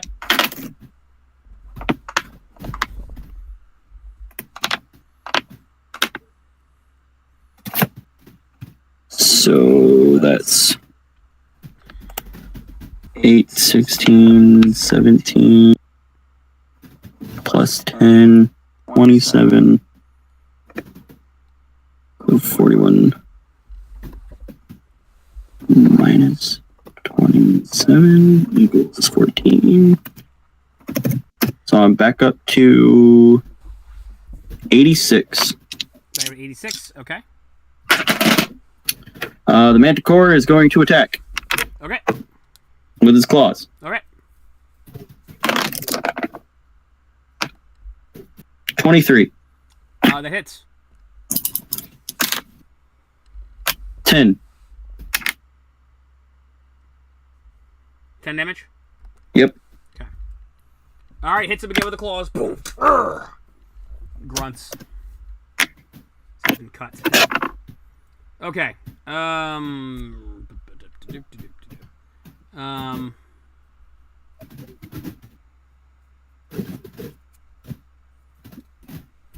He poofs his halberd, his glaive, back into existence and takes a swipe at you. Shit. Hold on.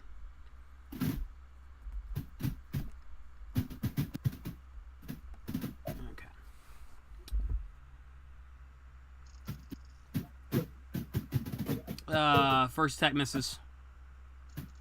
22 is what I gotta hit, right? Mm-hmm. Yeah, he misses. He misses with his glaive this time. Yay. Right. Take a swipe at you and you dodge. And it's your go. Does he have to move? Does he have to move up to me to hit? Yeah. Okay, so each attack he tries to make on me, he takes 1d6 plus 5. So that's 10 and 9. 10 and 9? Mm-hmm. Okay. My third round with that armor up.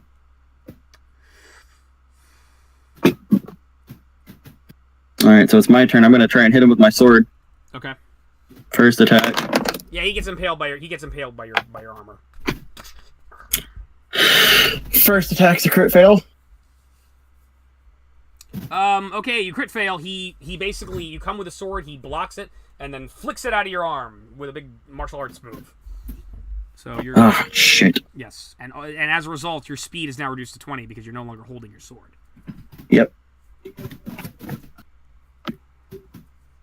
How far away is my sword? It's 15 feet away.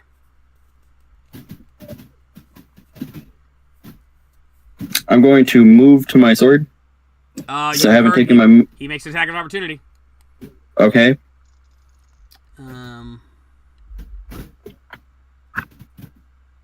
He doesn't... he misses. Because again, your AC is 22, so... He takes 8 damage. You're moving away from him, though. He's still attacking me, so he takes the damage. That's bullshit.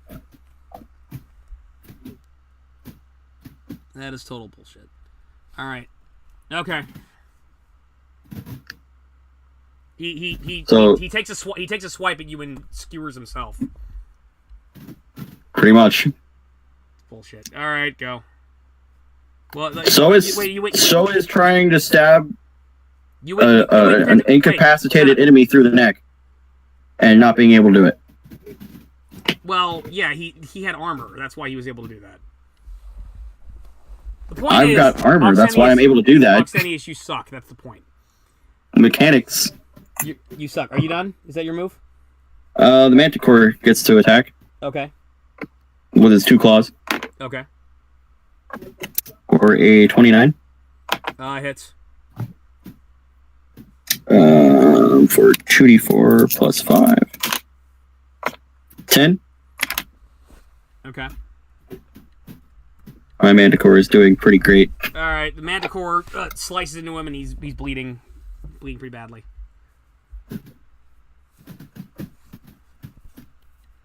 That's gonna be turn. Okay.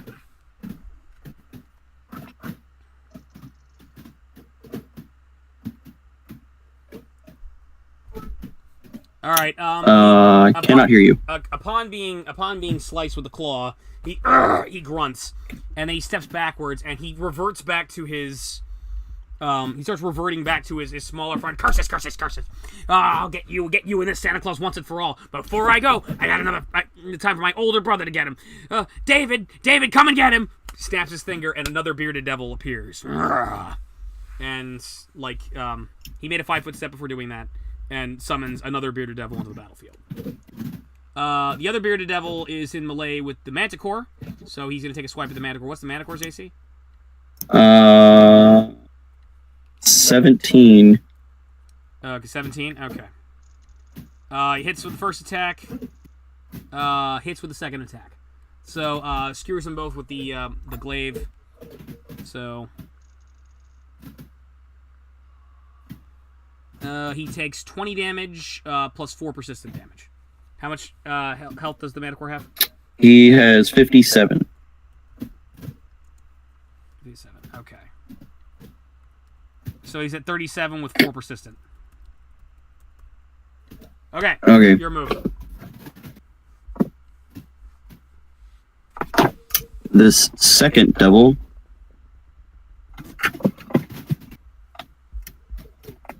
Hey, friend, why don't you come help us out now? Fight's been forfeited. What are you trying to do? I'm letting Eddie know that he can participate now.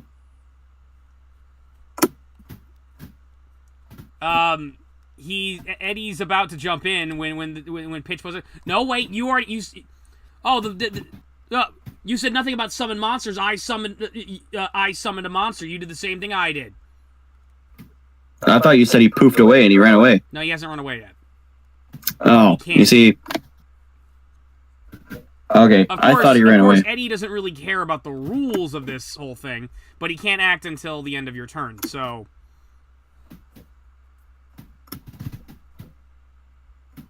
I thought you said he ran away, so disregard all of that then. God damn it. You're full of shit, though, too, because you summoned a Manticore, and I just summoned another devil. So it's like, yeah. And the rules were you couldn't have Eddie, his ally, join it. Yes. So you're full of crap. But I thought you said that Don't he bullshit a bullshit ran artist. away. I thought you said he ran away. He hasn't run away yet, no. And that he just summoned his brother and... He has summoned his brother, but he hasn't run away yet because he can't. Okay. Now that we've cleared that up. What are you going to do?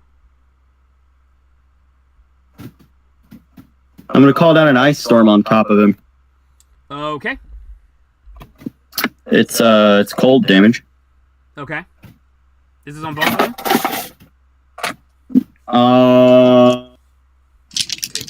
Pretty sure I can do that and not hit the Manticore. Okay. How far apart are they? Well, I mean, they're in melee with each other. Okay, yeah. 3d6 bludgeoning, 2d6 cold. Okay. So the bludgeoning, because I know devils are typically resistant to fire. Tell me them separately. The bludgeoning and the cold. The cold damage is 11. Okay. The bludgeoning is 5. Bludgeoning's 5. Okay. All right. So the ice storm comes and the hailstorm falls on him, bounces off of his head, doesn't seem to do anything. Meanwhile, but the cold seems to be affecting them a little bit. You notice Pitch in particular starting to shiver, whereas like his older brother just appears to be slightly agitated. Ah. Oh, fuck you. Yeah. And then I pick up my sword because I haven't moved. You didn't pick up your sword last round? No? I assumed you did. No, fine. Pick it up. All right. Is there anything else you're gonna do? That's it. Okay. All right. So, I mean, you care about the life of that Manticore? Enough. I mean, if the Manticore dies, it'd be a sad day. I mean, he'd just fizzle back to his home plane. Okay. Well, let me see. So I can't use my grenade launcher then. Well, yeah, he's down at 33 because he took 4 persistent damage. Oh, that's right.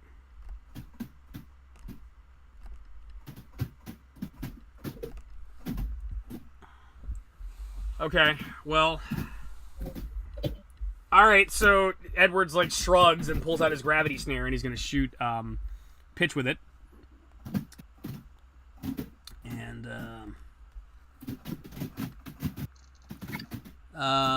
23, I actually can hit him, yay! I don't suck. I'm not embarrassing myself like I did in front of one of the greatest sci-fi characters of all time. Okay, he needs to make a fortitude save. And... Penny nat ones! Okay, so, Edward McKenzie takes out his gravity snare and fires it at Pitch. This big ring of energy hits on Pitch, and Pitch suddenly can't move. It's like, I can't move! I can't move! And he's held him to the ground with a gravity snare. It's like, yeah, gravity snare, it's pretty awesome. And he is stuck to... See, what it's doing is it's increasing your personal gravity, so that way you can't actually move. So that's pretty neat. And he cannot move for 4 rounds. I have 4 rounds to try and kill this guy before he fucks me over. Yeah. Got it.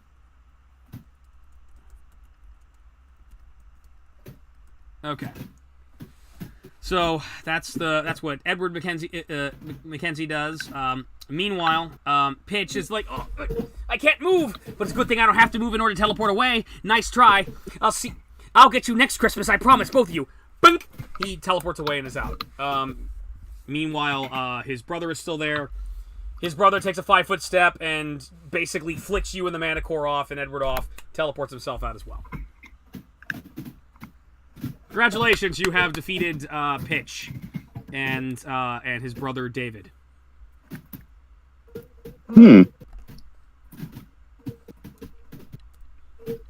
So, All right, and you have a Manticore now.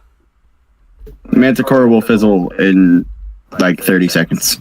Fizzle 30. Well, before it fizzles away, it takes another 4 damage, so it's at 29. I cure light wounds on it. Make a spellcraft check. A spell level. 17. 17. Congratulations, you've healed it. Awesome. It gets 1 die 8 plus 5. All right, you've healed it. It feels Or no, better. Yay. plus 10. And it goes back. It goes back to its awesome dimension of awesomeness, where things are awesome. Unlike your lame dimension of lameness. Okay, you're in front of the cave. The holes. You know that middle hole is not a good choice. What are you gonna do? I go through the left hole. Go to the left hole. All right, you go down the left hole. There's a long tunnel, and at the end of the long tunnel, you see 2 humanoids. They appear to be green. They're wearing some unusual uniform. One of them has a cape.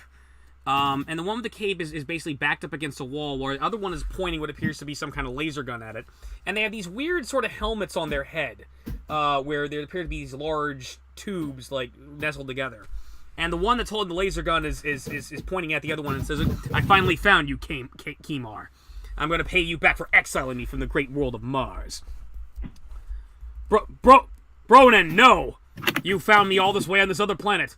Why do you continue to oppose me? It's all thanks to you. Thanks to you bringing that Santa Claus to Mars. We used to be the proud warriors of Mars, a great race, but now I'll finally have my revenge. It's time you die, Kimar. And he's moving like he's going to blast you. And then suddenly, the walls collapse around behind you, and you're stuck in this room with these two. And there's a guy named Kimar, and I'm actually forgetting the name of this other Martian. There's an angry Martian with a mustache. That's how you know he's evil. Who's going to kill this other Martian? What are you going to do? I'm going to stay out of their business. You are such a dick. You are such a dick. I hate you. You are chaotic neutral, man.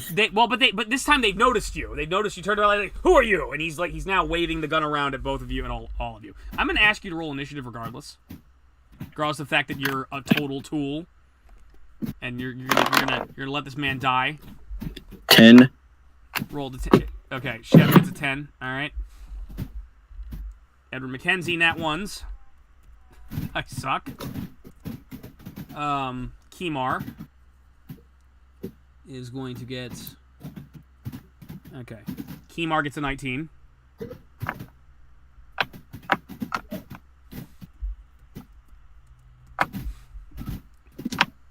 And this guy... Tovald. I think his name's Tovald, I'm not sure. Tovald? Tovald, yeah, let's call him Tovald. Kobold. So he's a kobold. No, Tovald. Tovald. But he's a kobold. No, he's not. They look nothing like kobolds. They're like... That green... sounds like something a kobold would call itself. Well, it doesn't matter. Okay, I'll look it up, okay? I'll look it up. I've got the video right here, so, you know. Live. Mystery Science Theory 3000, Santa Claus Conquers the Martians. Ladies and gentlemen. Because, you know, someone can't let sleeping dogs lie.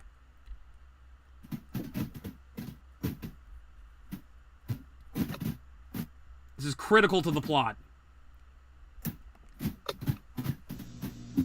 I can't hear you. In the leaves. I'm right here. Than a meteor which Okay. up when it And this is my sister Betty. Perhaps you can help us, Billy. And Betty? We're looking for one of your Santa Clauses. There's only one Santa Claus. We've seen many of them in your cities. Oh, those are his helpers. There's only one real Santa Claus, and he's in his workshop up at the North Pole. That's what we came here to find out. Let's go. Oh, great, kid. You just fingered Kris Kringle. Let me go! Where are you taking us? Leave them alone, Voldar. Voldar. leave them here to inform the His name is Voldar. Okay, you happy? It's Voldar. It's not Tovald. It's Voldar. There we go. That's better. Still sounds like something a kobold would call itself, but not kobold. He's a Martian. How dare you? All right, Kimar. Martian. Kimar seizes the distraction and draws his own ray gun and fires it at Voldar. So, if I can find D20 minutes. Hang on.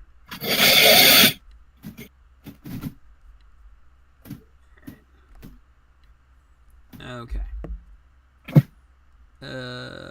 Grapple ranged. Oh, perfect. I wasn't even planning on that. They do have like paralysis rays. Yeah, he fires it at him. What do they have an AC of? Yeah, this shouldn't be too long. Okay. He fires, but Voldar ducks, and he's gonna fire back at Kimar. And he hits Kimar, and Kimar is paralyzed for 1 round. He zaps him. You're not going anywhere, Kimar. You see, Kimar's hit by this ray, and he's like appears to be stunned and can't move. Okay. And it's your move. I mean, y'all look like y'all got some personal business to handle, so I'll just, stay out of it. If you don't shoot me. You do stay out of it. You have nothing to do with this. This is for the justice of Mars, the future of my home planet. Do I need to make a diplomacy check? You make a diplomacy check? Go ahead. You may make a diplomacy check. Baylor? Yeah, go ahead. I can hear you. A diplomacy check? Yeah, make a fucking diplomacy check. Fucker. Yeah, I'll stay out of y'all's business if y'all promise not to shoot me. Okay. You're doing it on both of them? Yep. How does a 33 sound? Okay, 33, 4 volt. Okay. All right.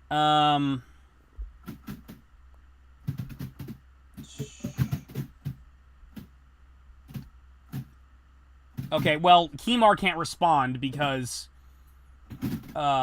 he's paralyzed. But basically, Voldar basically looks at you like, yes, you will stay out of this. This is a matter of the great kingdom of Mars. We are a warlike race, and this fool's led us into petty nonsense, making children's toys. Our children aren't the warriors they used to be. All right, now, Kimar, now you die. Yeah, I'm not gonna stay Edward just waits for him to turn around and focus on Kimar, and Edward's gonna shoot him with a pulse rifle. God damn it, Edward. I'm not a pussy, unlike you.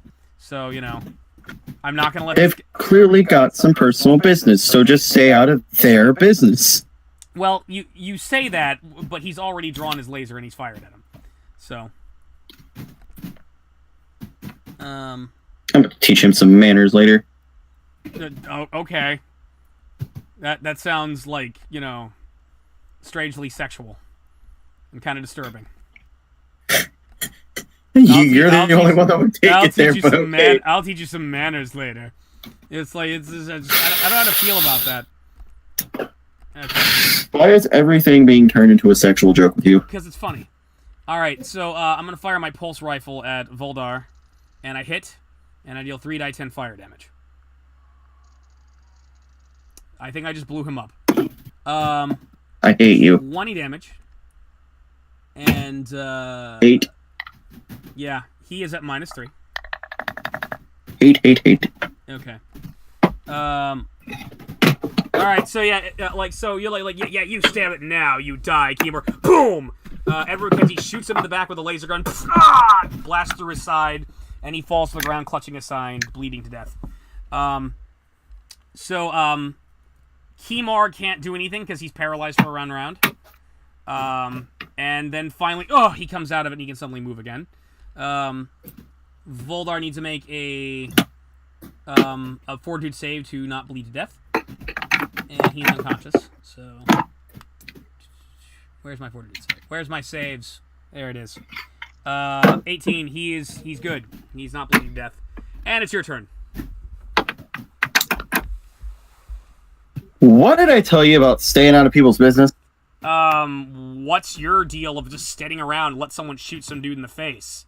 Last I checked, that's They not a good clearly thing. have a personal set of business. There's Then no they reason can for us to get involved. Then they can resolve it by not shooting. I'm not going to stand around and let some guy shoot another person. No, fuck you. Fuck you, you little shrimpy treasure troll freak. Edward McKenzie, on his move, goes up to Keemar and says, "Are you all right?" I am. Anyways, I'm gonna start working on getting out of here. Okay. All right. So you start casting a ritual to open up the hole. Mm-hmm. Okay. It's like, all right. So Edward McKenzie talks to Keemar. It's like, "Are you all right, sir?" It's like, "I am. Thank you. I was going to ask you, you, sir, for help, ma'am. You're a woman. Sorry. I was going to ask you, ma'am, for help. Yes. This is unfortunately, this is my old commanding officer back on Mars. But once when we had Santa Claus come and give joy to our children, he didn't. He attacked us and was greatly opposed to it. It appears he hunted me down to this world. But thanks to you, I can go back to my family. Thank you very much." I hope you enjoy yourself. I will. I'm happy I could help. I wish I had some better assistance in that, but I guess no. Shem, you did the right thing though. You distracted Voldar so he wouldn't see that coming. Yeah, and I will take Voldar back to my home planet. He's one of our own people. He'll have to spend some time in the stockade, but he's one of us. I don't feel right abandoning him here. My ship is not too far away. You people are not very smart. Why do you say that? Just don't get mixed up with anyone else's business, for one. For two, this guy tried to kill you, but you're going to take him back to your homeland where he's got more rank than you and can just be reinstated to where he was prior. What are you talking about? I am the ruler of Mars. I am its supreme commander. Its king, for lack of a better term. He was. You just said that he was one of your commanding officers. Yes, that's not. I didn't mean it that way. I meant like he was under my command. I apologize. I may have gotten tongue-tied. It's been a long night. You better lock him away. Be smart about it. I will. Now let me get us out of here. Yeah, you should listen very closely to the person who didn't want to do anything to lift a finger to help you. I think that's a good idea. Edward is clearly bitter with you. Anyway, I'm working on getting us out of here. You cast the ritual spell and you move the rocks away, and Keemar carries out Voldar and he shakes your hand, and he goes off to his Martian spaceship and he goes, "All right, that's 2 out of 3 holes, and there's only 1 hole left. What are you gonna do?" Don't make a sex joke out of this. It's the back hole. It's the forbidden hole. What are you gonna do, sir? Hello? Hi. You're going in and out. Well, Okay, so I can hear you just fine. What are you gonna do?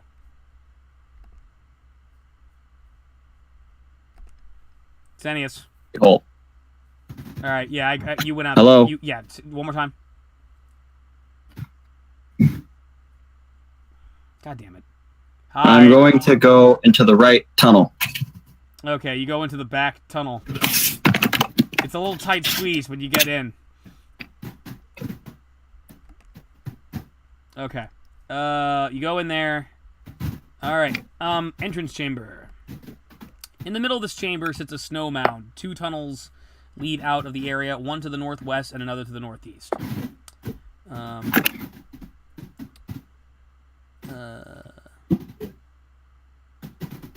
Okay, you notice 4 blue-colored tiny lizard people, which you recognize as kobolds, but they're definitely, like, their skin is, like, kind of a softer snow blue, and they quickly dive behind the snow mound and start picking up snowballs. I need you to roll initiative.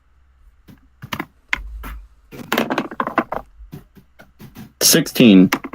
16. Okay. 16.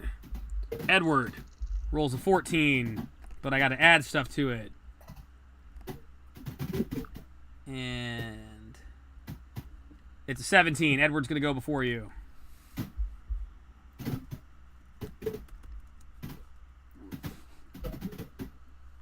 Okay. And the snowballs.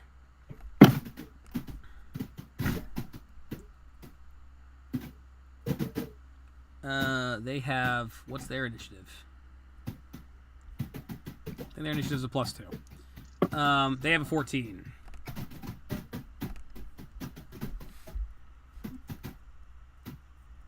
Okay, so Edward's going to go first. Edward gets out his grenade launcher, and he's going to focus on the 2 snowballs that are hiding behind the snow wall to the left. And fires a grenade. And... let's see.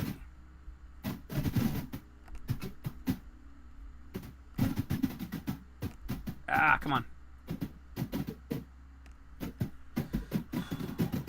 And I crit. He fires a grenade at them. Blast. And it deals 5d6 plus 2 times 2 damage. Mm-hmm. Plus 2.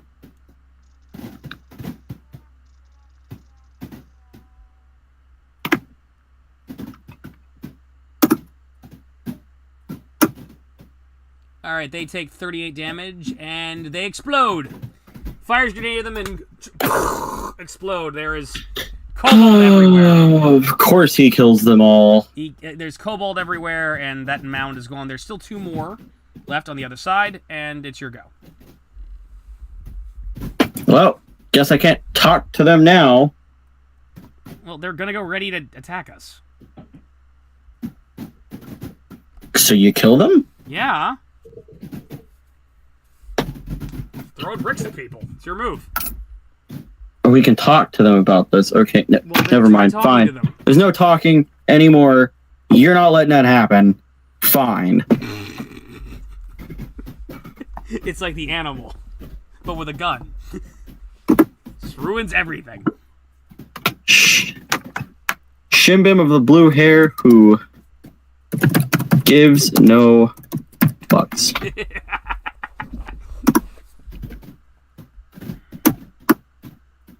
Hold on. Because now I gotta put this as my full name everywhere. Shembem of the blue hair.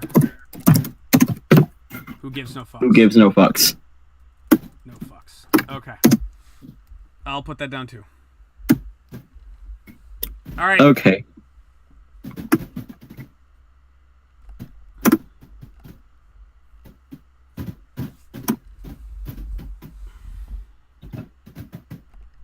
Alright, it's your go. I know.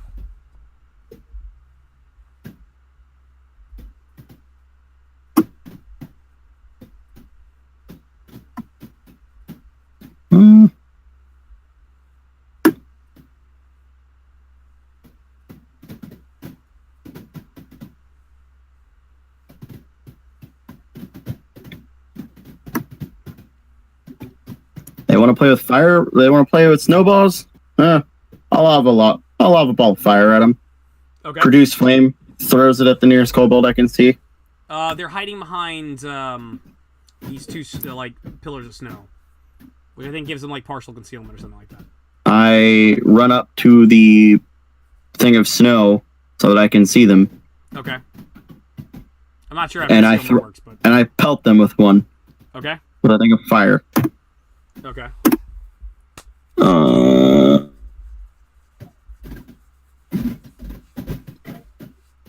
A melee touch attack. Alternatively, you can hurl the flames 120 feet as a thrown weapon. By doing so, you attack with a ranged touch attack with no range penalty. And deal the same damage as with the melee attack. So 1d6 plus 10. Or no, plus 5. I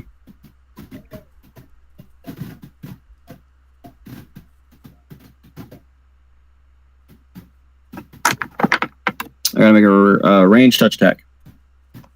Okay.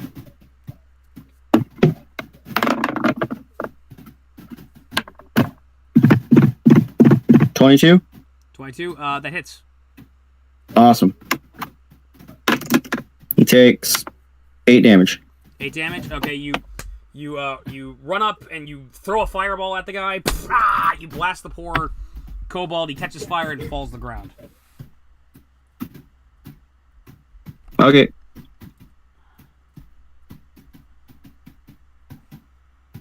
That's it. I can really only throw one. Okay, there's only one left, and that one is going to do something. Pelt me with a snowball. Maybe. Let me see how much damage those snowballs do. Yeah. Okay, so the other one takes a snowball and he throws.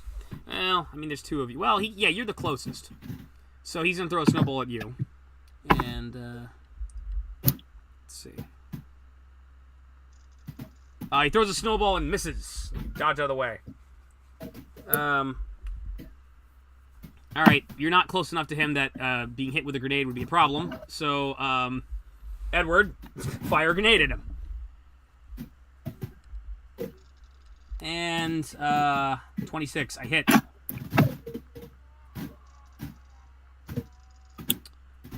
16 damage. He's at -10. I fire a grenade. Boom! Blow up the other snowball. So the other snowball's dead. There is a wounded one on the ground. Who's miraculously still alive because you get pelted with that other grenade. So yeah, there's kobold all over the room, and there's one burned kobold that's appears to be bleeding to death on the ground. What are you gonna do? I'm gonna look at this other kobold. Okay. That's still alive. He's burned but dying. I'm sorry. Let me put you out of your misery. Oh God. I honestly feel bad about this. I'm sorry. Oh God. The story's getting so dark. I hit him with a flame. You hit him with another flame? Yeah. Okay.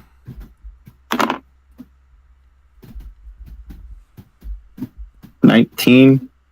I mean, he's at a 5 AC, so I mean, Max damage. which would be 11.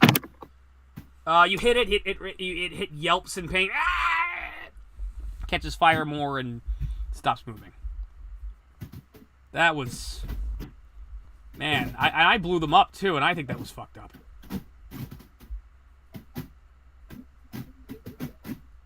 Okay, so You didn't have to kill him.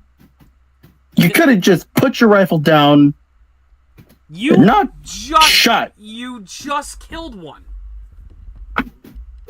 What else are we gonna do once they've already started being attacked? You could have like made sure it stopped dying and then bound its feet and arms. We could have talked to it later and figure out what's going on.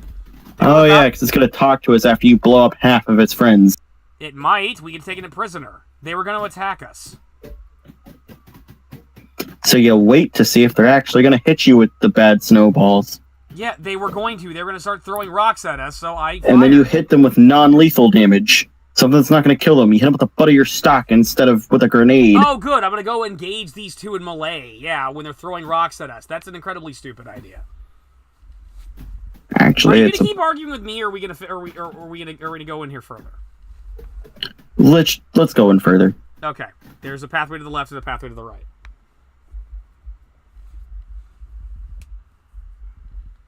Let's go there.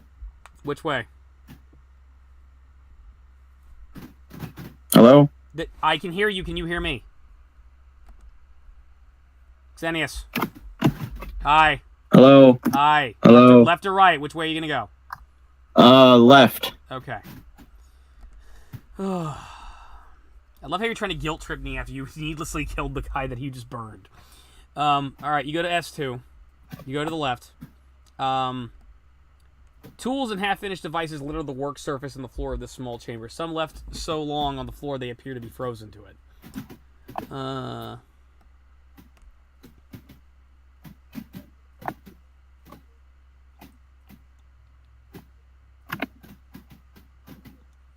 Okay, there is an old snowball here.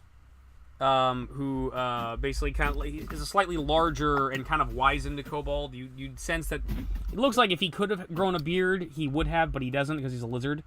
And he's sitting there, kind of looking cautiously about what's about to happen.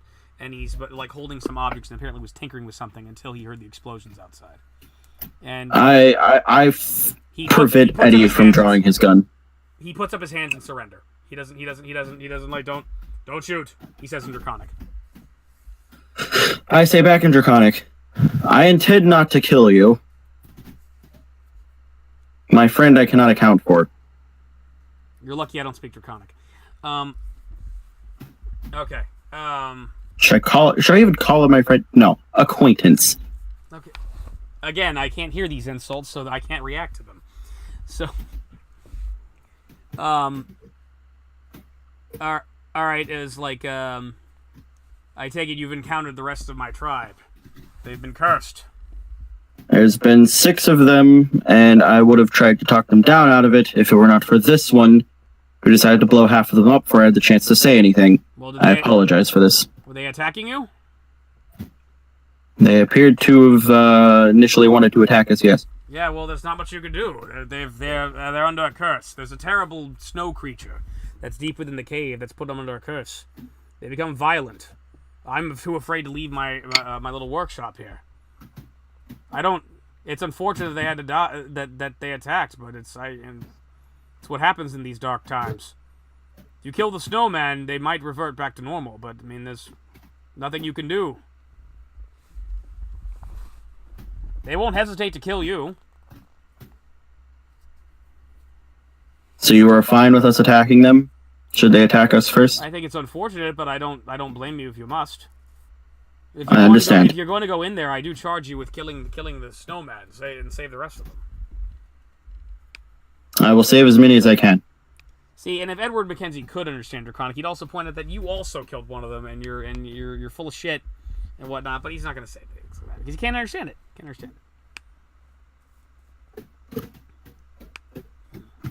It's kind of like it's coal calling kettle black. Do you know the direction of this snow beast? He's deeper. He's deeper within the within our lair here. He's at the should be. He's not in the last chamber, but he should be in the second to last one. We found a shrine a long time ago. The shrine appears to pulse with some kind of evil energy. I think that's what summoned him forth. Sounds as appropriate. You may have to destroy that shrine. I wouldn't miss it, one way or another. I'll do my best to dispose of it for you.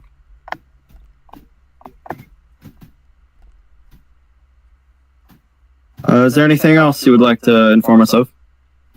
Or ask of us? Please, put a stop to the snowman and save our tribe. We will do. Okay. Alright. Take care. What do you say? I turn around and walk away.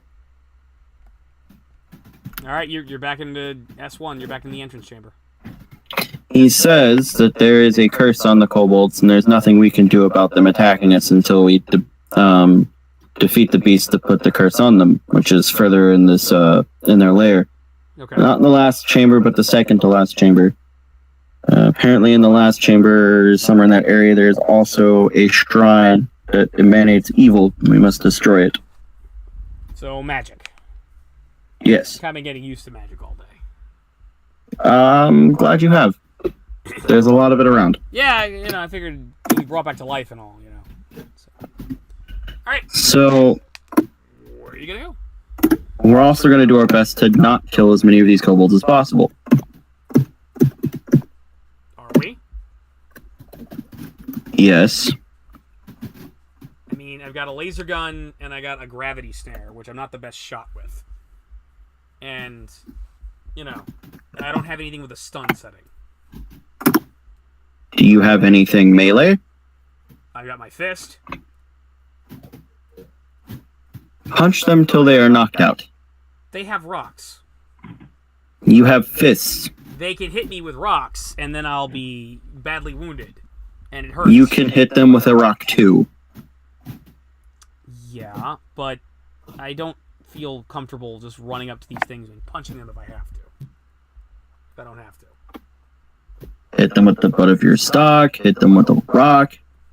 You're talking about going into melee. I don't do melee unless I absolutely have to. I'm a soldier. I shoot things. You can throw things. Look, why do you That's say, not a melee attack. What do you say? Look, I'll think about going non-lethal. If things get hairy in there, though, I'm gonna blow them the fuck up. Okay. Try this your way once. Okay, what are you gonna do?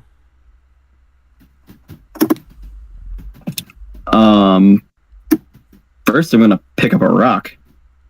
And I'm gonna start moving towards deeper into the chambers. Okay. There's a pathway to your right. I'm gonna take the pathway to my right. A pathway to your right. All right. A 5-foot wide ravine stretches from one wall to another in this excavated chamber. Small snow bridge crosses the ravine at its narrowest point. 2 tunnels lead north and south out of this room. 4 kobolds stand on the north side of the ravine. And hold on. Yeah.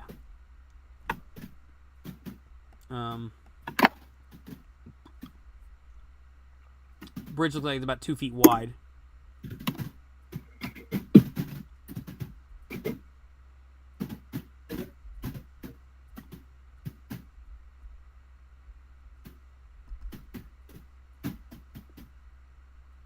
Okay, yeah, there's 4.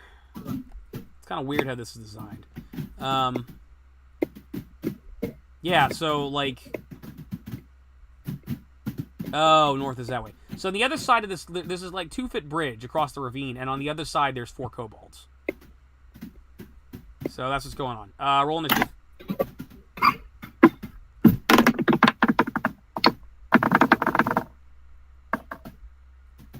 10. Okay.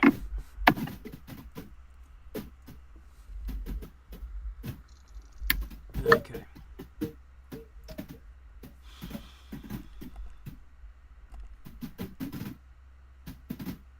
Seven plus. Okay. 10. What's your dex? 14. Okay. Think. My dex Yeah, is 17. 14. I go first. Okay. Yay! I'm gonna blow them up. Anyway.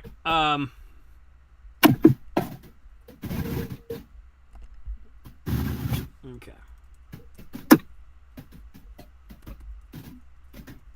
And kobolds. I think kobolds are going first. I got a 15.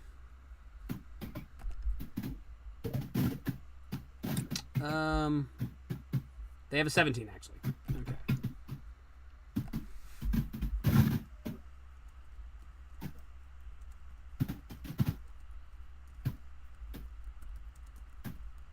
Okay. The kobolds see us and start hurling rocky snowballs at the two of us. So, first one is going to go after you, and I need a 22. 18 misses. Second one is going to go after me, and it crits. Clobbers me right in the face. Ah, fuck. Next one is going to go after you. 13 misses, and the last one is going to shoot at me, and it misses. And I think it's very interesting that you told me not to kill these fuckers, and I'm the one that gets hit. So, I take 10 damage. And, yeah, you can, yeah, fuck you. So, alright, so I'm at 56 health. So, okay. I kind of glare at you, pissed off, and like, and I'm going to fire my gravity gun at the fucker that shot me and try to paralyze him.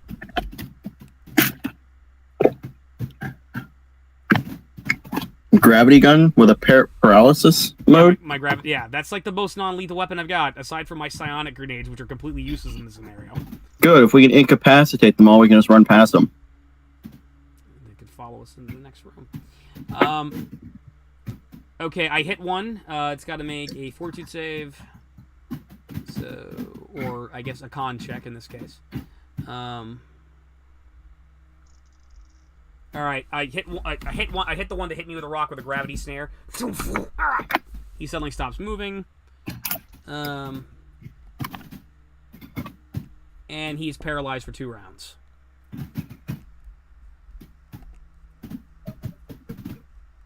Okay.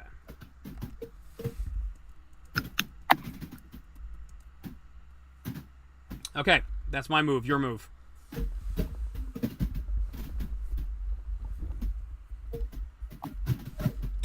Actually, are these tunnels short? Height-wise? Yeah. Hold on. Oh. I can. Well, let me check. That is a thing that's covered here. The ceilings are 6 feet high. Medium creatures can either stand full height or duck, but otherwise are at no disadvantage. Large creatures consider the area difficult terrain. And the floors are hard ice, but provide enough grip to not be an issue.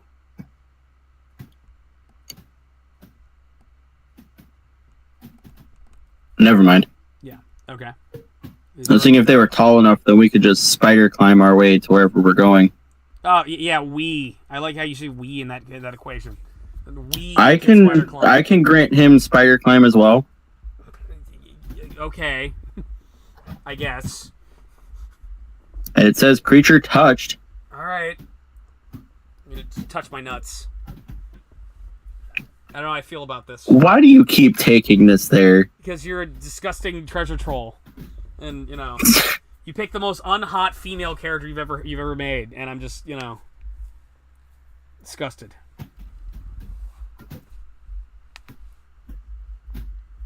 You could have played Poppy, who I found porn of, which is not at all weird or disturbing, but yeah. What are you gonna do? Hurt you. Okay. That is a logical reaction.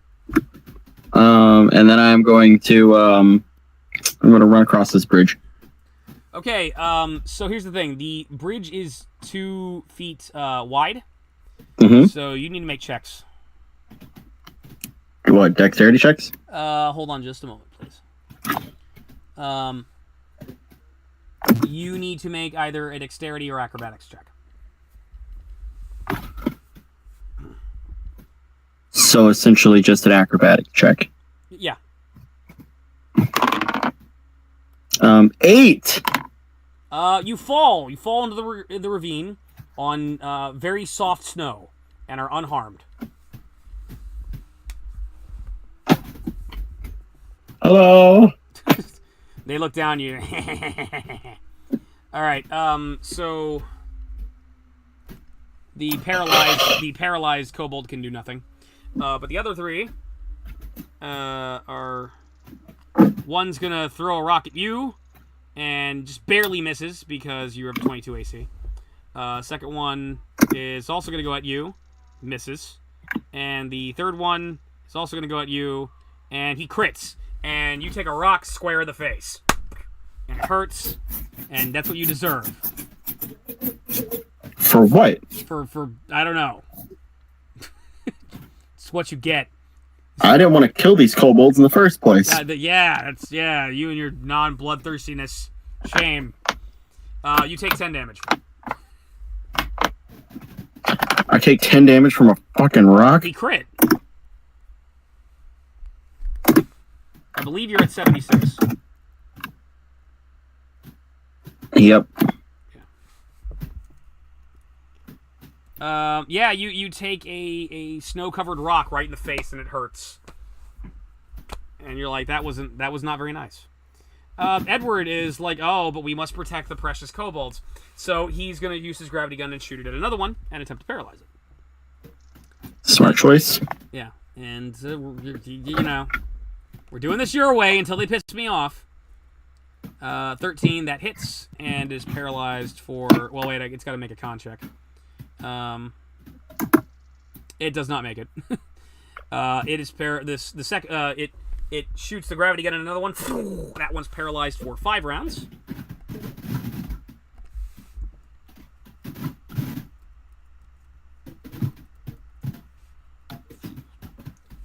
And it is your move. And you are lying in the snow with a rock on your face, and it doesn't feel good. Oh, man.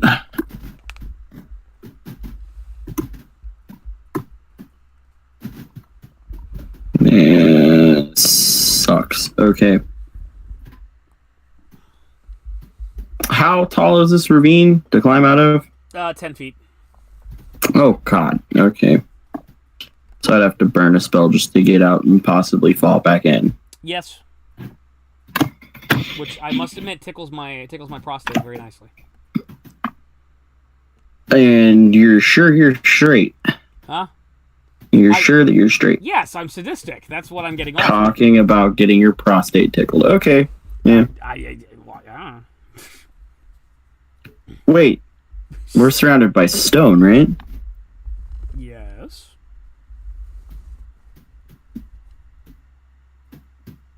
Oh no! You're gonna be in. Are you gonna earthbend? Is there earth everywhere? Is that it? But I don't have it prepped, so it'd take 10 minutes to cast. Damn it. Yeah. I'd have to ritual cast it. And they would pelt you with rocks the entire time. Shit.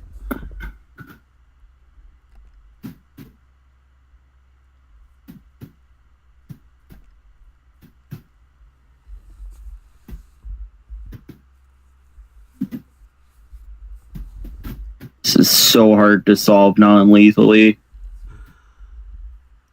I could have just blown them up, but oh no. Okay. Doesn't seem we can deal with these things without hurting them. No shit. And yet I get shit on all the time. I'm gonna have to burn a spell to get out of here. Okay. So we're gonna go burn spider climb. Okay. So that I can climb back out and be with my friend. Acquaintance. Okay, you climb out. Are you going back to me? No, I'll go back up to the kobolds. They seem friendlier. Okay, you climb up and you're in melee with the kobolds now. And you're gonna have to end your turn. Yep.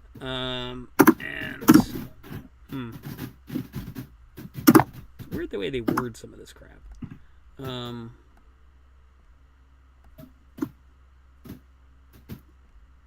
Okay. What is the... Okay.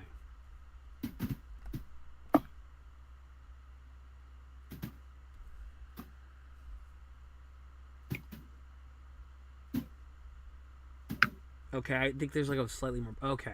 Alright, whatever. That makes no sense. Okay, so now you're in melee with them, so the two of them draw daggers and are gonna slice at you. They're gonna cut you. They're gonna cut you, man. Cut you, man. First one, you dodge, whiff. Second one, whiff. They miss. And now, I risk hitting you. Because, alright, I could probably hit the one next to you, but not directly next to you. And if I miss, it's going to chance of hitting you. But whatever, I'm going to use my paralyzed gun and try to hit one. I hit. Makes a con check in order to avoid being paralyzed. Rolled a 13. I actually have to look that up now.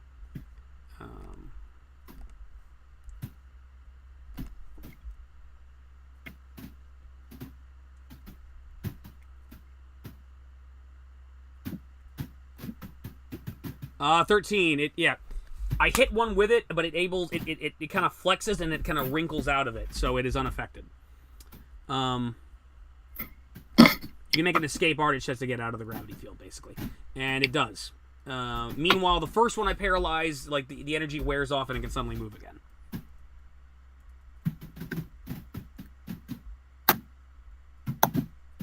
So there are 3 of them are able to move again. And it is your go.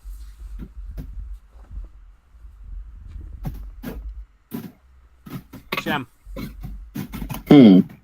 Your move. I cast Entangle. Okay. On the area. Okay. What do I have to do? Find it real quick. It's a little one spell. Yep.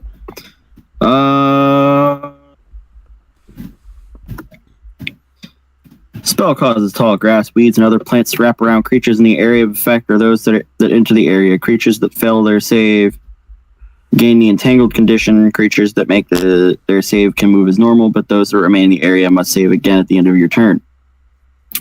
Creatures that move into the area must save immediately. Those that fail must end their movement and gain the entangled condition. Entangled creatures can attempt to break free as a move action, making a strength or escape artist check. DC for this check is equal to the DC of the spell. The entire area of the effect is considered difficult terrain while the effect lasts. If the plants in the area are covered in thorns, those in the area take 1 point of damage each time they fail a save against the entangled or fail a check made to break free. Other effects, depending on local plants, might be possible at GM discretion. Okay. How long does the spell last? 10 minutes. 10 minutes. Okay. So that's like 60 rounds, I think. 60 rounds, yeah. Okay. All right. What kind of save do they have to make? Reflex. Reflex, okay. 15. All right. None of them make it. So you cast a spell, and from the ice, cracking out of the ice, comes a bunch of like grass and vines, which entangle around all the kobolds and hold them down. They're like, and they are entangled. I run past them. You can do so on your move, but you cannot move just yet. I haven't moved yet, and Entangled was just a standard action, so I still have my move action. Fuck you. Fuck your face. Okay, you I move past them, and I go to the north, the tunnel that heads north. Very well. You head to the tunnel that heads north. It's difficult terrain, but I can move in difficult terrain as though it were not difficult terrain. As for your other character, can't speak for. You head to the tunnel that heads north, and so well, I think it just like halves your movement speed. I want to say, right? Not for me because you're a fruity druid Madru person. Okay, you go to the lair to the north, and you go through a tunnel, and then there's an opening in the tunnel, and in the middle, this irregularly shaped cavern stands a snowman, surrounded by crackling black energy, while the tunnels lead out of the cavern to the west and to the south. There is a giant snowman. I don't know if you've ever seen the old school Super Nintendo or Sega Genesis game Clay Fighters, but if you had, this guy looks exactly like Bad Mr. Frosty. Clay Fighters does sound familiar. Clay Fighters is an awesome game. It is this big, hulking, jacked Gaines Frosty the Snowman with crinkling, like, wooden hands. And I did have Clay Fighters. I remember that game. Clay Fighters is a great game. He has a top hat and a so spiked fucking nose. weird. He has a top hat and a big spiked nose, and he looks down at you, puts his hands in his folds his arms, and goes, "Happy birthday!" And you need to roll. And well, yeah, you need to roll initiative. Well, yeah. No, he would just go at the end of the initiative order because initiative's already been cast, and it's still like a factor. So we still have to do that. Yeah. I can't believe I'm fighting the Clay Fighters snowman. I mean, think about all that's happened today. We had Darth Vader. We've had Pitch from from Clay Fighter was so weird. Like, when you really look at it, it is a weird game. Okay. It was a series. There's more than one game. Oh yeah, there's at least 2, if not more. There's Clay Fighters, and there's Clay Fighters 2. There's Clay Fighters 64. It's a 2018 game. Fuck yeah. Clay Fighters, Clay Fighters, come and fight them if you dare. It had a song too. Series originally 1993 on Super Nintendo. 1994.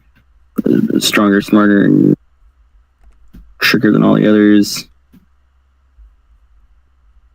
Okay, I'm looking this up on Wikipedia. Bad Mr. Frosty's ready to fight you, and ready to fuck you up, sir. Okay, so what's happening? You're about to get fucked up. Is what's happening. You're about to get fucked in the butt by Bad Mr. Frosty and his Bad Mr. Frostiness. Bad Mr. Frosty walks up and is gonna take a swing at you. And he crits. And you take 8 damage. As you get punched in the face by a snowman because you've had a very, very unusual day. You were selling herbs, and then you were in outer space, and now a snowman just punched you in the face. And you've had a very, very strange day. Meanwhile, okay, the kobolds can make rolls in order to get out of their entanglement, right? They can, every round. Okay, and they gotta beat a 15? Mm-hmm. Okay. Alright, roll the 10. It's escape artist check specifically, I think. So right. It's either strength or escape artist. Strength artist. Okay, they don't make it. Edward is going to try to carefully move across the 2-foot bridge after you and figure out what's going on. And okay, I need to make a 10 dex check, I think, or acrobatics check. I don't have acrobatics as a skill, so.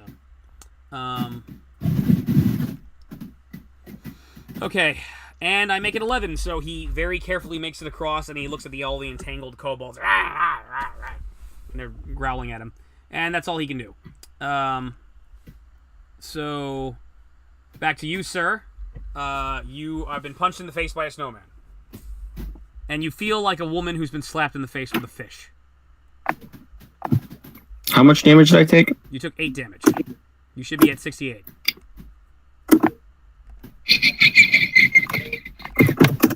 Okay. Yeah.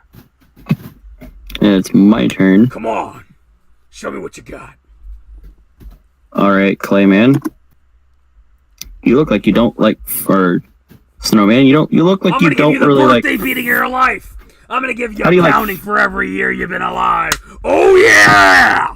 Snowman! Fire? Frosty the Snowman! How do you like fire? Come again? How do you like fire, Mr. Snowman? Fuck you! I'm gonna kick your ass before you set me on fire. I think. Flame Strike on him. Alright. He takes DC 18 reflex save for half damage. What's my... Is it DC 18? Yep. Okay. Reflex. No, he doesn't make it. Okay, he takes 10 die 6 fire damage. Okay.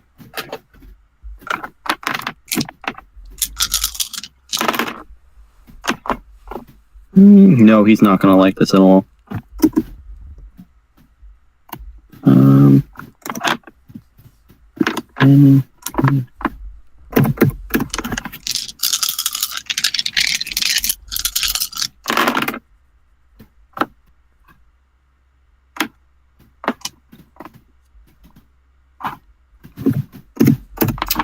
how does 47 fire damage sound? 47 fire damage. Oh, yeah!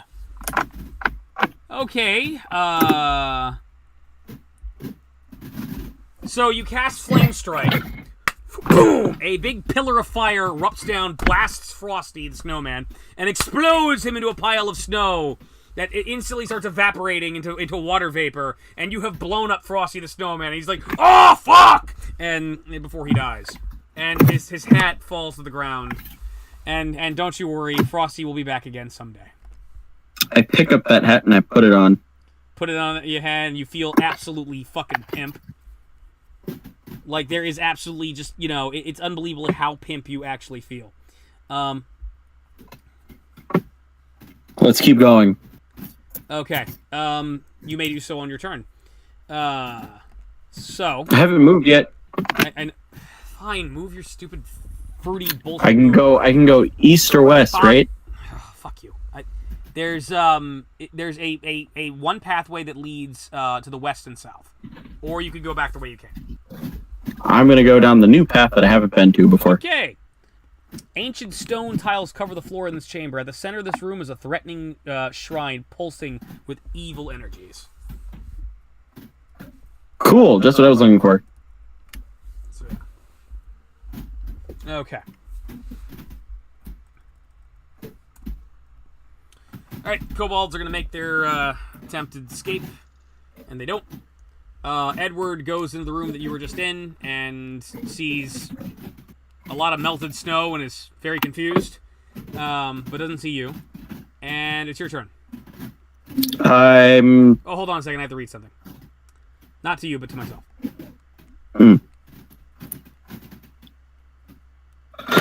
I don't have Dispel Magic prepped. I probably should have had that prepped.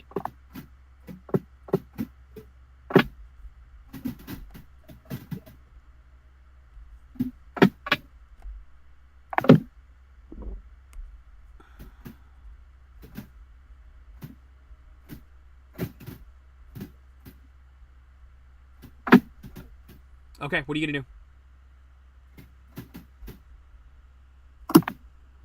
I'm going to walk up to this shrine and I'm going to take her around to study it. Okay.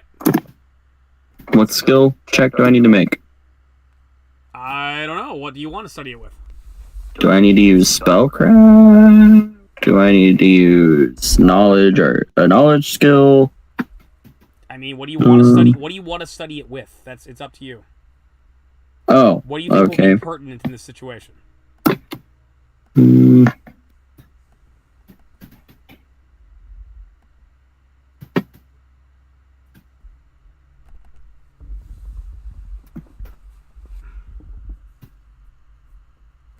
Crap, I don't really have anything useful for studying this stuff with.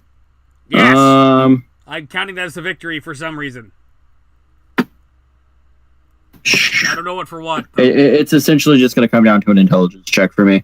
Okay. I'm not going to get any bonuses to it. Okay.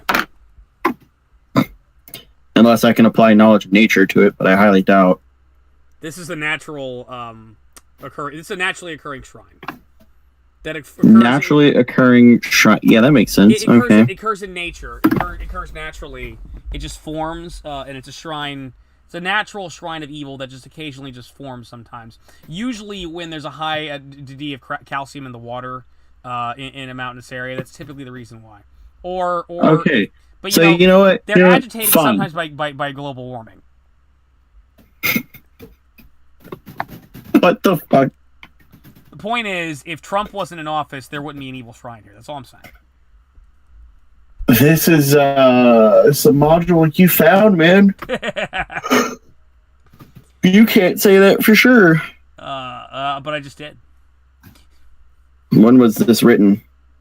2000 and -3. What?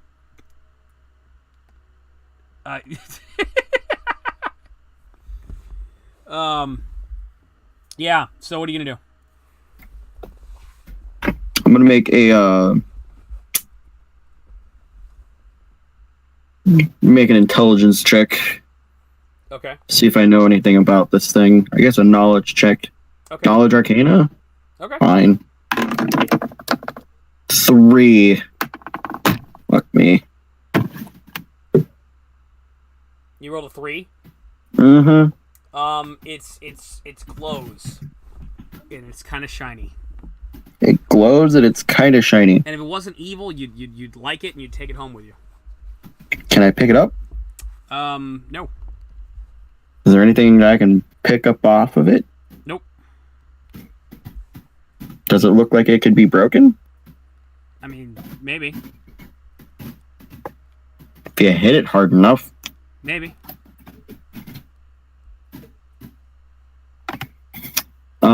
Okay, that's my turn. Okay.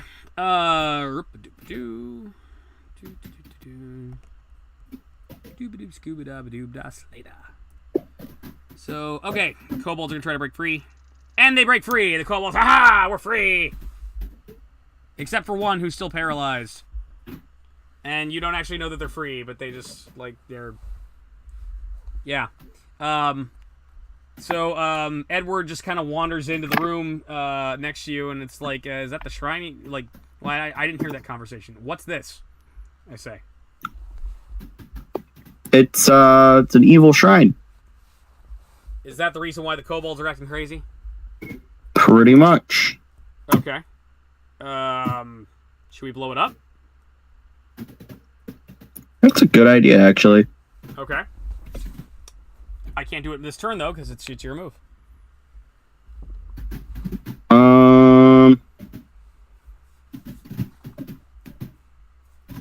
I've got a wall of something.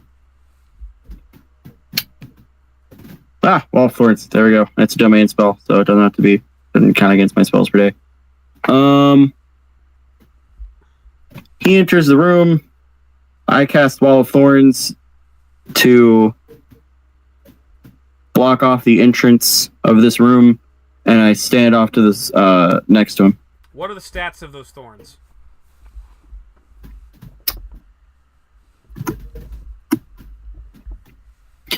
A Wall of Thorns spell creates a barrier, very tough, pliable, tangled brush bearing needle-sharp thorns as long as a human's finger. Any creature forced into or attempting to move through a Wall of Thorns takes piercing damage per round of movement equal to 25 minus the creature's armor class. Dexterity and dodge bonuses to AC do not count for this calculation. Creatures with an AC of 25 or higher without considering dexterity and dodge bonuses take no damage from contact with the wall. You can make the wall as thin as 5 feet thick, which allows you to shape the wall as a number of 10 by 10 by 5 foot blocks equal to twice your caster level. This has no effect on the damage dealt by the thorns, but any creature attempting to break through takes that much less time to force its way through the barrier. Creatures can force their way slowly through the wall by making a strength check as a full round action. For every 5 points by which the check exceeds 20, a creature moves 5 feet up to a maximum distance equal to its normal land speed.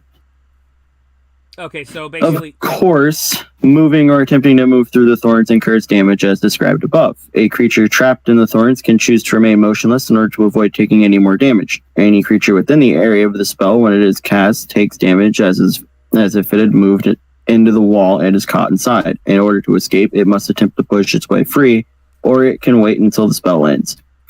Creatures with the ability to pass through overgrown areas unhindered can pass through a wall of thorns at normal speed without taking damage. A wall of thorns can be breached by slow work with edged weapons. Chopping away at the wall creates a safe passage 1 foot deep for every 10 minutes of work. Normal fire cannot harm the barrier, but magical fire burns it away in 10 minutes. It lasts for 100 minutes. Okay, what is its hit points? It doesn't have hit points. But it just said I can work through it with edged weapons. Chopping away at the wall creates a safe passage 1 foot deep for every 10 minutes of work. 1 foot deep for every 10 minutes of work. Yes. Or I can just push through and take damage and if I make a strength check. Yes, for every 5 points by which the check exceeds 20, a creature moves 5 feet. Okay, we'll come back to this. And then takes 25 minus its AC. Okay, we'll come back to this. So you just cast a Wall of Thorns, right? Yes. Okay. So after casting the Wall of Thorns,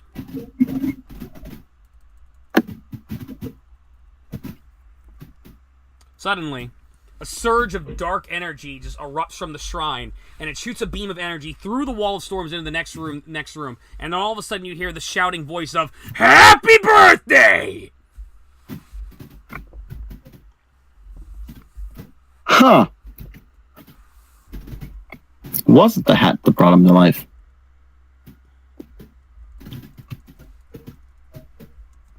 It makes a lot of sense, actually. Got a bad feeling about this. Okay, I got an idea. I want you to, like, come over to the far side of the wall with me real quick. I was already standing next to you. Yeah, so basically he actually motions you to come, like, all the way leaning against the wall to the west of the chamber.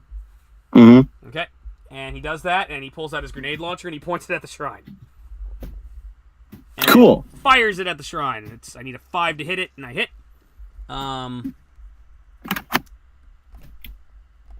And okay.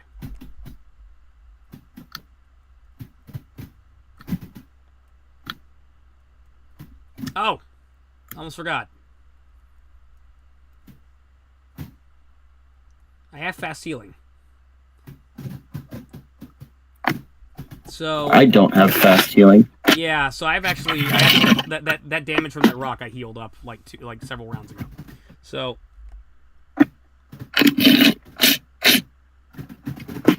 and okay, so 5d6 plus 2.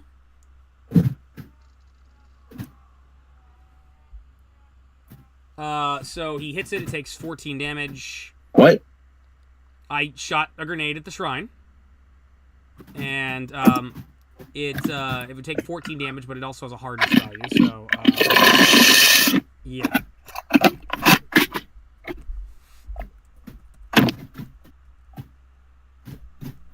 Okay. So he shoots the shrine and blasts it and blows off chunks of it. But he's definitely damaged it with a grenade, but it hasn't been completely destroyed yet. So and I've just used a grenade. So all right. Meanwhile, it's your turn. I'm gonna let him do his thing. So I'm just gonna have my sword drawn in case anything comes through that wall, starts trying to make its way through that wall of thorns. Are you gonna hold your action? Mm-hmm. Okay. What's the check in order to get through the whole get through? Strength. Yeah. Well, what is the DC for the check? Every 5 points over 20 moves 5 feet through. Okay, I'm assuming it's just 5 feet because it's like you're just blocking the way in. So yeah, pretty much. Okay. And how much damage does it deal? 25 minus the AC. 25 not damage? including. Yeah. 25 damage. It's any creature forced into or attempting to move through a wall of thorns takes piercing damage per round of movement equal to 25 minus the creature's armor class. Dexterity and dodge bonuses to armor class do not count for this calculation.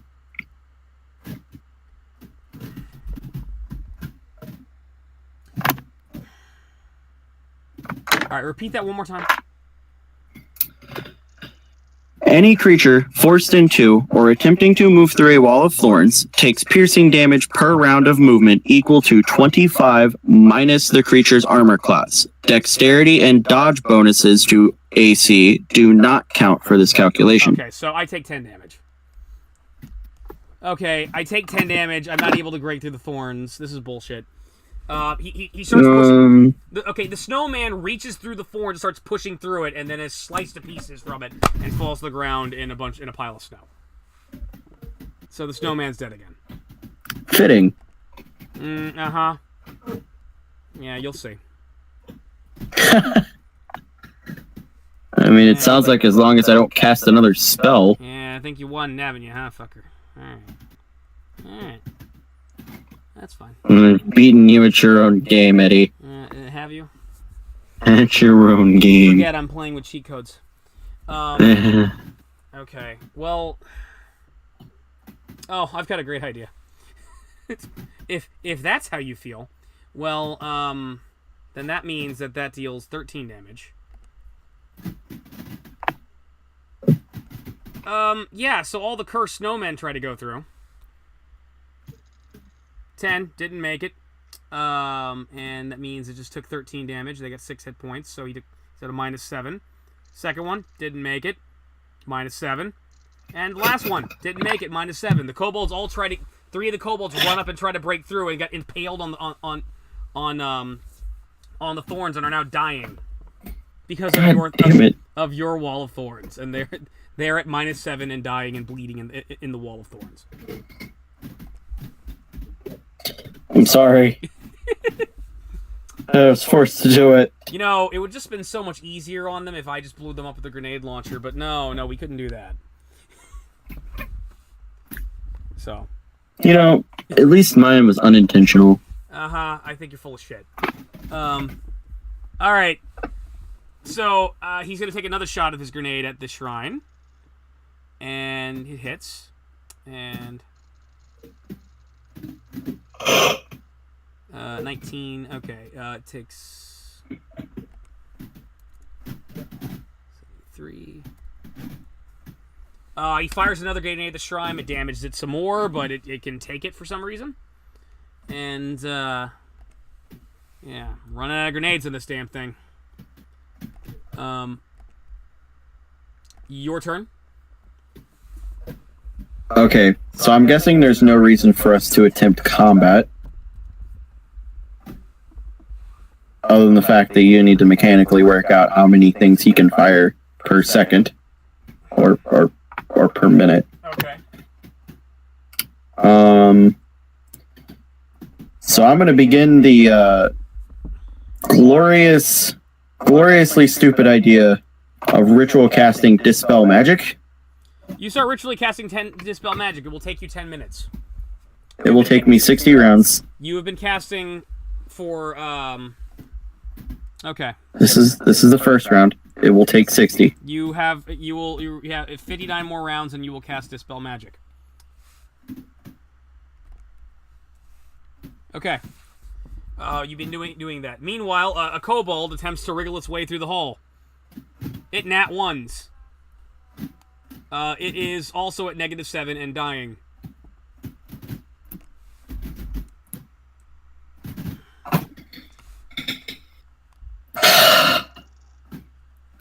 You're doing this just to piss me off. Yes, I am.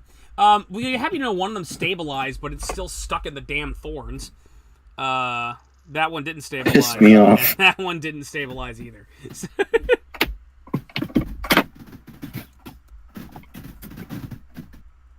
Okay.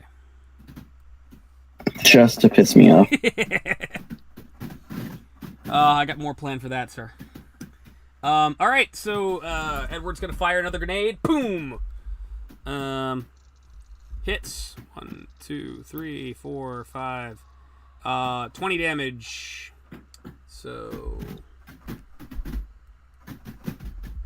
Blasted. It's still damaging it, but it's holding on.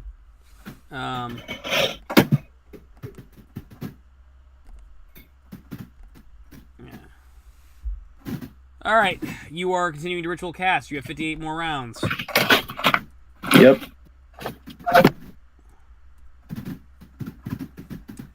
Okay.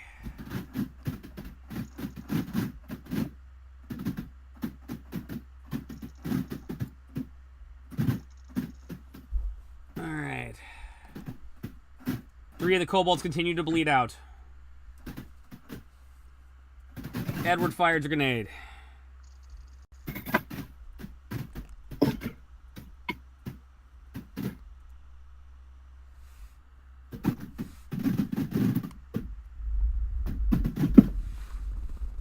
I don't know if I have enough grenades, actually. Let's say I do. I thought you had a crap load of grenades. I had about 10. So after this one, I only got 1 more left. Oh. Do you have anything else to shoot it with? Yeah. Okay. Just keep shooting it. Okay, I dealt... Or you can not shoot it anymore and then just let me dispel magic on it. Well, the And character doesn't know. 58 more rounds. Let me put it this way: the character doesn't know something that you don't know, but I know something that you don't know. So, and also you can't actually say that because you're, you can't actually tell me to stop doing that because it'll just make it'll disrupt your concentration. So, well, I guess you could. Okay. But yeah, you could if you want to. He keeps firing. He fires another grenade at it and blasts it. It damages it, but it hasn't destroyed it yet. You keep casting ritual casting. 57 more rounds, and then a massive surge comes out of the temple, and A massive what? massive surge of energy rushes out of the temple, and it rushes out of the shrine. But this time it goes right in front of the wall of forms, and it hits the ground where the remains of Bad Mr. Frosty were there, and it coalesces together, and a giant Bad Mr. Frosty appears with a top hat and yells, "Happy fucking birthday, bitches! Yeah!" Bad Mr. Frosty's back, and he's in the room with you this time. 'Cause fuck your wall of thorns. So, yeah. Okay, I got less than half of everything you just said. No. What was... Well, hopefully everybody else heard it. So a massive surge of energy popped out of the shrine, and it hit the remains of Bad Mr. Frosty, and it caused him to reform, and he screamed, "Happy fucking birthday, motherfuckers!" And now Bad Mr. Frosty is in the room with you.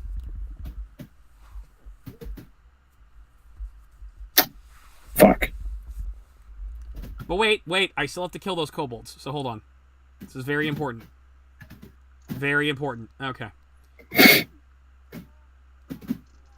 Okay. So 2 of the kobolds have died. Yep. And one of them's still dying. And so Edward's going to take his last grenade and aid it into Bad Mr. Frosty. Good choice. Yeah.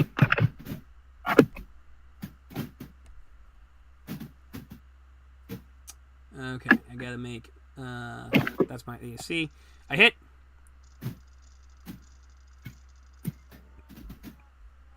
He takes 18 damage. Fire grenade at him. Boom!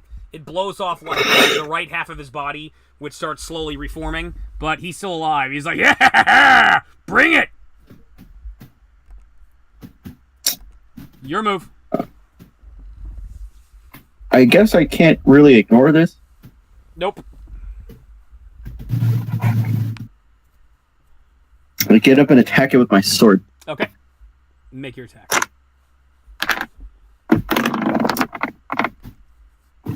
19. That hits. Actually, I think 19 is a critical threat, Okay. which means I get to roll again. If I hit his AC, it's a crit. Okay. Yep, it's a critical threat. 19. 19 damage. So that's a crit. No, Wait, 19 to confirm. No. Okay. It's if you would hit him again with your next attack, if you hit his AC, then it confirms a crit. So it confirmed a crit. I confirmed a crit for this first attack. Yes. Yes. So I get to roll a crit damage. Roll your crit damage. 10. 10 damage total. Yep. Okay. And all right, second stop. attack. You come in with your sword and you chop into Bad Mr. Frosty. And you cut like a big chunk of the other side of him down, and he falls to the ground face first. Okay, so in one attack he dies. Got it. Okay. Is that all you're gonna Or do? does he die? Does he die? I mean, you don't really know much about the anatomy or the life, the life signs of a snowman. So I'm gonna cut into his torso that's on the ground with his face for my next attack. Okay. You need to make And that's gonna be a 26. You hit. For 3 damage. 3 damage. Okay. You chop him a second time, and you cut like his torso in half, and he lies still. Okay. It's my turn.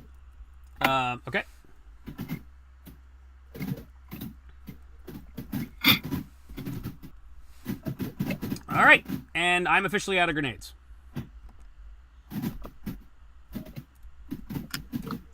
Blast it! I'll hit it with my sword. Okay. Oh, but I almost forgot. There's something very important we have to do. Yeah, that one kobold's still dying. Okay. So since I'm out of grenades, I holster it, and I'm going to pull up my pulse rifle. And I'm going to take a shot at the shrine. And I hit, and I deal 3 die 10 fire. Okay. Alright. Blast another chunk of it off. And it is your move. I am going to pommel strike it, essentially, so I don't damage the blade.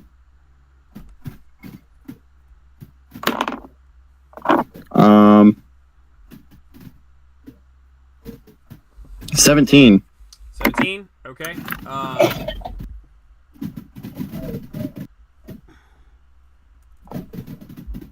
Alright, you chopped another chunk of it off. With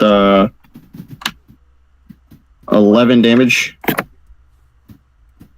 And then the next one is Wait, how much damage you deal? 11. Okay. Alright. You chip a small piece of it off.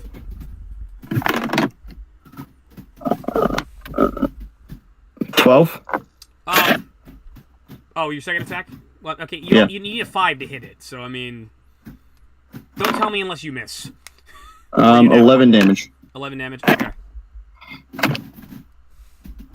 Alright, you chip a little more off. And you'll be happy to know that that other kobold has stabilized at -9. But he's still hanging on the thorns. It's better than 0. But still It's better than dead. Still two of them are dead, though, so... It's better than all of them dead. Yeah, but probably all of them would be alive if you hadn't put up that stupid fucking wall of thorns. You know what? We'd be fighting them right now. Possibly. We wouldn't be fighting them if I'd been able to shoot them with a grenade. Yeah, pretty much. Anyway. Fighting them, and they would all be dead. Okay, so, alright, Edward blasts the shrine again, blasts another chunk of it off. What are you gonna do?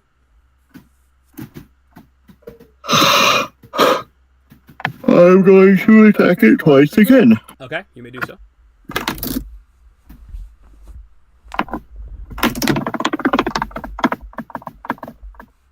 Both of them are going to hit. That's 11, and then 12. Okay. So, 23 damage. You knock a few little chunks of it off. And... on that note... a massive surge of energy comes out of the shrine and hits the remains of the snowman, and he springs to life again. Happy birthday, bitches! Woo! The nature boy! Woo! So Edward turns his pulse rifle on, actually, I'm going to use my gravity gun on Bad Mr. Frosty, and I'm going to try to gravity snare him, and hold him to the ground, paralyze him. And zap. And I miss. So this is your problem now. Go ahead. I missed. Bad Mr. Frosty gets a sweet little...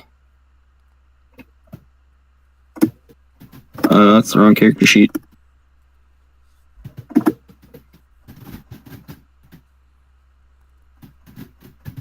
It's a nice 25.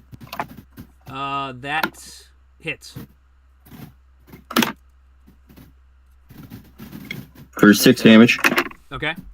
Attack number 2.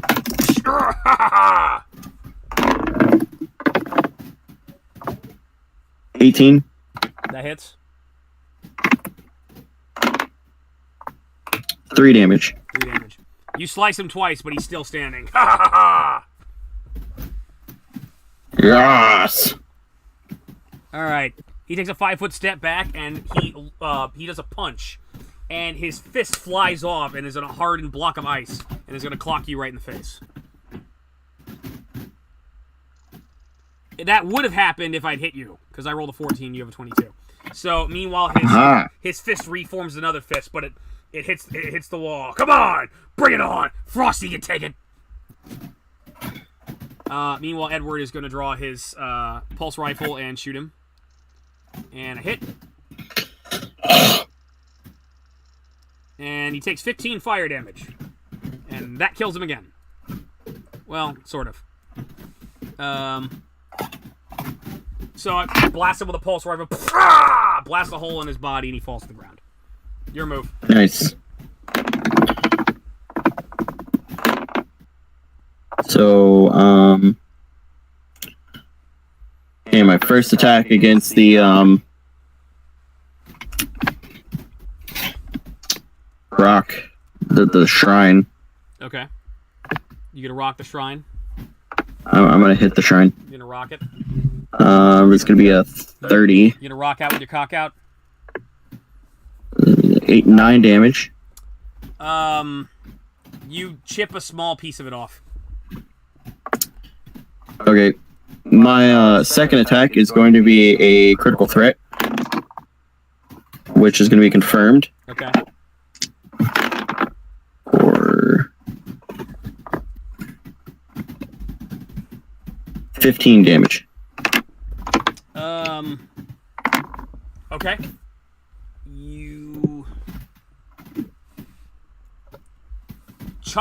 You knock a big chunk of the damn thing off. It looks pretty weakened. Rock looks weakened. Yes.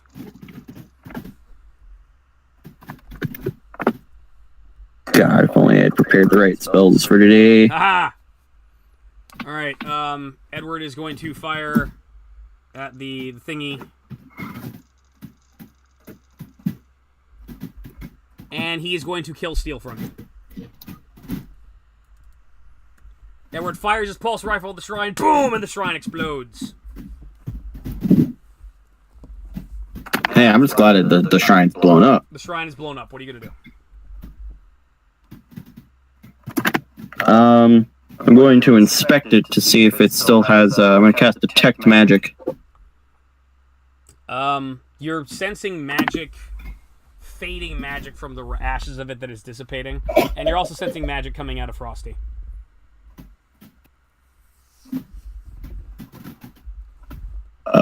Is the Frosty magic fading? No. Not really. Appears to be innate in his snow. I piece his snow back together. You can do that on your move. Alright.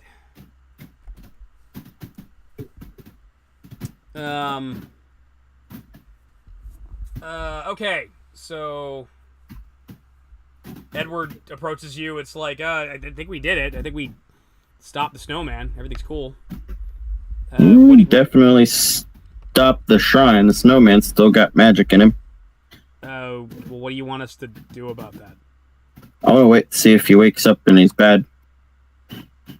I feel like the shrine was what was causing him and everything else in here to be bad. Okay. Alright then. Well, alright, it's your move. What do you want to do? And I've got the snowman's hat. Snowman might have something to say about that. You have the snowman's hat? Okay. What are you gonna do? I'm gonna start piecing the snowman back together. Okay. What are you attempting to accomplish with this? I am trying to build a snowman out of the snowman's snow. Are you say for example trying to perform like, I don't know, a heal check on the snowman? Fuck if I know. I'm building a fucking I'm snowman. a doctor, not a bricklayer, Xenius. Well, is that what you want to do, or you just want to like put the snowman back together? I am putting the snowman back together. Okay, I am assembling the snowman. Okay, do you have heal as a skill? It's on my sheet. I probably have a rank or two in it. Okay, if you're not actually trying to heal him, I'm going to ask you to do a heal check at a -4 penalty. Okay, so I've actually got heal plus 10, so we'll roll heal plus 10. I guess I'll give a heal check on the snowman. So, are you going to do a heal check, or are you just going to put him back together, which would be at a... I'm going to make a heal check. Okay. 23. 23. Congratulations, you have stabilized Bad Mr. Frosty. And you notice now that he was actually leaking snow or water or something, and now he's not.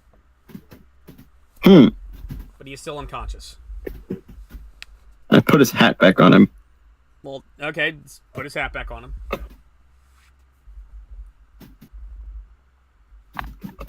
Poop his nose. He makes a kind of groaning noise.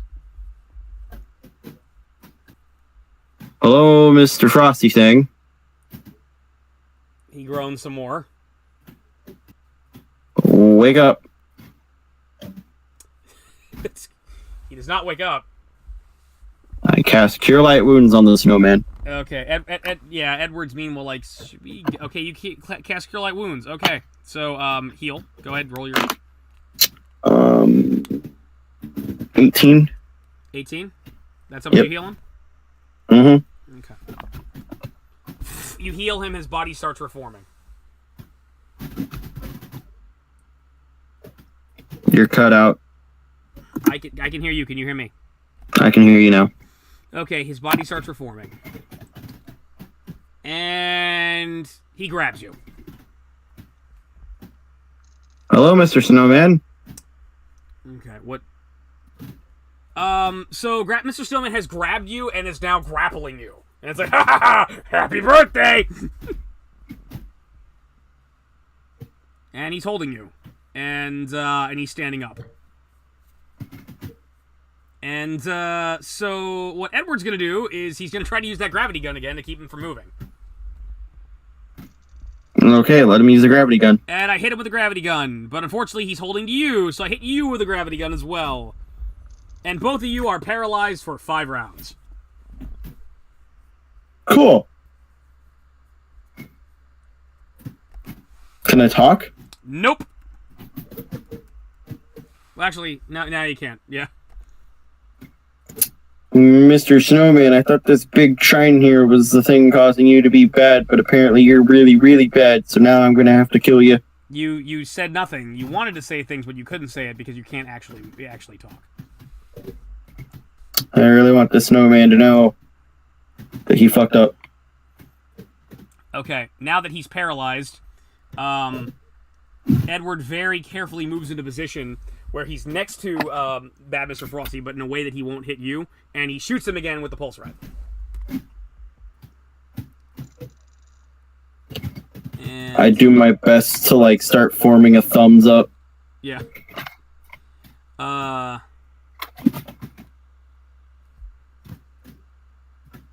I'm trying to think, like, what would it, like, he wouldn't have his dexterity modifier, so he'd actually be a 13 right now. So, yeah, I hit him. Alright, I just dealt, yeah, I got him. Okay, so, Edward takes aim with the pulse rifle and blasts a hole in Bad Mr. Frosty, and there's a giant hole in him oozing out ice, and he opens up his arms and kind of drops you to the ground, and you fall to the ground like a stone, because what the gravity gun actually does is it increases your own personal gravity right now. So you are no longer grappled by him, but you still can't move. Okay. So you are still paralyzed. He's still paralyzed, not that it matters.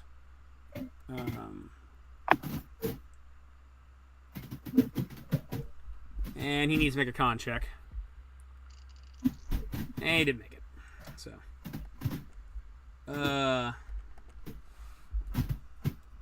Alright. Alright, fire gets rid of that wall of thorns. Magical fire. Edward doesn't know that. So, Edward proceeds to just keep shooting the wall of thorns. to no avail. Oh wait, I'm really strong. But then I would take 25 damage. Hang on. Okay, hold on. What's my AC? Minus your dexterity and your dodge bonuses. I would take 5 damage. So, so what I'm gonna do is, and what's the check I have to make? The check's a 20. Every 5 points over 20 is 5 feet moved. Okay, so Edward picks you up and tries to move through the thorns and doesn't, and he takes 5 damage. I mean, I get to take. No, because I'm holding you backwards. I'm being forced. Yeah, but I'm not. I haven't actually gotten into the thorns with it yet, so I'm gonna say that you don't take damage. I'm still being forced. Don't make me change my. Fine, you want to take 5? You take 5 fucking damage. Fuck you. Fine. Hold on. Take 5 fucking damage. Bitch. 11, 14. I actually take more. I take 11. Okay, good. You're at 46.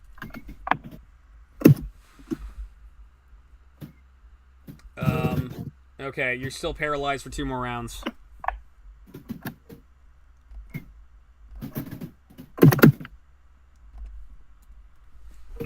Frosty's paralyzed, but he's dying. All right, I'm gonna try one more time. God. Still don't make it. I take 5 damage. I take 11 damage. Okay. Yay, I'm killing you. You should not be killing me. I don't know. Well, you know. I don't know how else to get through this damn thing. Start cutting at it? I don't have a knife. I have a sword. I haven't thought to do that. I'll make an intelligence check next round. Let me wake back up. I made the option. I gave you the option of not being damaged at all. It's like I was the only one to take damage because like the damage really doesn't do anything to me because I have fast healing 5. So like I'll take damage and then like it's dealing 5 damage to me over and over again. But I'm also healing it, so it doesn't really do anything to me. So yeah. One more attempt. 23. I got through. I took another 5 damage, and you took another 23? Yeah. Nope, it's got to be 25. Why does that have to be 25? It's 5 points over 20. You have to hit 20, and then you have to hit 5 points over 20. Every 5 points you hit over 20. Every 5 points I hit over 20 means how much? What does that mean again? 5 feet moved. Okay, but I've already made the DC. I've made it through.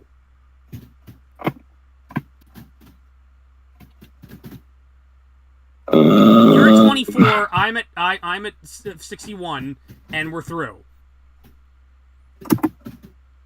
We get stabbed by thorns. You got stabbed the most, which I'm kind of happy with. You want to DM through it and... Yeah, I am going to DM through it. And you are no longer paralyzed. But you're in a great deal of pain because you've been stabbed by thorns.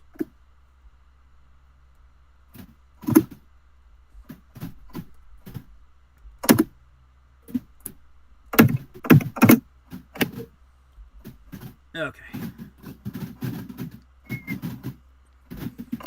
Alright, he's still carrying you because he doesn't know, like, he starts trying to make his way back through the room. And he's carrying you for some reason. And you are now in the next room with the little tiny bridge. What are you gonna do? We gotta go across this bridge. Okay. Make a acrobatics check.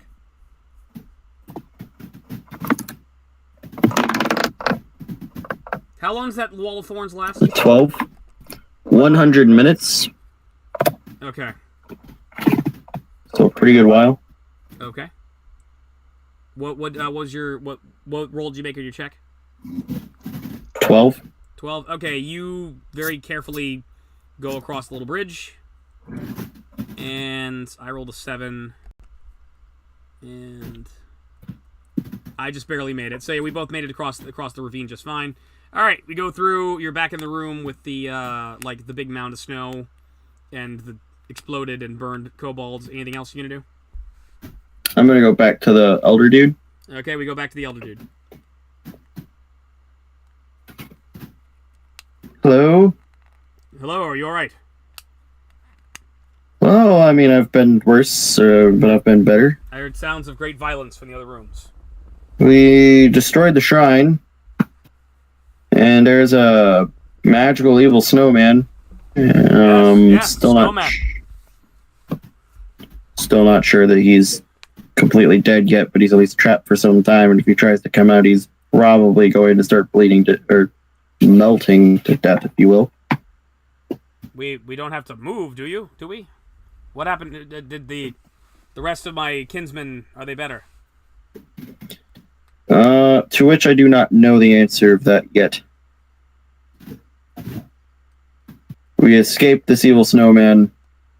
I will go back and investigate later. But I need to rest. Do you need to stay here?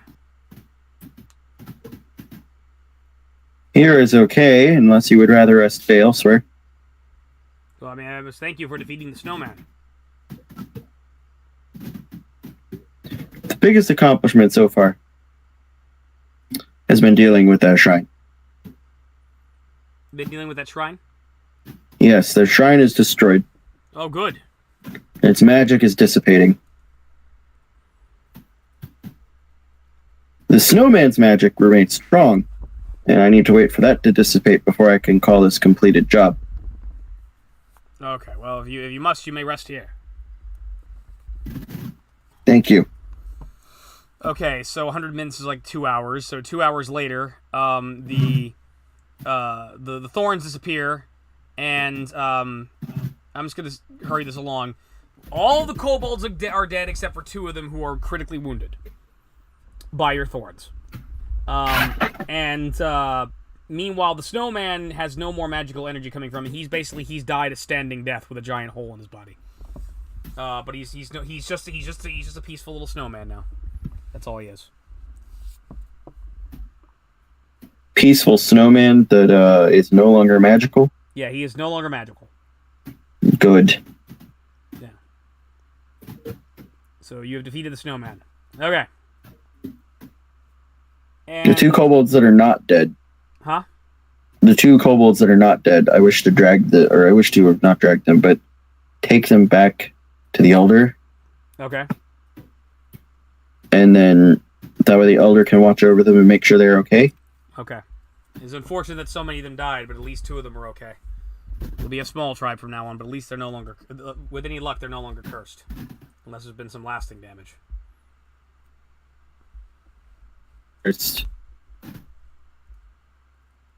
I mean, if they're still aggressive when they wake up, I mean, they'll be helpless. Until they awaken, and if they are no longer cursed, we can leave. If they are still cursed, we can... So are you going to hang out until they wake up?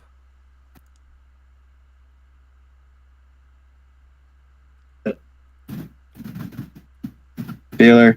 What? I can hear you. I didn't hear you. Are you going to hang out until they wake up? I can. Okay, well... Alright, so a day passes and they heal 1 hit point. Alright, I think they would heal their con modifier with total bed rest, which is not good. What? Yeah, they would heal... Yeah, they heal like 1 hit point. And... So they're still unconscious. And you I'm going to take a long rest, and if they're not awake by the time I wake up, then I'm going to heal them. But that'll give me my health and spells back. Okay, you take a long rest. You've like basically sleeping for like 2 days. And they're still not awake. I'm going to walk to each of them. I'm going to cast Cure Light Wounds on them. Okay, heal them.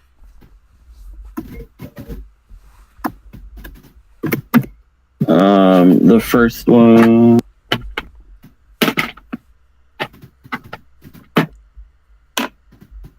18. Second one, 15. Okay. They're both at full. They're back up. They're completely healed, and they wake up. They're like, oh, what happened?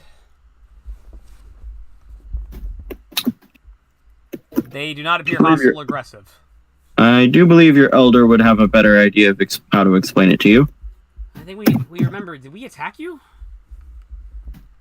Yes. Yeah, last thing I remember is I was really angry at you for some reason. I chased you into this wall of spikes, and I fell unconscious. Yes. Luckily, you two survived that. Oh, okay. Well, is everybody else okay? Sadly, no. Unless there is more than 10 of you. And like at this point, the Tinkerer has gone along and looked around. It's like, no, sadly, you're the only 2 members left of the tribe. You're the last of the Snowbolts.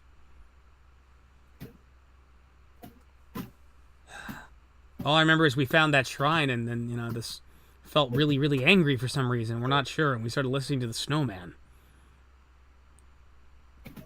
Well, the good news is the shrine's been destroyed. But well, I'm sorry what happened to you guys. I wish we could have handled it much more peacefully, but it seems we could not. So they're very somber, but they're happy to have their lives, and they'll try to rebuild as best they can. They bury their dead. And it's a very, very somber moment. And it's taking a dark turn. But you do hear sleigh bells outside. Alas, friends, we must leave now. You bid them farewell. And but you notice that the sleigh, it's your sleigh. It's the one that was given to you specifically. But driving the sleigh is a familiar face. It's Death wearing the Hogfather costume. Hello. And he gets out of the sleigh. If you'll excuse me, I have my duties, which I must still attend to, even though this is the Hogfather season. This is Hogfest. Yes. It is my duty I to understand. collect the dead. But alas, so many of this tribe have died, and it's a shame that they'd had to suffer at the hands of that creature. Oh, it would be unfortunate if, unfortunately I could never, as Death, violate my sacred duty. But I suppose the Hogfather can. And he takes out another, he takes out several hourglasses and surges them with energy. And all of the kobolds start coming back to life and start reforming. And the 2 kobolds are happy and ecstatic to see that their brothers and sisters are coming back to life. And they run up to Santa Claus and don't seem to notice that really care too much that he's a skeleton. And he says Happy Hogsmeade or Happy Hogsfest. I forget what it goes by. But I think it's Hogsmeade is what it is in Discworld. I'm not sure, but it's like Merry Christmas. He fucking says Merry Christmas. That's what he does. Good. Okay, so Discworld Death has brought back all the kobolds. So, okay. And as for you two, you have one more task you must attend to. The sleigh is yours. I just want to go back to my cart. Okay. One more, and then Christmas will be indeed safe.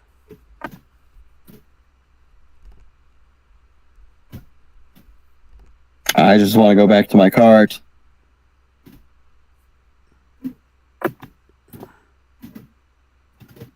Death shrugs. You fuck. I'm kind of doing this for just for Santa. Oh, I know. You're doing this for whatever purpose you have.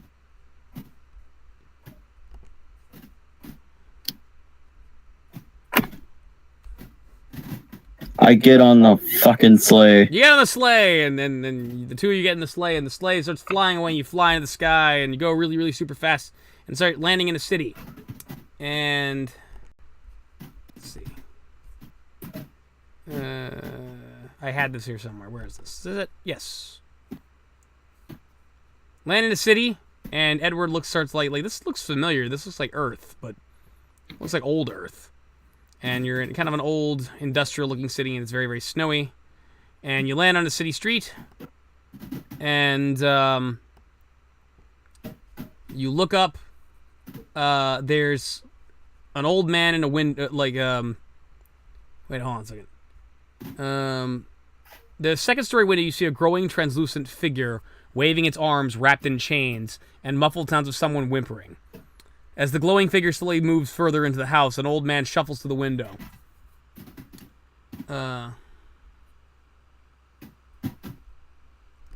And spotting the two of you, he calls out, "Help!" Quickly disappears back into the darkness, and a short time later, he appears in the doorway of that same old house, holding a lantern. He appears to be wearing, pajamas and a cap. "Lo!" the old man yelled across the court, visibly shaking and looking around. "I need your help. Come, let's go inside quickly. I have a job for you." What do you need? Tell me now. "A ghost. A long-dead acquaintance of mine, a certain Jacob Marley, appeared in my bedchamber this evening and threatened me, telling me that 3 spirits will visit me. I am an important man. I do not wish to perish this night. I wish to hire you two as my bodyguards. And, of course, I'll pay you both handsomely." I have straight up heard this story a million times. It's a classic tale. You've been a shitty person. You're going to get shown your past, your present, and your future if you keep staying the way you are now. We're not needed. Fine, I'll pay you 400 gold pieces. Just I don't want to be left alone.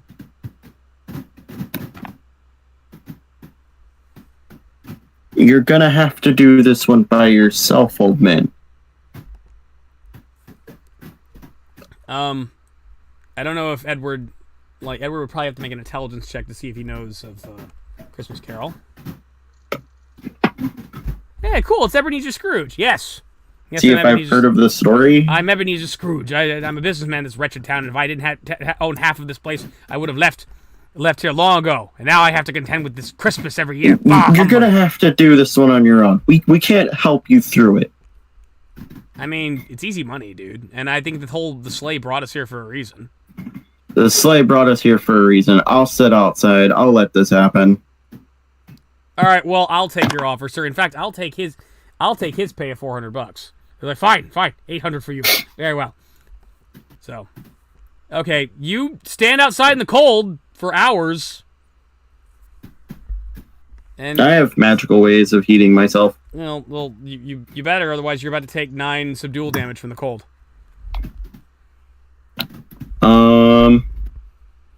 Yeah. I cast Produce Flame so that I have a flame in my palm. Okay. And then I start looking for wood that I can light on fire. Okay, you start making a little campfire, and a bunch of homeless start crowding around you, and I asked them to bring more wood since I started this fire. We can make a bigger one. They bring you wind up creating a trash can, and for some reason there's an Italian guy there who starts singing "Take Me Back." He's from Jersey from 100 years later. It's weird. You know, what? This is way cooler than dealing with some spirits. Ooh, take me back. Ooh, take me back. All right, so you're finding a way to contend with the heat. All right, so you're outside, so you don't see a whole lot of what's going on, but clock strikes the hour. You both hear a stirring inside the chamber. You hear a stirring from within the house, and then you hear a door crash open. He says, "Who are you? Help me!" And you hear some talking, and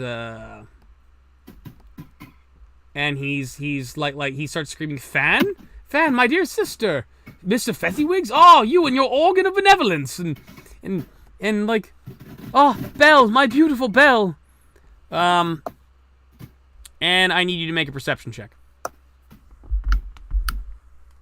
Me? Yes. I'm outside, not paying attention. I know. Make a perception check.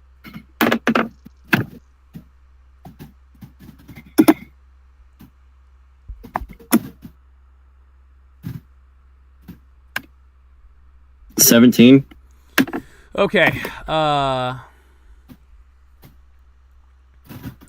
You notice some kind of spectral forms appear that appear to be like thugs, bandits, armed with with knives and swords, and they start rustling to the door and opening it up and barging in. And you notice that basically this glowing form of woman appears to have taken Ebenezer Scrooge and is pointing a dagger at his neck and is saying, "Your atonement starts here, Scrooge. You old fool, all the research was worth it. You will come with us and empty out your coffers."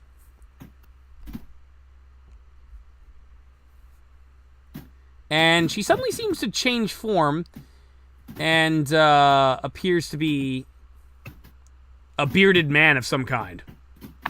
And Scrooge is helping, save me! And you need to roll initiative. Oh, great.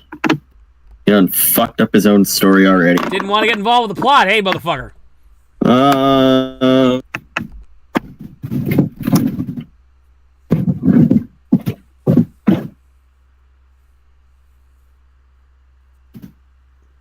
I think the side of my house just got pelted by a tree. Okay. I'm hoping lightly tapped it by a tree.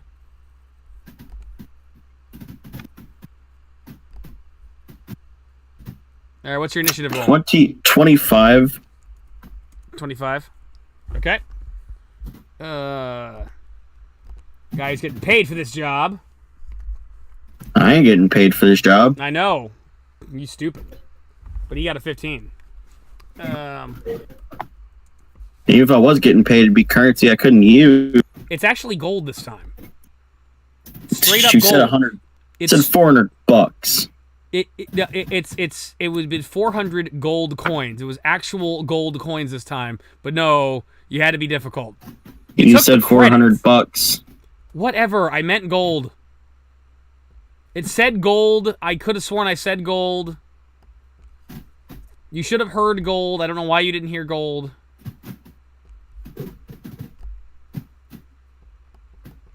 Okay. +6 and a +3. All right. Bad guy goes first, and the other one got a 18. Okay, I think the bad guys are going first.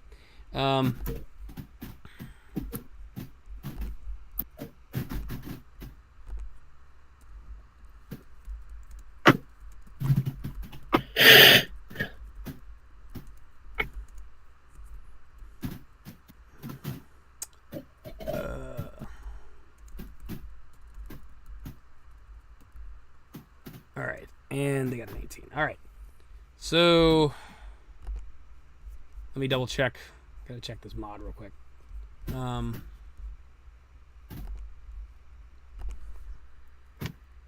Oh, come on. All right. You're not surprised, though. That's a good thing. Oh, but stop doing weird shit, Acrobat. All right.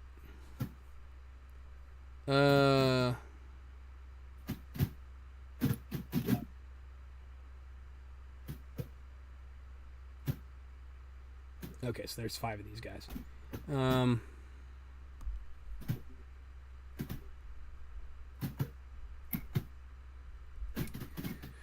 Okay,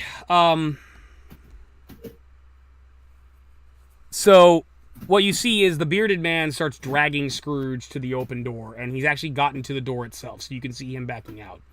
Meanwhile, there appear to be the 5 men that barge in there appear to be opening fire with crossbows on your friend Edward.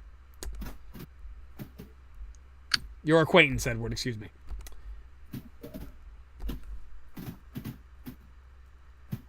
Well, he got mixed up in this.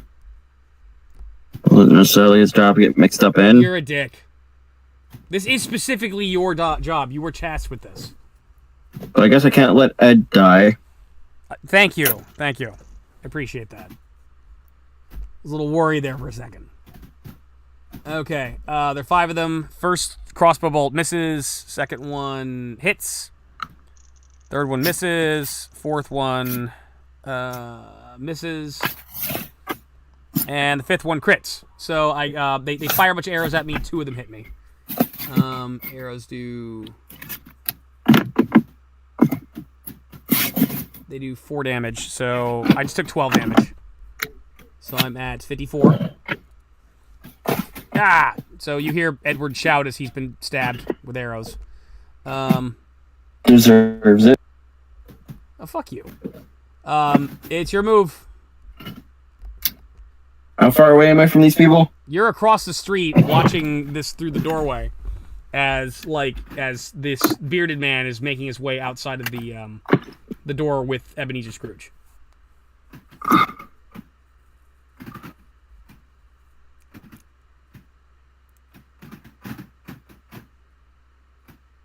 So you're going to have to get to that bearded man in order to deal with the thugs in the room with the crossbows. I gotta get to the bearded man if I can summon something over there. You're the laziest adventurer ever. I'm just going to summon a thing and have it do it. I just don't want to. Well, I mean, it gets there faster than I do. Fair and then enough. I can join it. I can join it after it started fighting. Okay.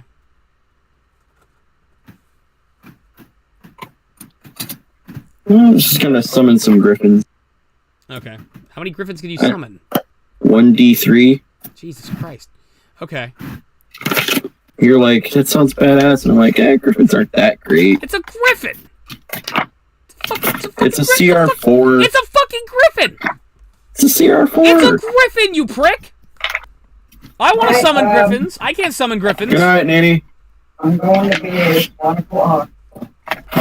Sleep well. Huh? Sleep well. Okay. You too. Sorry, everyone. That was my great grandmother. It's okay. Where's Griffin? Where's Griffin? Peter. Where is Griffin? 3 Griffin. Peter Griffins appear. Spotlight's like, Ebenezer Scrooge. Pretty much. All I thought right. you were supposed to be a talking duck.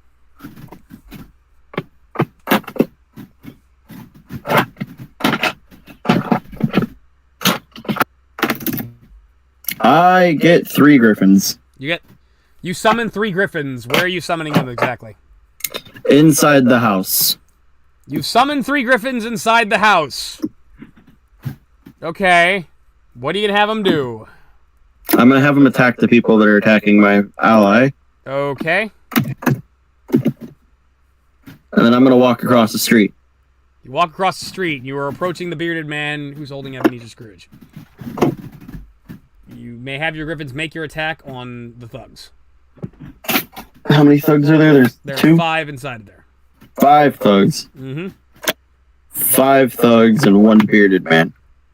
What the hell, griffins? You know what a griffin is?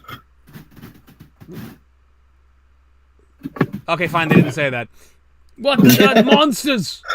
Devils? Actually, no. These guys would. These guys are like, oh, griffins. They do recognize griffins. These guys are a little. Okay. These guys are a little bit different.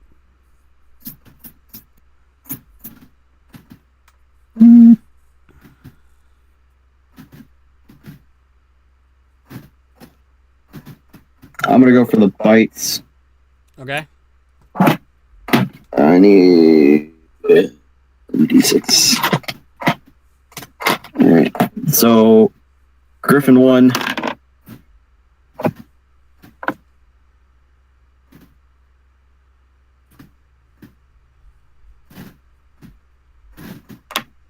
What is Griffin 1 gonna do? Seriously, I need my calculator up. Okay. Makes a 27 for attack. He hits. 4 damage. 4 damage. He bites into one of the thugs and he drops to the ground in pain, screaming, and passes out. Another Griffin goes for another guy. Okay. Bites.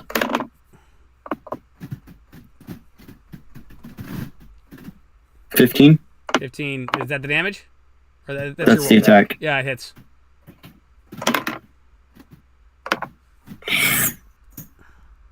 5 damage. Same thing. Ah, pain. Pass out. Third Griffin. Okay. 14. Hits. 5 damage. Ah, pass out. Okay, that's my Griffins. Okay. All right. So Edward. Edward is noticing that the bearded guy is trying to get out of the doorway. So he's going to take his gravity gun and shoot the guy. He's going to shoot that guy and try to keep him from getting away. So. And I got exactly a 16 is what I needed to make. And he has to make a fortitude save. Which, it's kind of confusing the way they structure it in this version. I don't trust that at all.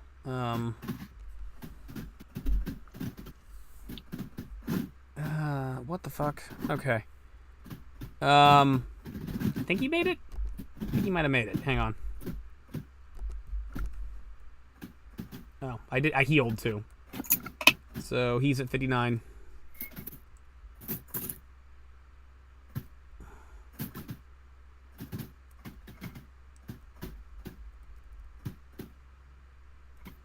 Oh, yeah, he made it. He made it. He made it a DC 13. Hits him with a gravity fun, it flexes and shrugs it off. So it's unaffected. And okay, yeah, it's he gets out the door and is going to try to start running down the street with Ebenezer Scrooge. Meanwhile, the other two are going to, well, now they're divided their attention between like 3 Griffins and me. So one of them's going to try shooting at me still, which, you know, that sounds smart. Sounds smart. Well, it is because he crit. He crit hit me. Deals 8 damage to me. And the other one is also because fuck me. The other guy's going to shoot at me too, but he misses. So I take 8 damage. And I took another arrow.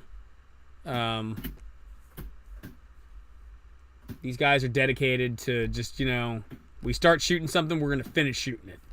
Which, it's not very smart, but I can respect it. I'm at 51. Okay. Your move.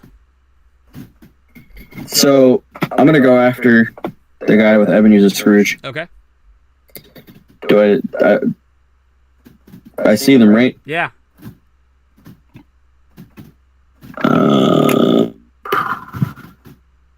It's about 20 feet away from you. Okay. I'm going to chase him down and attack him with my sword. Okay.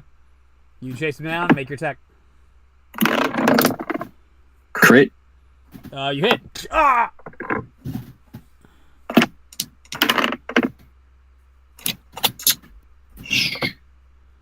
$13 damage. Okay. Second attack. Yes. Unnatural 20. Okay. 9 damage. Okay. Griffins. You fuck him up pretty good. You chop him twice and he starts bleeding badly out like the back of his body. Ah!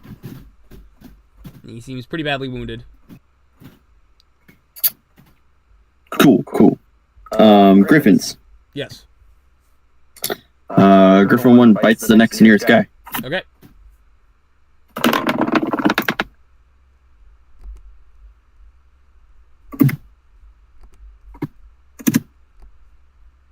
Calculator.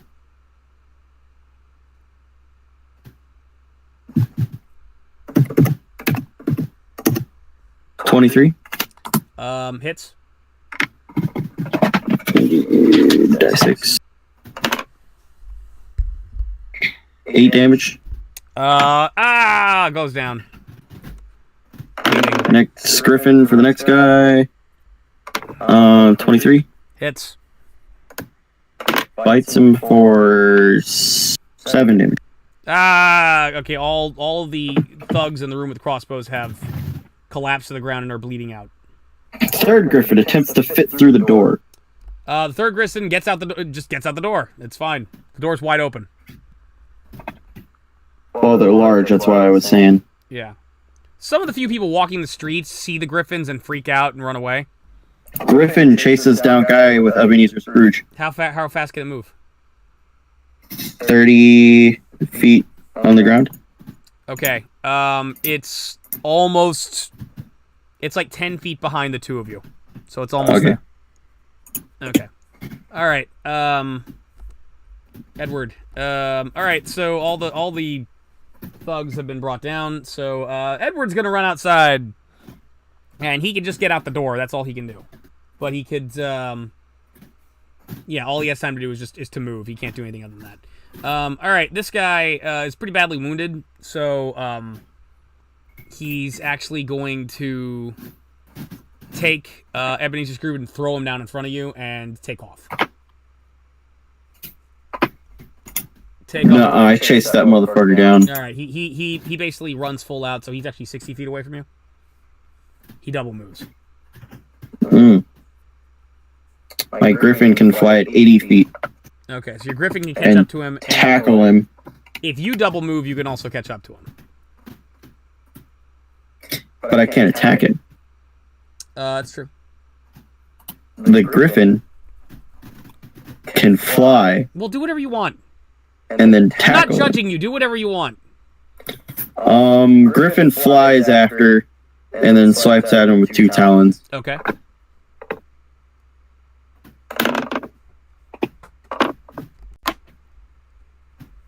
Nine. 9's your total attack. Yes. Miss. God. Sad day, Griffin. I double move to be next to the Griffin. Okay, you've caught up to the two of them. I'm actually going to move in front of the dude. Okay. All right. So that if he attempts to keep running further, I can catch him. Okay. My other 2 Griffins are going to be feeding. Okay, I just did a roll for them to be stabilized, but okay. Have them roll their damage on 2 of these, just on 2 of these guys. Onto dead people. They're not dead. Onto unconscious people. Yeah. To rip them limb from limb and feed. Okay, good. That'll be great when Scotland Yard shows up. So all right, have them do damage to two of these guys. Roll your damage. One guy takes 5. All right, still alive, but great. He's being eaten alive. That's swell. Another guy takes 4. Another guy takes 4. They're both still alive, but they're being eaten alive because you're.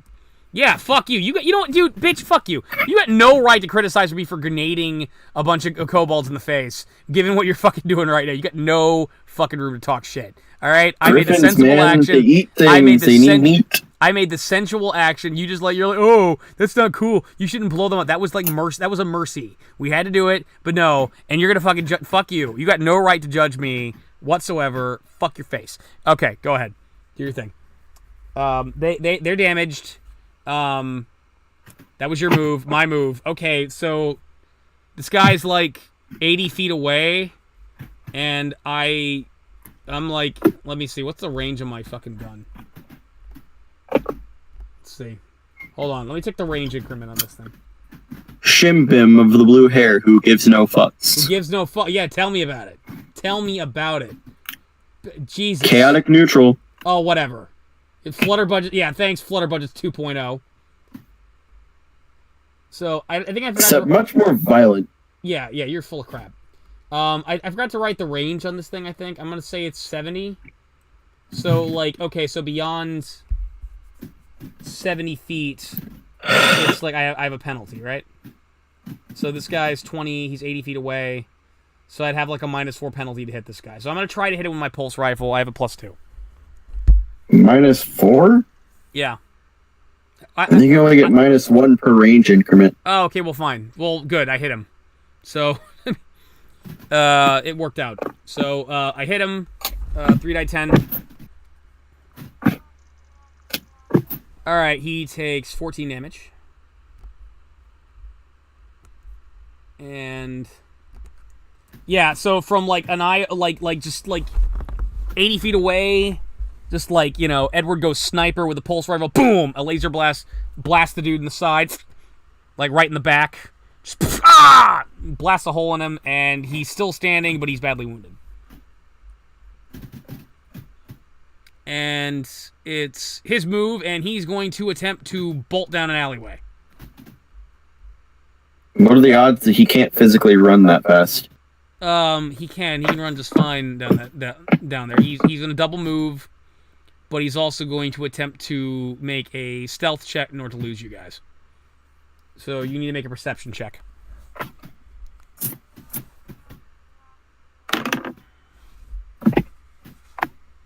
And I talk big.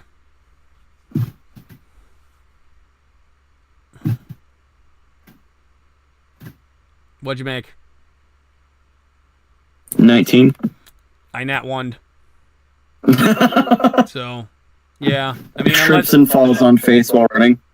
He attempts to go. He like knocks in like over some trash cans and stuff like that, and is just very not stealthy, and you can see him. But basically, he has double moved away. He's 60 feet away from you now. You could do. Hold on. I was 10 feet past him when where the griffin attacked him. I know.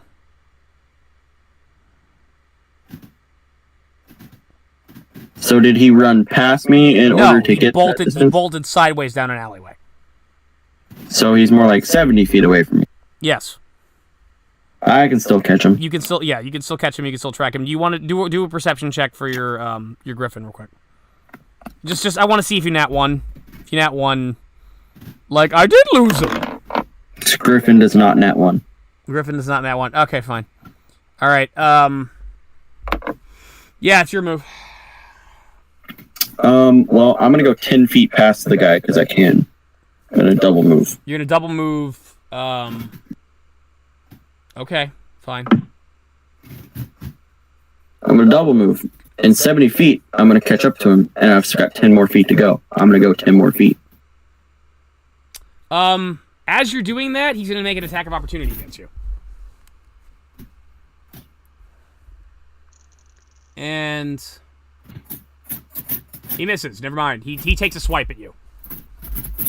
I didn't think he would hit me. He tried to punch you, but he misses. Go ahead. My griffin is how big is this alleyway? 10 feet.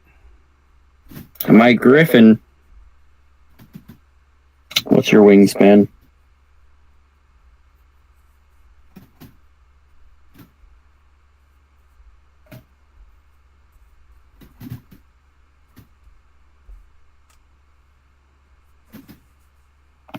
My griffin does not specify a wingspan. What size creature is it? Large. Large. Okay, it can fit. Okay, it flies after him and bites him as it passes over. Make your attack. I like how my griffin is doing more damage than me. 18. Hits.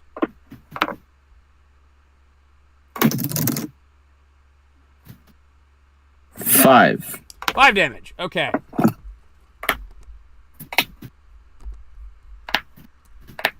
Alright, it flies down and bites into his back, and he howls in pain, and the griffin picks him up a little bit and drops him on the ground, and he passes out. Hey, we got him. Got him. Okay, what are you going to do? I pet the griffin. Pet the griffin.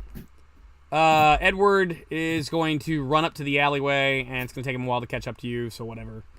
Let me see if he stabilizes. Yow. He does not stabilize. He takes another tick of health. What are you going to do? Stabilize him. Okay, make a heal check. 23. 23. You have stabilized him. He is not dying. Good. I drag him back to the house with Ebenezer Scrooge. Alright,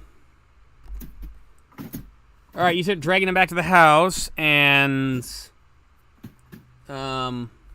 My griffins dissipate. Griffins disappoint. Unfortunately, they weren't there long enough, and nor did you give them commands long enough to have them to keep eating people. So even though they took a chunk out of those two dudes are actually still alive. Just badly wounded. All right, so Ebenezer gets Scotland Yard down here, and there's some strange reports of monsters and magic in the air, but apparently these were all like local criminals. There's a description of what happens here. Hang on.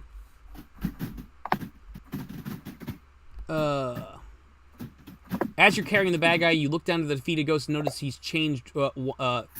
He has changed once again. This time into a gray-skinned humanoid with muted facial features, a changeling. Scotland Yard, the watch arrives and tells you these thugs are part of a small band of woodland thieves new to the area called the Grey Foxes. Apparently, they had been searching for ways of financing their expanding operations and decided that old Scrooge was going to be an easy mark. Too bad they ran into you. So, after an hour or so, the Scotland Yard leaves with the men in cuffs and well unconscious. So they'll be in a prison hospital. And Scrooge says, "Looks like there'd be no more ghosts for me. You both did very well this evening. Come back in the morning for your payment. But first, walk me to my bedchambers. I still feel weak from all this excitement." Oh, you're the one getting paid, Eddie. Are you still gonna hang outside? Yeah, these homeless people are chill. Alright, whatever. God, you're... That one dude giving us music. Get a haircut. And he goes... Alright, he walks Scrooge back up to his bedchambers. And as he opens the door, he says, "Thank you. You may let yourself out." And then Scrooge stops and short and blinks. And there appears to be some kind of light coming from his bedchamber. And it's sort of a greenish light as well. And I can't describe this because some assholes decided not to actually look at what's going on. So, you know. But there's this great glowing rainbow luminescent light coming, and you hear a booming voice say, "Come in! Come in!" What? Who are you? Why? I am the ghost of Christmas present. Who else would I be? But who are... But weren't the ghosts those thieves? Scrooge looked back very confused. Thieves? What is this you babble about? The ghost said, just as confused. No matter. Come, Scrooge. We have much to see this evening. Grab my robe and we shall be off. And absentmindedly, Scrooge walks up to this person, and there's a flash of lightning disappears. And so does the light. And it's like, and so Edward just looks down. Well, okay. This guy might be a thief too. I mean, magic's real. Maybe an alien. That one guy looked kind of like an alien. We should go find him. Are you gonna help, or are you gonna be a bitch? I'm asking. You said this one was that he disappeared into a flash of light. I'm asking you as the dungeon master, because you didn't actually see the scene because you decided you were trying to leave at the time. But I didn't see the scene. Are you going to attempt to help Edward find Ebenezer Scrooge? Is Edward asking me to help him? Yeah, he does. It's like, well, I gotta find him. I'd appreciate your help. He disappeared into a flash of light? Yes. I need someone who knows teleportation magic in order to help you track down where he teleported to. Do you know teleportation magic? No. Do you know anything about teleportation magic? Not really. Okay. I'm a druid. Oxenius, you are gonna attempt to help though, yes? If I had the right person to point you towards, I would say okay, but he disappeared into a flash of light. Are you going to try to do anything else? There's no way I could find this person. Are you sure? I can go see what magic was up there. This is called a skill challenge. I can go and see what kind of magic is happening up there. Okay, so why don't you go do that? It's about all I can do. Okay. I go up there, I cast Detect Magic. Magic was definitely here. It's left, and it appears to be teleportation magic of some kind. Well, I can't do anything. It's teleportation magic. Maybe you should make an Arcana check. Well, maybe you should realize that I don't have Arcana as a skill. Maybe you should make a knowledge check. 10. And okay, never mind. There's a very specific thing that this thing's asking me for right now, and so I need to kind of. I'm trying. Very specific thing it's asking you for. Yeah. I'm telling you right now. I've heard this story. Have you heard this module before? Not the module. Yeah, you haven't but heard the I've module. So basically, there's very specific thing the module wants me and needs you to do. So that's why I'm prodding you to do things. Especially seeing as how you're a druid and you might have ability to track people. But whatever. Want me to track someone who was teleported? Okay, that makes so much fucking sense off of a survival skill. You sense that there's maybe that there you might be able to see or sense the direction that the energy might have moved in. Probably could have done that just through detecting magic. Well, are you going to do anything else? Not really. You're going to do nothing else? This guy needs to solve his problems. Okay, He's clearly so pissed some people off. You've detected magic and given up, is what you're telling me. I know what kind of magic it is. I know I don't know anything about this kind of magic. Okay, fine. Let me just tell you what this fucking thing says. I need you to do a skill challenge. PC must provide 6 successes before 3 failures, and can use any skill and you can use any skill only once. All I need you to do is tell me how you're going to try to find this fucker. And you need to roll 6 successes. That's all I want you to do. Unless you don't want to do that, and you're like, oh well, I detected magic. I don't know anything about teleportation magic. I'm just gonna give up. Or are you just gonna give up? What would my character know to do with You can do all sorts of knowing crap. there's... You can do Arcana checks. You can do Athletic checks. You can do Endurance checks. You just have to tell me how you're gonna use it in order to find this fucker.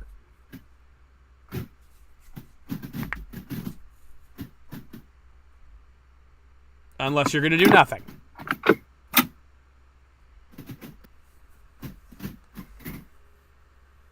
My character makes a perception check to see if there's any stranger out of the room that could point a direction, so that I will make your ass fucking happy. Okay. Because you are whining. If you want to give up, that's as fine. much as I am whining. Okay, my God. If you want to give up, that's fine. That's a choice, but I need to be clear on that. 31. 31. Okay. Yeah, you can sense that, like, the energy... You can actually track the energy and seeing that it's moving to different places around the city. That is 1 success. Different places around the city. Yes. And he's teleporting. Okay. Right. I guess geography. 14. 14, that is a success. You basically figured out very key places. There's like several bars and homes that this thing is charting. That's 2 successes. And if you want, Edward can do something too, because basically the PCs must provide 6 successes before 3 failures. So as long as we can both do stuff. So if there's something you want me to do.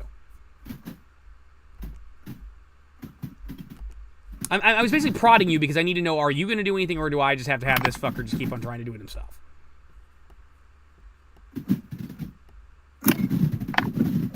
Okay, you guys start looking around the city while things are going out. Edward is like going to do a knowledge streetwise check and ask people to see if they've seen the like Ebenezer Scrooge or people matching Ebenezer Scrooge or the Ghost Christmas Presents description. He gets a 15. 3. Yeah, they saw some people over here. They stopped to pull up a couple houses. Looks like they just kind of disappeared. We're suddenly there. That's 3 successes. Okay, what else you got?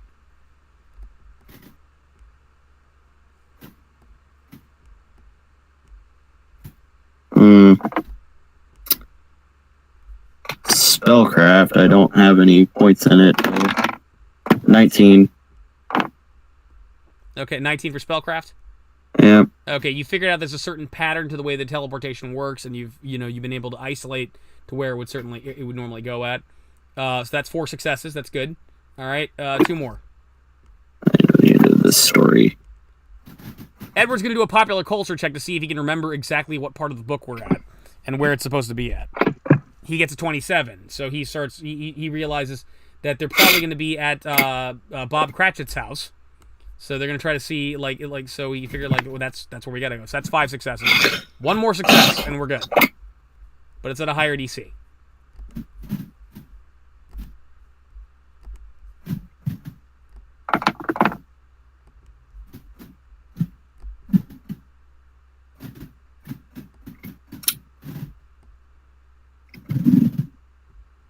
Survival.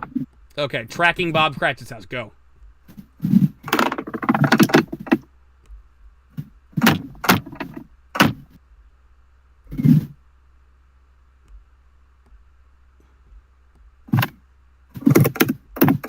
$22. 22. Congratulations. You have made you made 6 successes before 3 failures. You tracked your way to Bob Cratchit's house.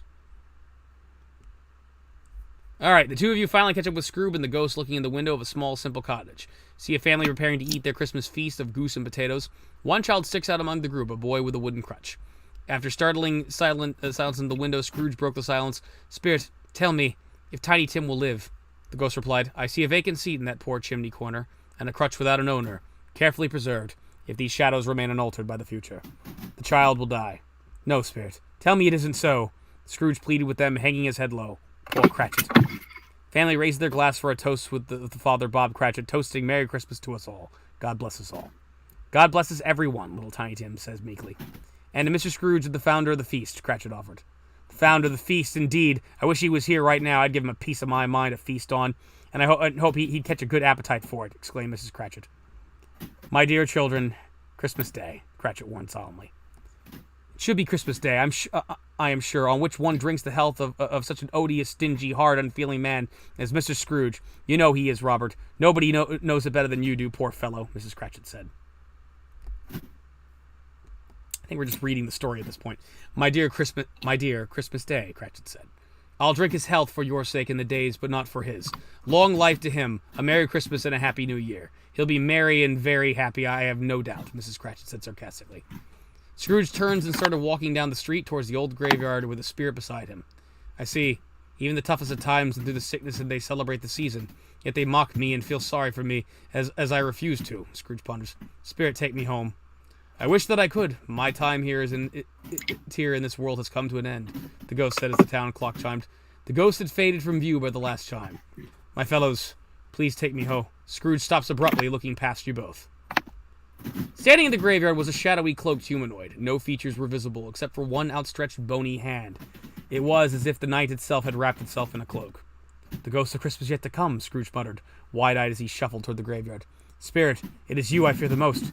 You are to show me the things I do not want to see, Scrooge said. The ghost said nothing. I know it must be done. Let us be done with it. Lead on, Spirit, Scrooge resigned. The ghost said nothing, but opened his cloak wide, materializing with the cloak but a scene of the town, somewhat familiar but different. The scene zoomed in on a conversation between a group of businessmen. He died, asked one man. Aye, and it took forever, did it? Another asked. I wonder what they did with his money, another asked greedily. Who is going to his funeral? The first asked. I will go if they serve lunch, otherwise I needn't go. The second laughed as the others began to laugh with, I'm really sorry, this is taking a long time. They're just reading the fucking book. Suddenly, the scene zoomed away to another location in the town, a sort of run-down basement hovel. Inside was a shifty-looking fellow welcoming several others bearing wrapped parcels. I have these to sell, boots, a sugar spoon, some garments, and linens, one woman presented. And I have these bed curtains, rings and all, another woman explained. All from his house? Very bold indeed, the shifty-looking fellow said, drawing his pipe. Aye, he won't need it in the grave, the first woman shouted. The shifty-eyed man produced several coins from a bag and gave them to the woman as the scene from within the cloak shifted once. Again to that of the bedchamber. On the bed was a sheet of draped over a body, cold and unmoving. Scrooge seemed quite uncomfortable and tried to reach out to pull back the sheet, but the thought better of it. The scene quickly shifted again, this time to the Cratchit home. Quiet and calm, the home did not seem to be the same. Something or someone was missing. Scrooge gasped when he noticed a wooden crutch propped against the wall. No, Spirit! Not Tiny Tim! Scrooge was overcome, his eyes welling with tears. I cannot bear any more, this wretched creature that these people speak of. Who is it? Silence. Who, pray tell me, Spirit, Scrooge begged. The ghost closed his cloaked and bony finger towards an adjacent gravestone, partially covered with vines. Scrooge leaned over and traced the letters with his fingers. Ebenezer Scrooge, a voice boomed. No, Spirit! Oh, no, Spirit, hear me. I'm not the man I was. I will not be that man I must have been before. Why show me this if I am past all hope? Good Spirit, your nature intercedes for me and pities me. Assure me that I yet may change these shadows change these shadows. Fuck this off already. Shadows you have shown me, changing my life. I will honor Christmas in my heart and try to keep it all this year. I will live in the past, the present, and the future. The spirits of all three shall strive within me. I will not shut out the lessons that they teach. Oh, tell me I may sponge away the writings of the stone. Scrooge begged and pleaded as he backed away from the ghost. The dark form of the ghost paused for a moment and seemed to be looking through the Scrooge, seeming into his soul. The ghost slowly shook his head and opened its cloak once again. Dust and pebbles all around the cloak creature began to rise and fly into the shadowing, billowing cloak. Scrooge braced himself and clung desperately to the nearby gravestone.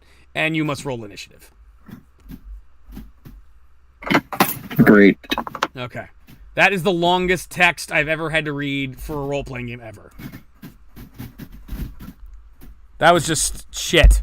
That was just like, and we're just going to stop now and we're going to read the book. It's like, all right. All right, Charles Dickens. Very well.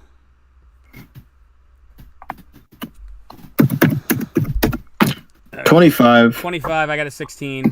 I turned to Eddie. Okay. We really shouldn't have come. There's no need. We came here for a reason. All right. I need... Okay.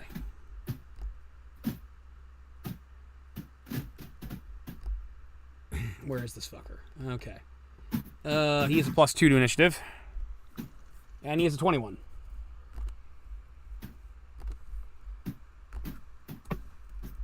Ghost of Future. Okay. And a very specific thing is happening here. Okay. Let's see.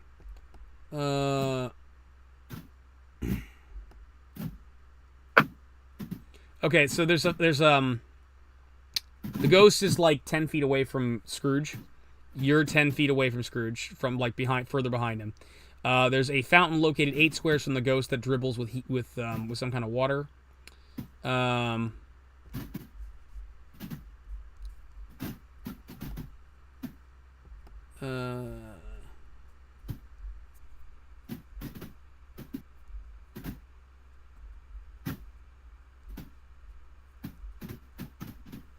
Okay.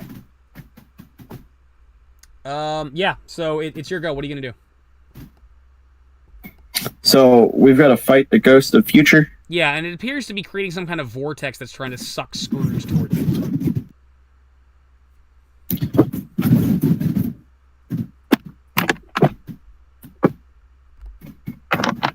Okay, so Scrooge kind of has to accept the future. Understand that he needs to change himself in order to that future. Or he's going to be sucked in by that future and he's just going to wake up dead. If that's what you think's going on. God.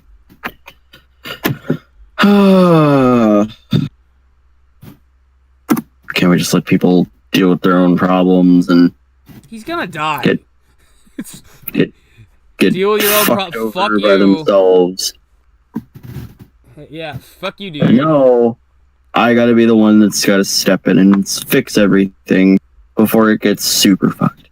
Yeah, Thanks, Santa Claus. kind of like a game. Thanks, Santa You're Claus. so gonna like page master me at the end of this. It was like what kind of adventure would you have been on if I hadn't put you on this? A very safe, non-threatening adventure. Thank you, asshole. All right. So yeah, you're what are you gonna do?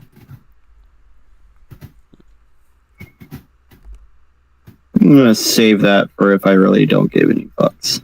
Okay.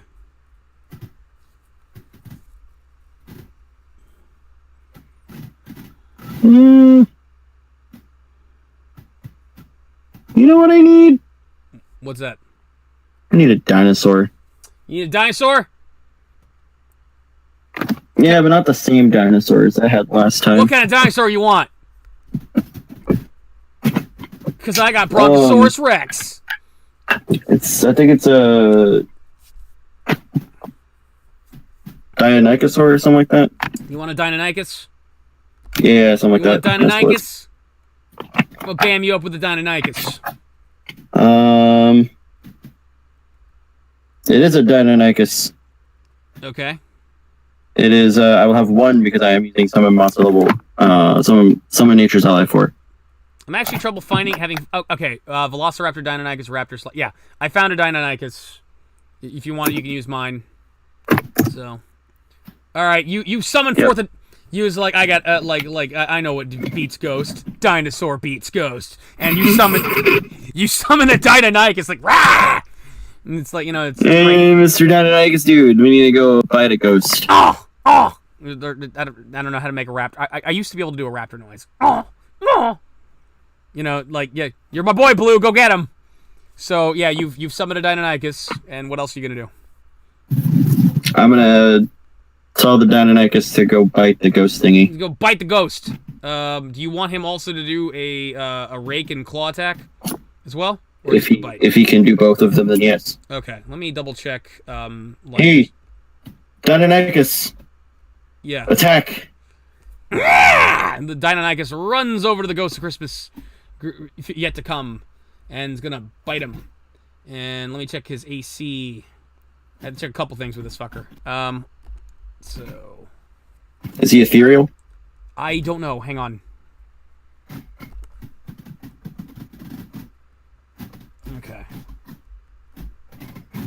Okay. He has a 16 AC.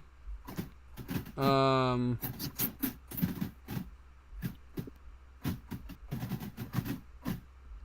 mean, I'm not seeing anything that says he's incorporeal. Yeah, I'm not seeing that. That's a lot of hit points, but I'm not seeing anything incorporeal about him. So yeah. All right, and that's a nice AC he's got right there. So he's going to. He has a +6 rake, 2 +1 claws, and a +1 bite. So he makes his rake attack, and he makes it. I'm just going to do all these at once because there's a lot. He misses with 1 claw, misses with a 2nd claw, and he makes it with a bite. So he basically, he takes that big hook claw that they have at the bottom of their foot, he hits him, he lunges at him and like kicks him with that and stabs at him, and he bites the fuck out of him. And he deals 2d6 +4 and 2d6 +2. So 11 damage from the rake, and 10 damage from the bite, so a total of 21 damage to the Ghost of Christmas yet to come. And so he runs up and stabs him and gashes into its side, and the creature moans and some otherworldly sound. It bites and rips at its neck, and some kind of black, viscous, otherworldly, ectoplasmic blood hits the ground, and the thing howls enraged. Is that all you're gonna do? That's all I can do. Okay, so let me double check what this thing is. This thing has very specific tactics it uses. Let's see, escalating vortex. R3 that.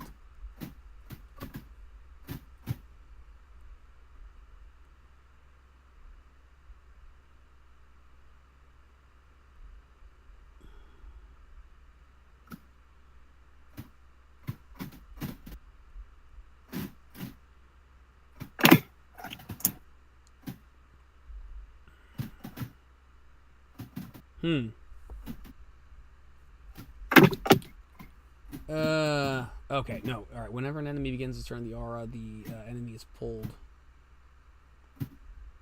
Okay, what is the... It's got aura 1, so...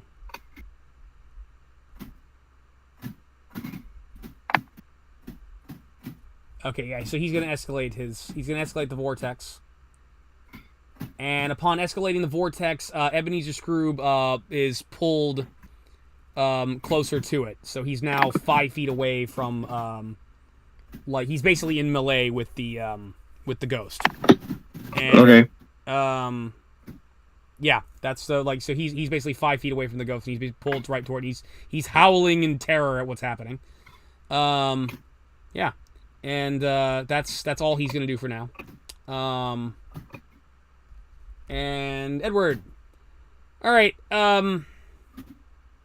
So I'm gonna do something stupid.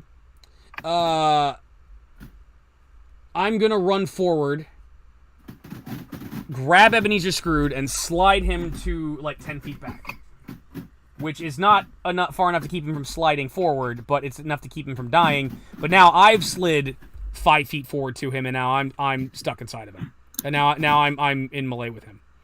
Now the vortex is. Oh no. Oh, I just thought of something. Your Velociraptor gets sucked into the vortex. Okay. So your Velociraptor is now, your Deinonychus is now inside the vortex, and it's like howling. Ah! And yeah, that's not good. I'm sorry, my dino. Yeah, it's been sucked into the vortex, and that's not good. It's a necessary evil. Yeah. I feel like I should have read this a little bit more closely. But, yeah. So the Velociraptor's been sucked into the vortex, and you don't know what happens to it. And, yeah, it's your turn. Like, okay, how does your summon spell work? Can you control stuff that you've summoned? Like, do you would you just know that it's like still like I don't think so. I know that I can just give it basic commands. okay, but if it doesn't, if it can't like hear you, it would probably just act as it normally would, right? Yeah, pretty much. Okay, all right.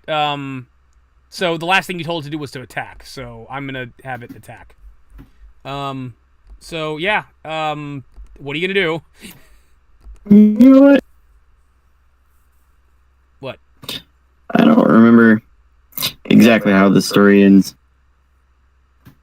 Well, he didn't get sucked into a vortex inside of the Ghost of Christmas Future's body. That didn't happen.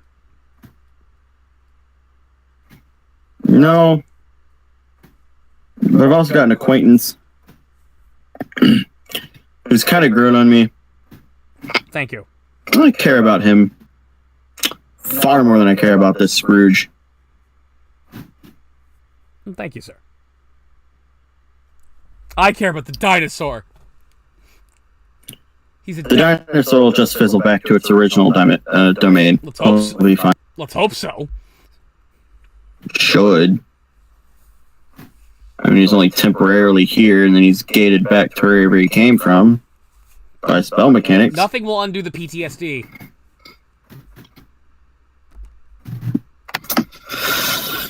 Okay. Hey, Eddie, do you trust me? Yeah, I think so. How far away is Ebenezer Scrooge from this vortex? He's like 15 feet away.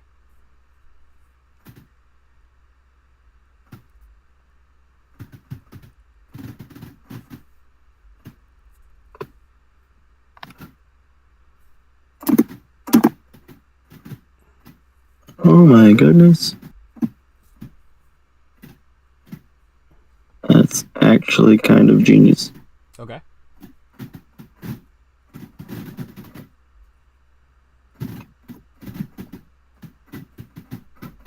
I cast Entangle to entangle Eddie.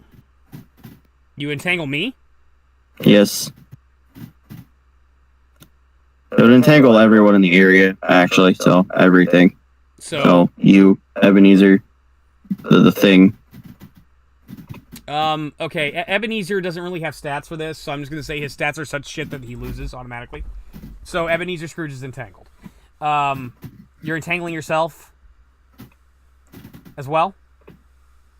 No.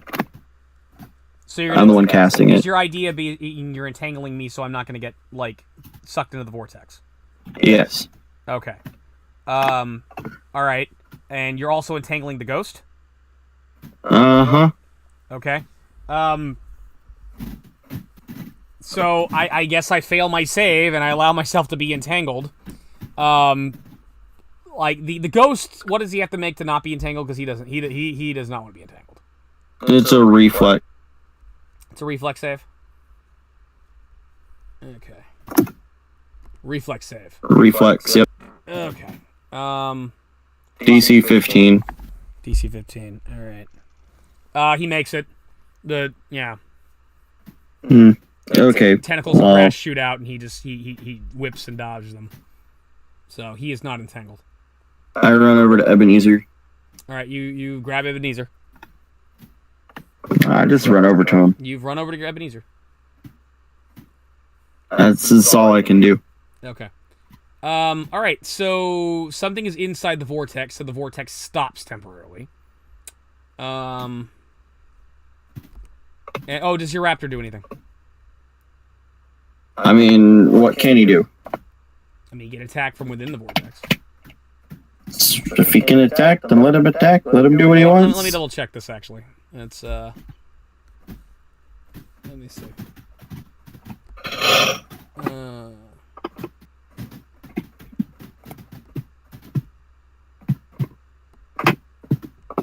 Yeah, I'm going to say he's inside of him. He can attack him. So he still has to roll. There's still a chance he'll miss, but, like, he can attack him. All right, so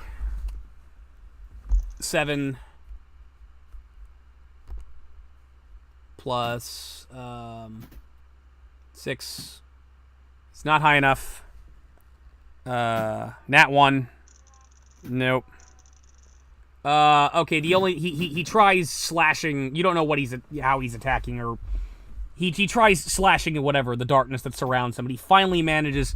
You suddenly see his teeth like burst out of the side of the ghost and like tear. Looks like he's tearing the fabric of reality and punching out through him, and blood and ectoplasm shoot out. But he's able to bite through the inside of the ghost, and the ghost takes 9 damage. Okay, and the ghost. All right. I feel like this fight's gonna be way too long. No, it's not. He doesn't have much health, so you can actually take him out. So now that he's got someone in there, he's not going to. All right. Well, I'm in melee, so he's going to. You're entangled. I'm entangled, but like I'm right next to him. So the Ghost of Christmas Yet to Come howls, roar, and he's going to slash at me with his bony claw. And he hits me. Yeah, he hits me. And I take 1d6 plus 3 necrotic. And I'm vulnerable to all damage until the end of the next turn. So I think I take more. I take more damage after this. So like, yeah. So I took 5 damage, and I'm vulnerable. Whatever that means. Okay. Yeah. So he comes in, and slashes at Edward, and blood and goop shoots out of his weird suit, and I am vulnerable. Whatever that means. I think you take extra damage. Yeah, this is a 4E mod, so that's a problem. Oh, that's what's really scary. We're playing 4E. That's the real problem here. Yeah. So like, but since Edward is like, he slashed him in melee, Edward's just gonna take out his pulse rifle and shoot him in the face, and I hit, and he takes 15 damage. And he catches fire. And he looks suspiciously like a ring wraith right now. Yeah, it's like, they don't care for fire. And it is your move. Who does? The ghost of Christmas Yet to Come looks suspiciously like a ring wraith on fire right now. Damn it. And it is your go. I know what I must do. What must you do?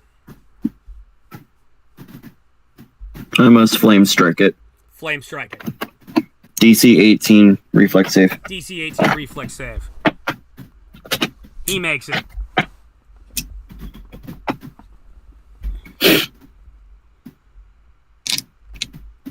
Well, it doesn't mean that he is going to be okay with this. No.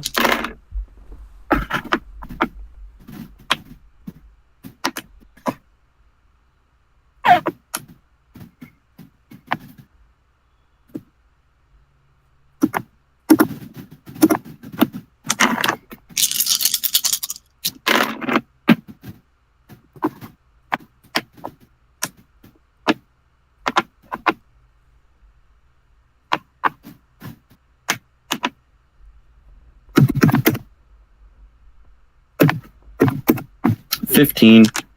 15 damage. That's after divided. After divided? Yep. Okay.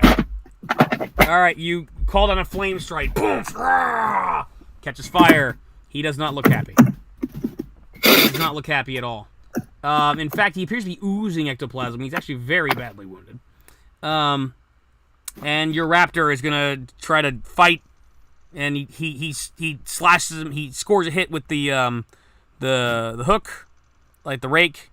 Misses with a claw, misses with another claw, misses with his bite. But you then suddenly see like the raptor's hook claw pierce out through the side of it, cut downward, and more ectoplasm oozes out. So he's still fighting. He's still in there fighting, and deals 2d6 plus 4. So he takes another 8 damage.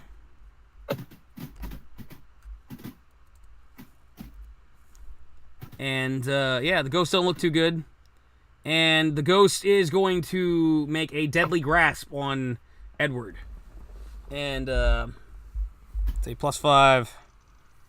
And this big bony claw is going to reach out and try to grab me.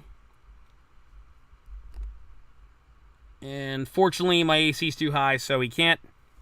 So that's a good thing. But, however, you suddenly hear a blood-curdling shriek from within him, from the raptor, as if it appears to be dying. And suddenly the vortex opens up and starts beginning to swirl again.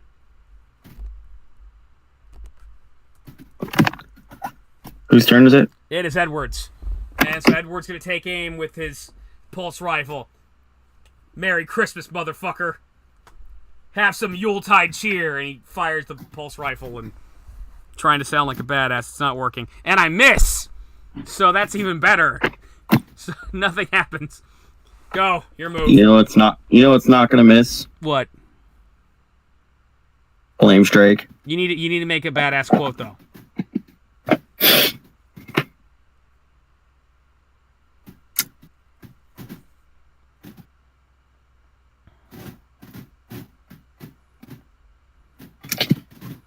You need to make a reflex saving throw. What do I have to make? A reflex saving throw of 18. I made it.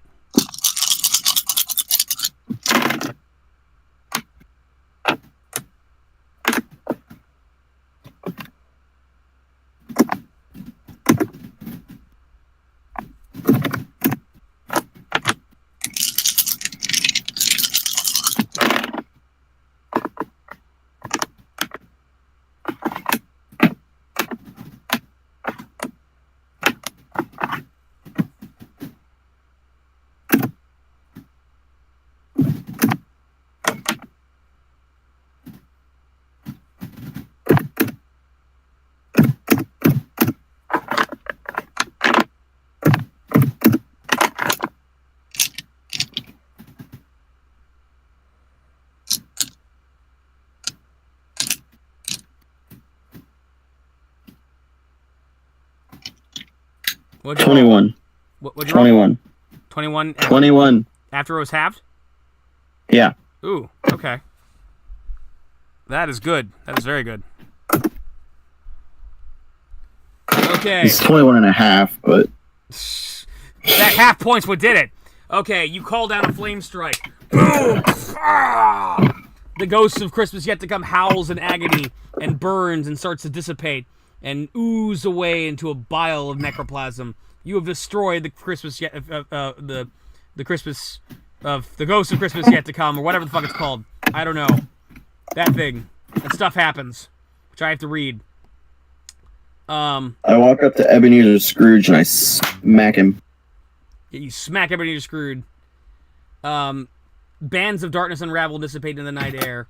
Scrooge lays unconscious before you, exhausted. Edward scoops him up, and we carry him back to his home in his bedchamber. No. Wake this bitch up. He's walking. I think that's a little cruel, dude. A little cruel? I'll carry him. I hopefully he's learned his lesson. Look, tell you what. I'll buy you, whatever you want at a tavern. If we just, let's drop him off for the night. I want to go chill with these homeless people again. You sure? I'll buy you a drink.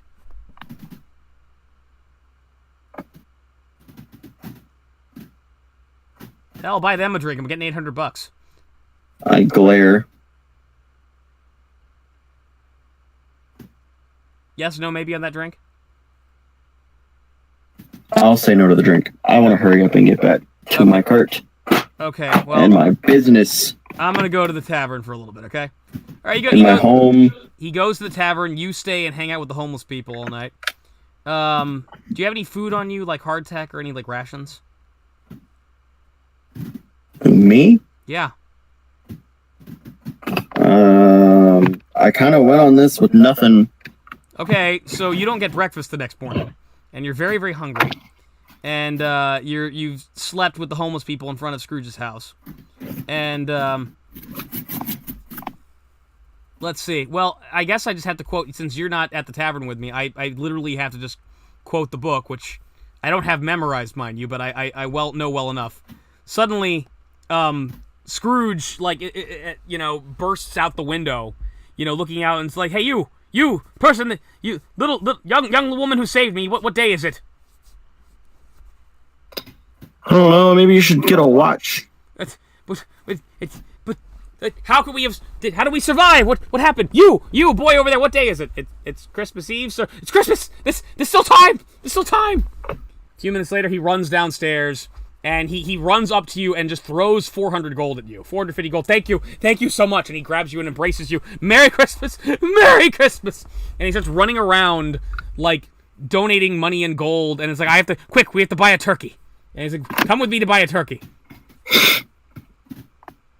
You want me to go with you to buy a turkey? Let's buy a turkey. There's still time. There's still time to make up for all the bad I've done.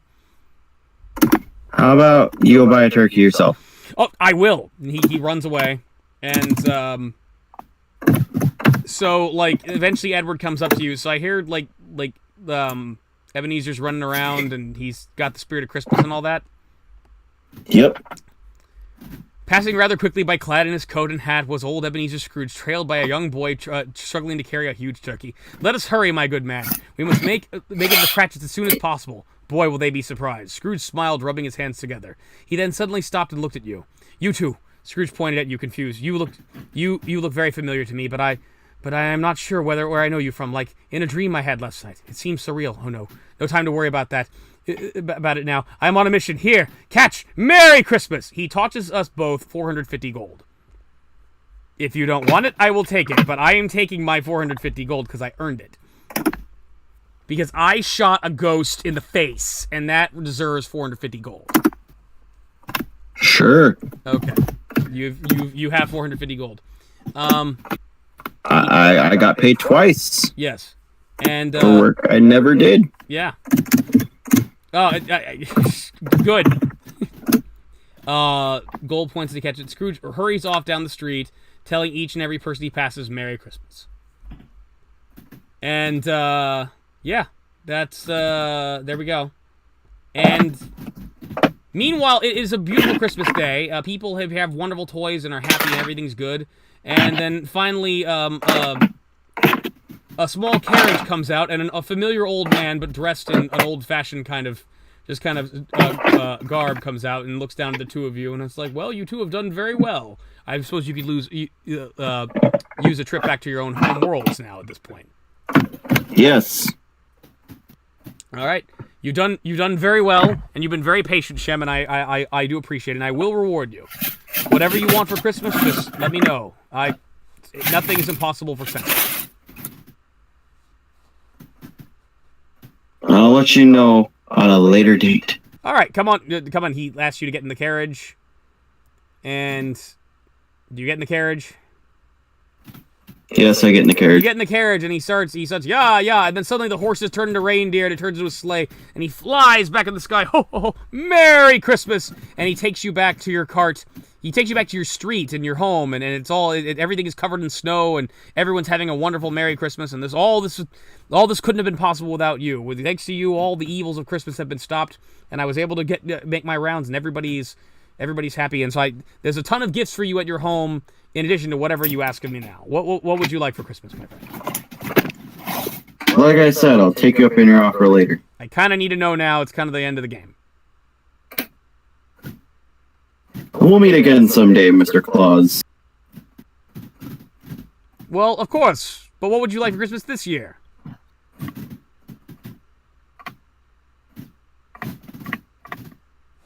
I don't know.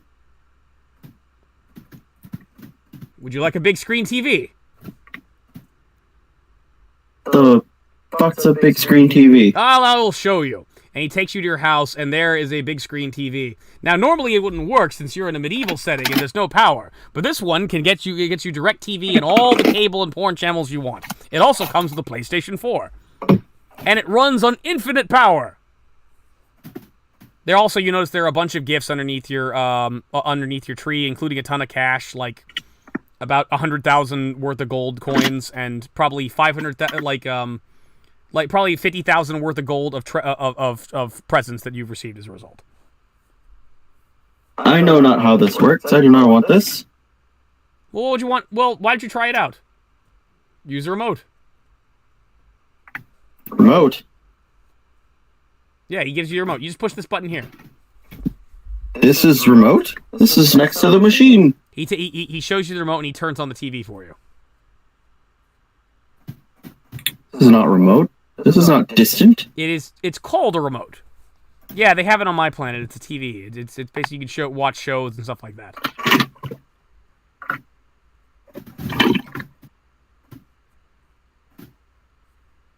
I would like to meet this Flutterbudgets one more time. You'd like to meet Flutterbudgets one more time? Very well. I can actually give you a ride. Ooh. That's important. Here. First things first. Take this. He gives you a ring. When you want to go home, this will be a one-way trip back to your world and your house, and you'll be safe. Because where Flutterbudgets is very, very dangerous, so I can't actually guarantee that there might not be problems there. But hold on this ring, and if you ever need to go home, it'll instantaneously bring you there. Meanwhile, back to the sleigh. Takes you back to the sleigh. Get in the sleigh. I get in the sled. Get in the sled. You fly in the sleigh, and then you fly over, and you're over a vast distance. You're going to warp, and you're suddenly over a very dark land. It's forested, and there appears to be the remains of a city that have been completely shattered. There's a bunch of people and huddling masses, and a bunch of people with guns on the outstretches. And in the distance, you hear the howlings of monsters and other creatures. And you suddenly land, and you're surrounded by soldiers. And meanwhile, there's a rather attractive, large-breasted woman who's dressed in some kind of goth outfit. It's like waves up a hand at the soldiers, like, "Don't shoot Santa! You guys nuts? Don't shoot Santa! He might be one of the Deadites. He's not a Deadite. It's Santa Claus." It's like, "Hey, you got something? You got something you want to put under my tree?" It's like, "Oh, perhaps another tie, Elvira. Tell me, where is Flutterbudgets? He's in the tent over there with Ash and the other guys. They're making a battle plan. He's hanging out with a couple of these weird vampires they brought into town." So, you all go into a tent, and there's that person Flutterbudgets again, along with an eccentric group of people. A bunch of really pale-skinned dudes who wear all black. And, like, there's a man with a chainsaw who looks like he's been sewn together. And they're all kind of arguing on what to do next. And, in particular, there's, like, some Jewish girl and some guy from Honduras who are kind of who are talking with, like, a high-ranking general of how to strike the Deadites, and they're making battle plans. But Flutterbudgets is there. I step off the sled and say, You've been off the sled. You're inside the tent now. Santa. Yes? Where is he? He's right here inside the tent. I just described the interior of the fucking tent. I'm just making sure. I'm half fucking asleep because I did not want to be up this fucking late. Okay, sir.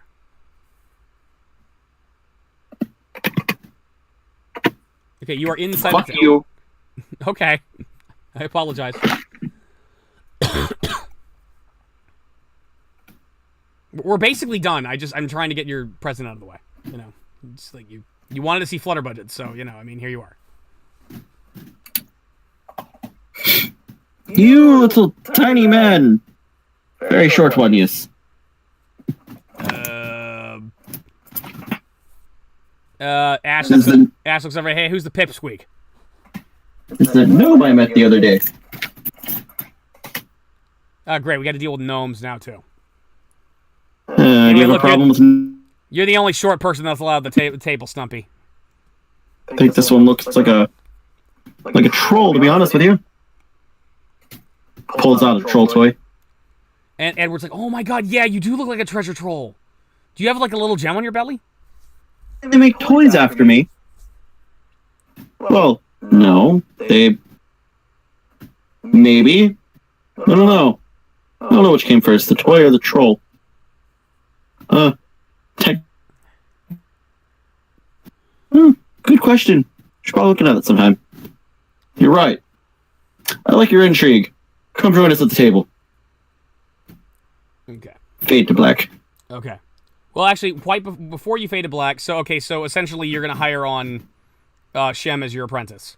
And she will assist you in liberating the Earth from the Deadites. Or doing other menial tasks that flutter budgets cannot do with these important ones when they're around. As you go to the table, it's like, well, Shem, this is goodbye. It was nice hanging out with you, even though you complain about me blowing things up a lot. So, and he extends a hand to shake your hand. I shake the hand. You shake the hand. All right, and he looks at Santa Claus and is like, well, what would you like for Christmas? Well, I'd probably like to go back to my world, get in touch with my brother, see if he's still around. Oh, your brother's actually in command of a starship. You'll be happy to know. Oh, that's pretty cool. I'll take you to him there soon enough. But again, thank you, Shem, and a Merry Christmas to you all. Oh, Ash, I've got a little something for you out back that you all probably could use right about now. There's suddenly a bunch of crates, like in Christmas wrapping, that's in front. The soldiers start opening up, and it's a bunch of weapons. It's a bunch of weapons, including magical artifacts to ward off the Deadites. And in particular, there's a brand new chainsaw, brand new buzz and boomstick for Ash, and also some kind of medallion to ward off command undead spells. So meanwhile he takes Edward in the sleigh ride and he flies away, and Merry Christmas and to all a good night. And now we fade to black. Before we go for the night, I'm gonna roll a d6 to determine what I want my Christmas present to be for next time. Okay. So 1 or 4, it's I play something and you got to deal with it. 2 or 5, it's we're gonna fight the Tarrasque. 3 or 6, we're playing Fatal. 5, we are fighting the Tarrasque. So next time, sir, I want you to make a level 20 character. And our next Christmas gift is we are going to fight and we are going to kill the Tarrasque. I need a level 20 character to kill a Tarrasque. Okay. Well, it's an equal challenge rating. So it's like we are going to save the world from the Tarrasque because I've never fought the Tarrasque and I've always wanted to fight the Tarrasque. So, but other than that, thank you for staying up with me this late and appeasing me. This was like I had a lot of things intended for this. Jesus Christ, this is long. But yeah, we're good to go. So that is that is our primary Christmas Dreadpirates Christmas special. Hope you all enjoyed. Tune with us next time, in which we have the conclusion where the last Christmas present, where basically we fight the Tarrasque. We're gonna take on the Tarrasque and we're gonna kick its ass. Oxenius, I know you need to go to bed. So anything you want to say to the people? Merry Christmas, you fuckers. Merry Christmas and a Happy New Year. Happy holidays. And happy Life Day, folks. This is the Dreadpirate signing out.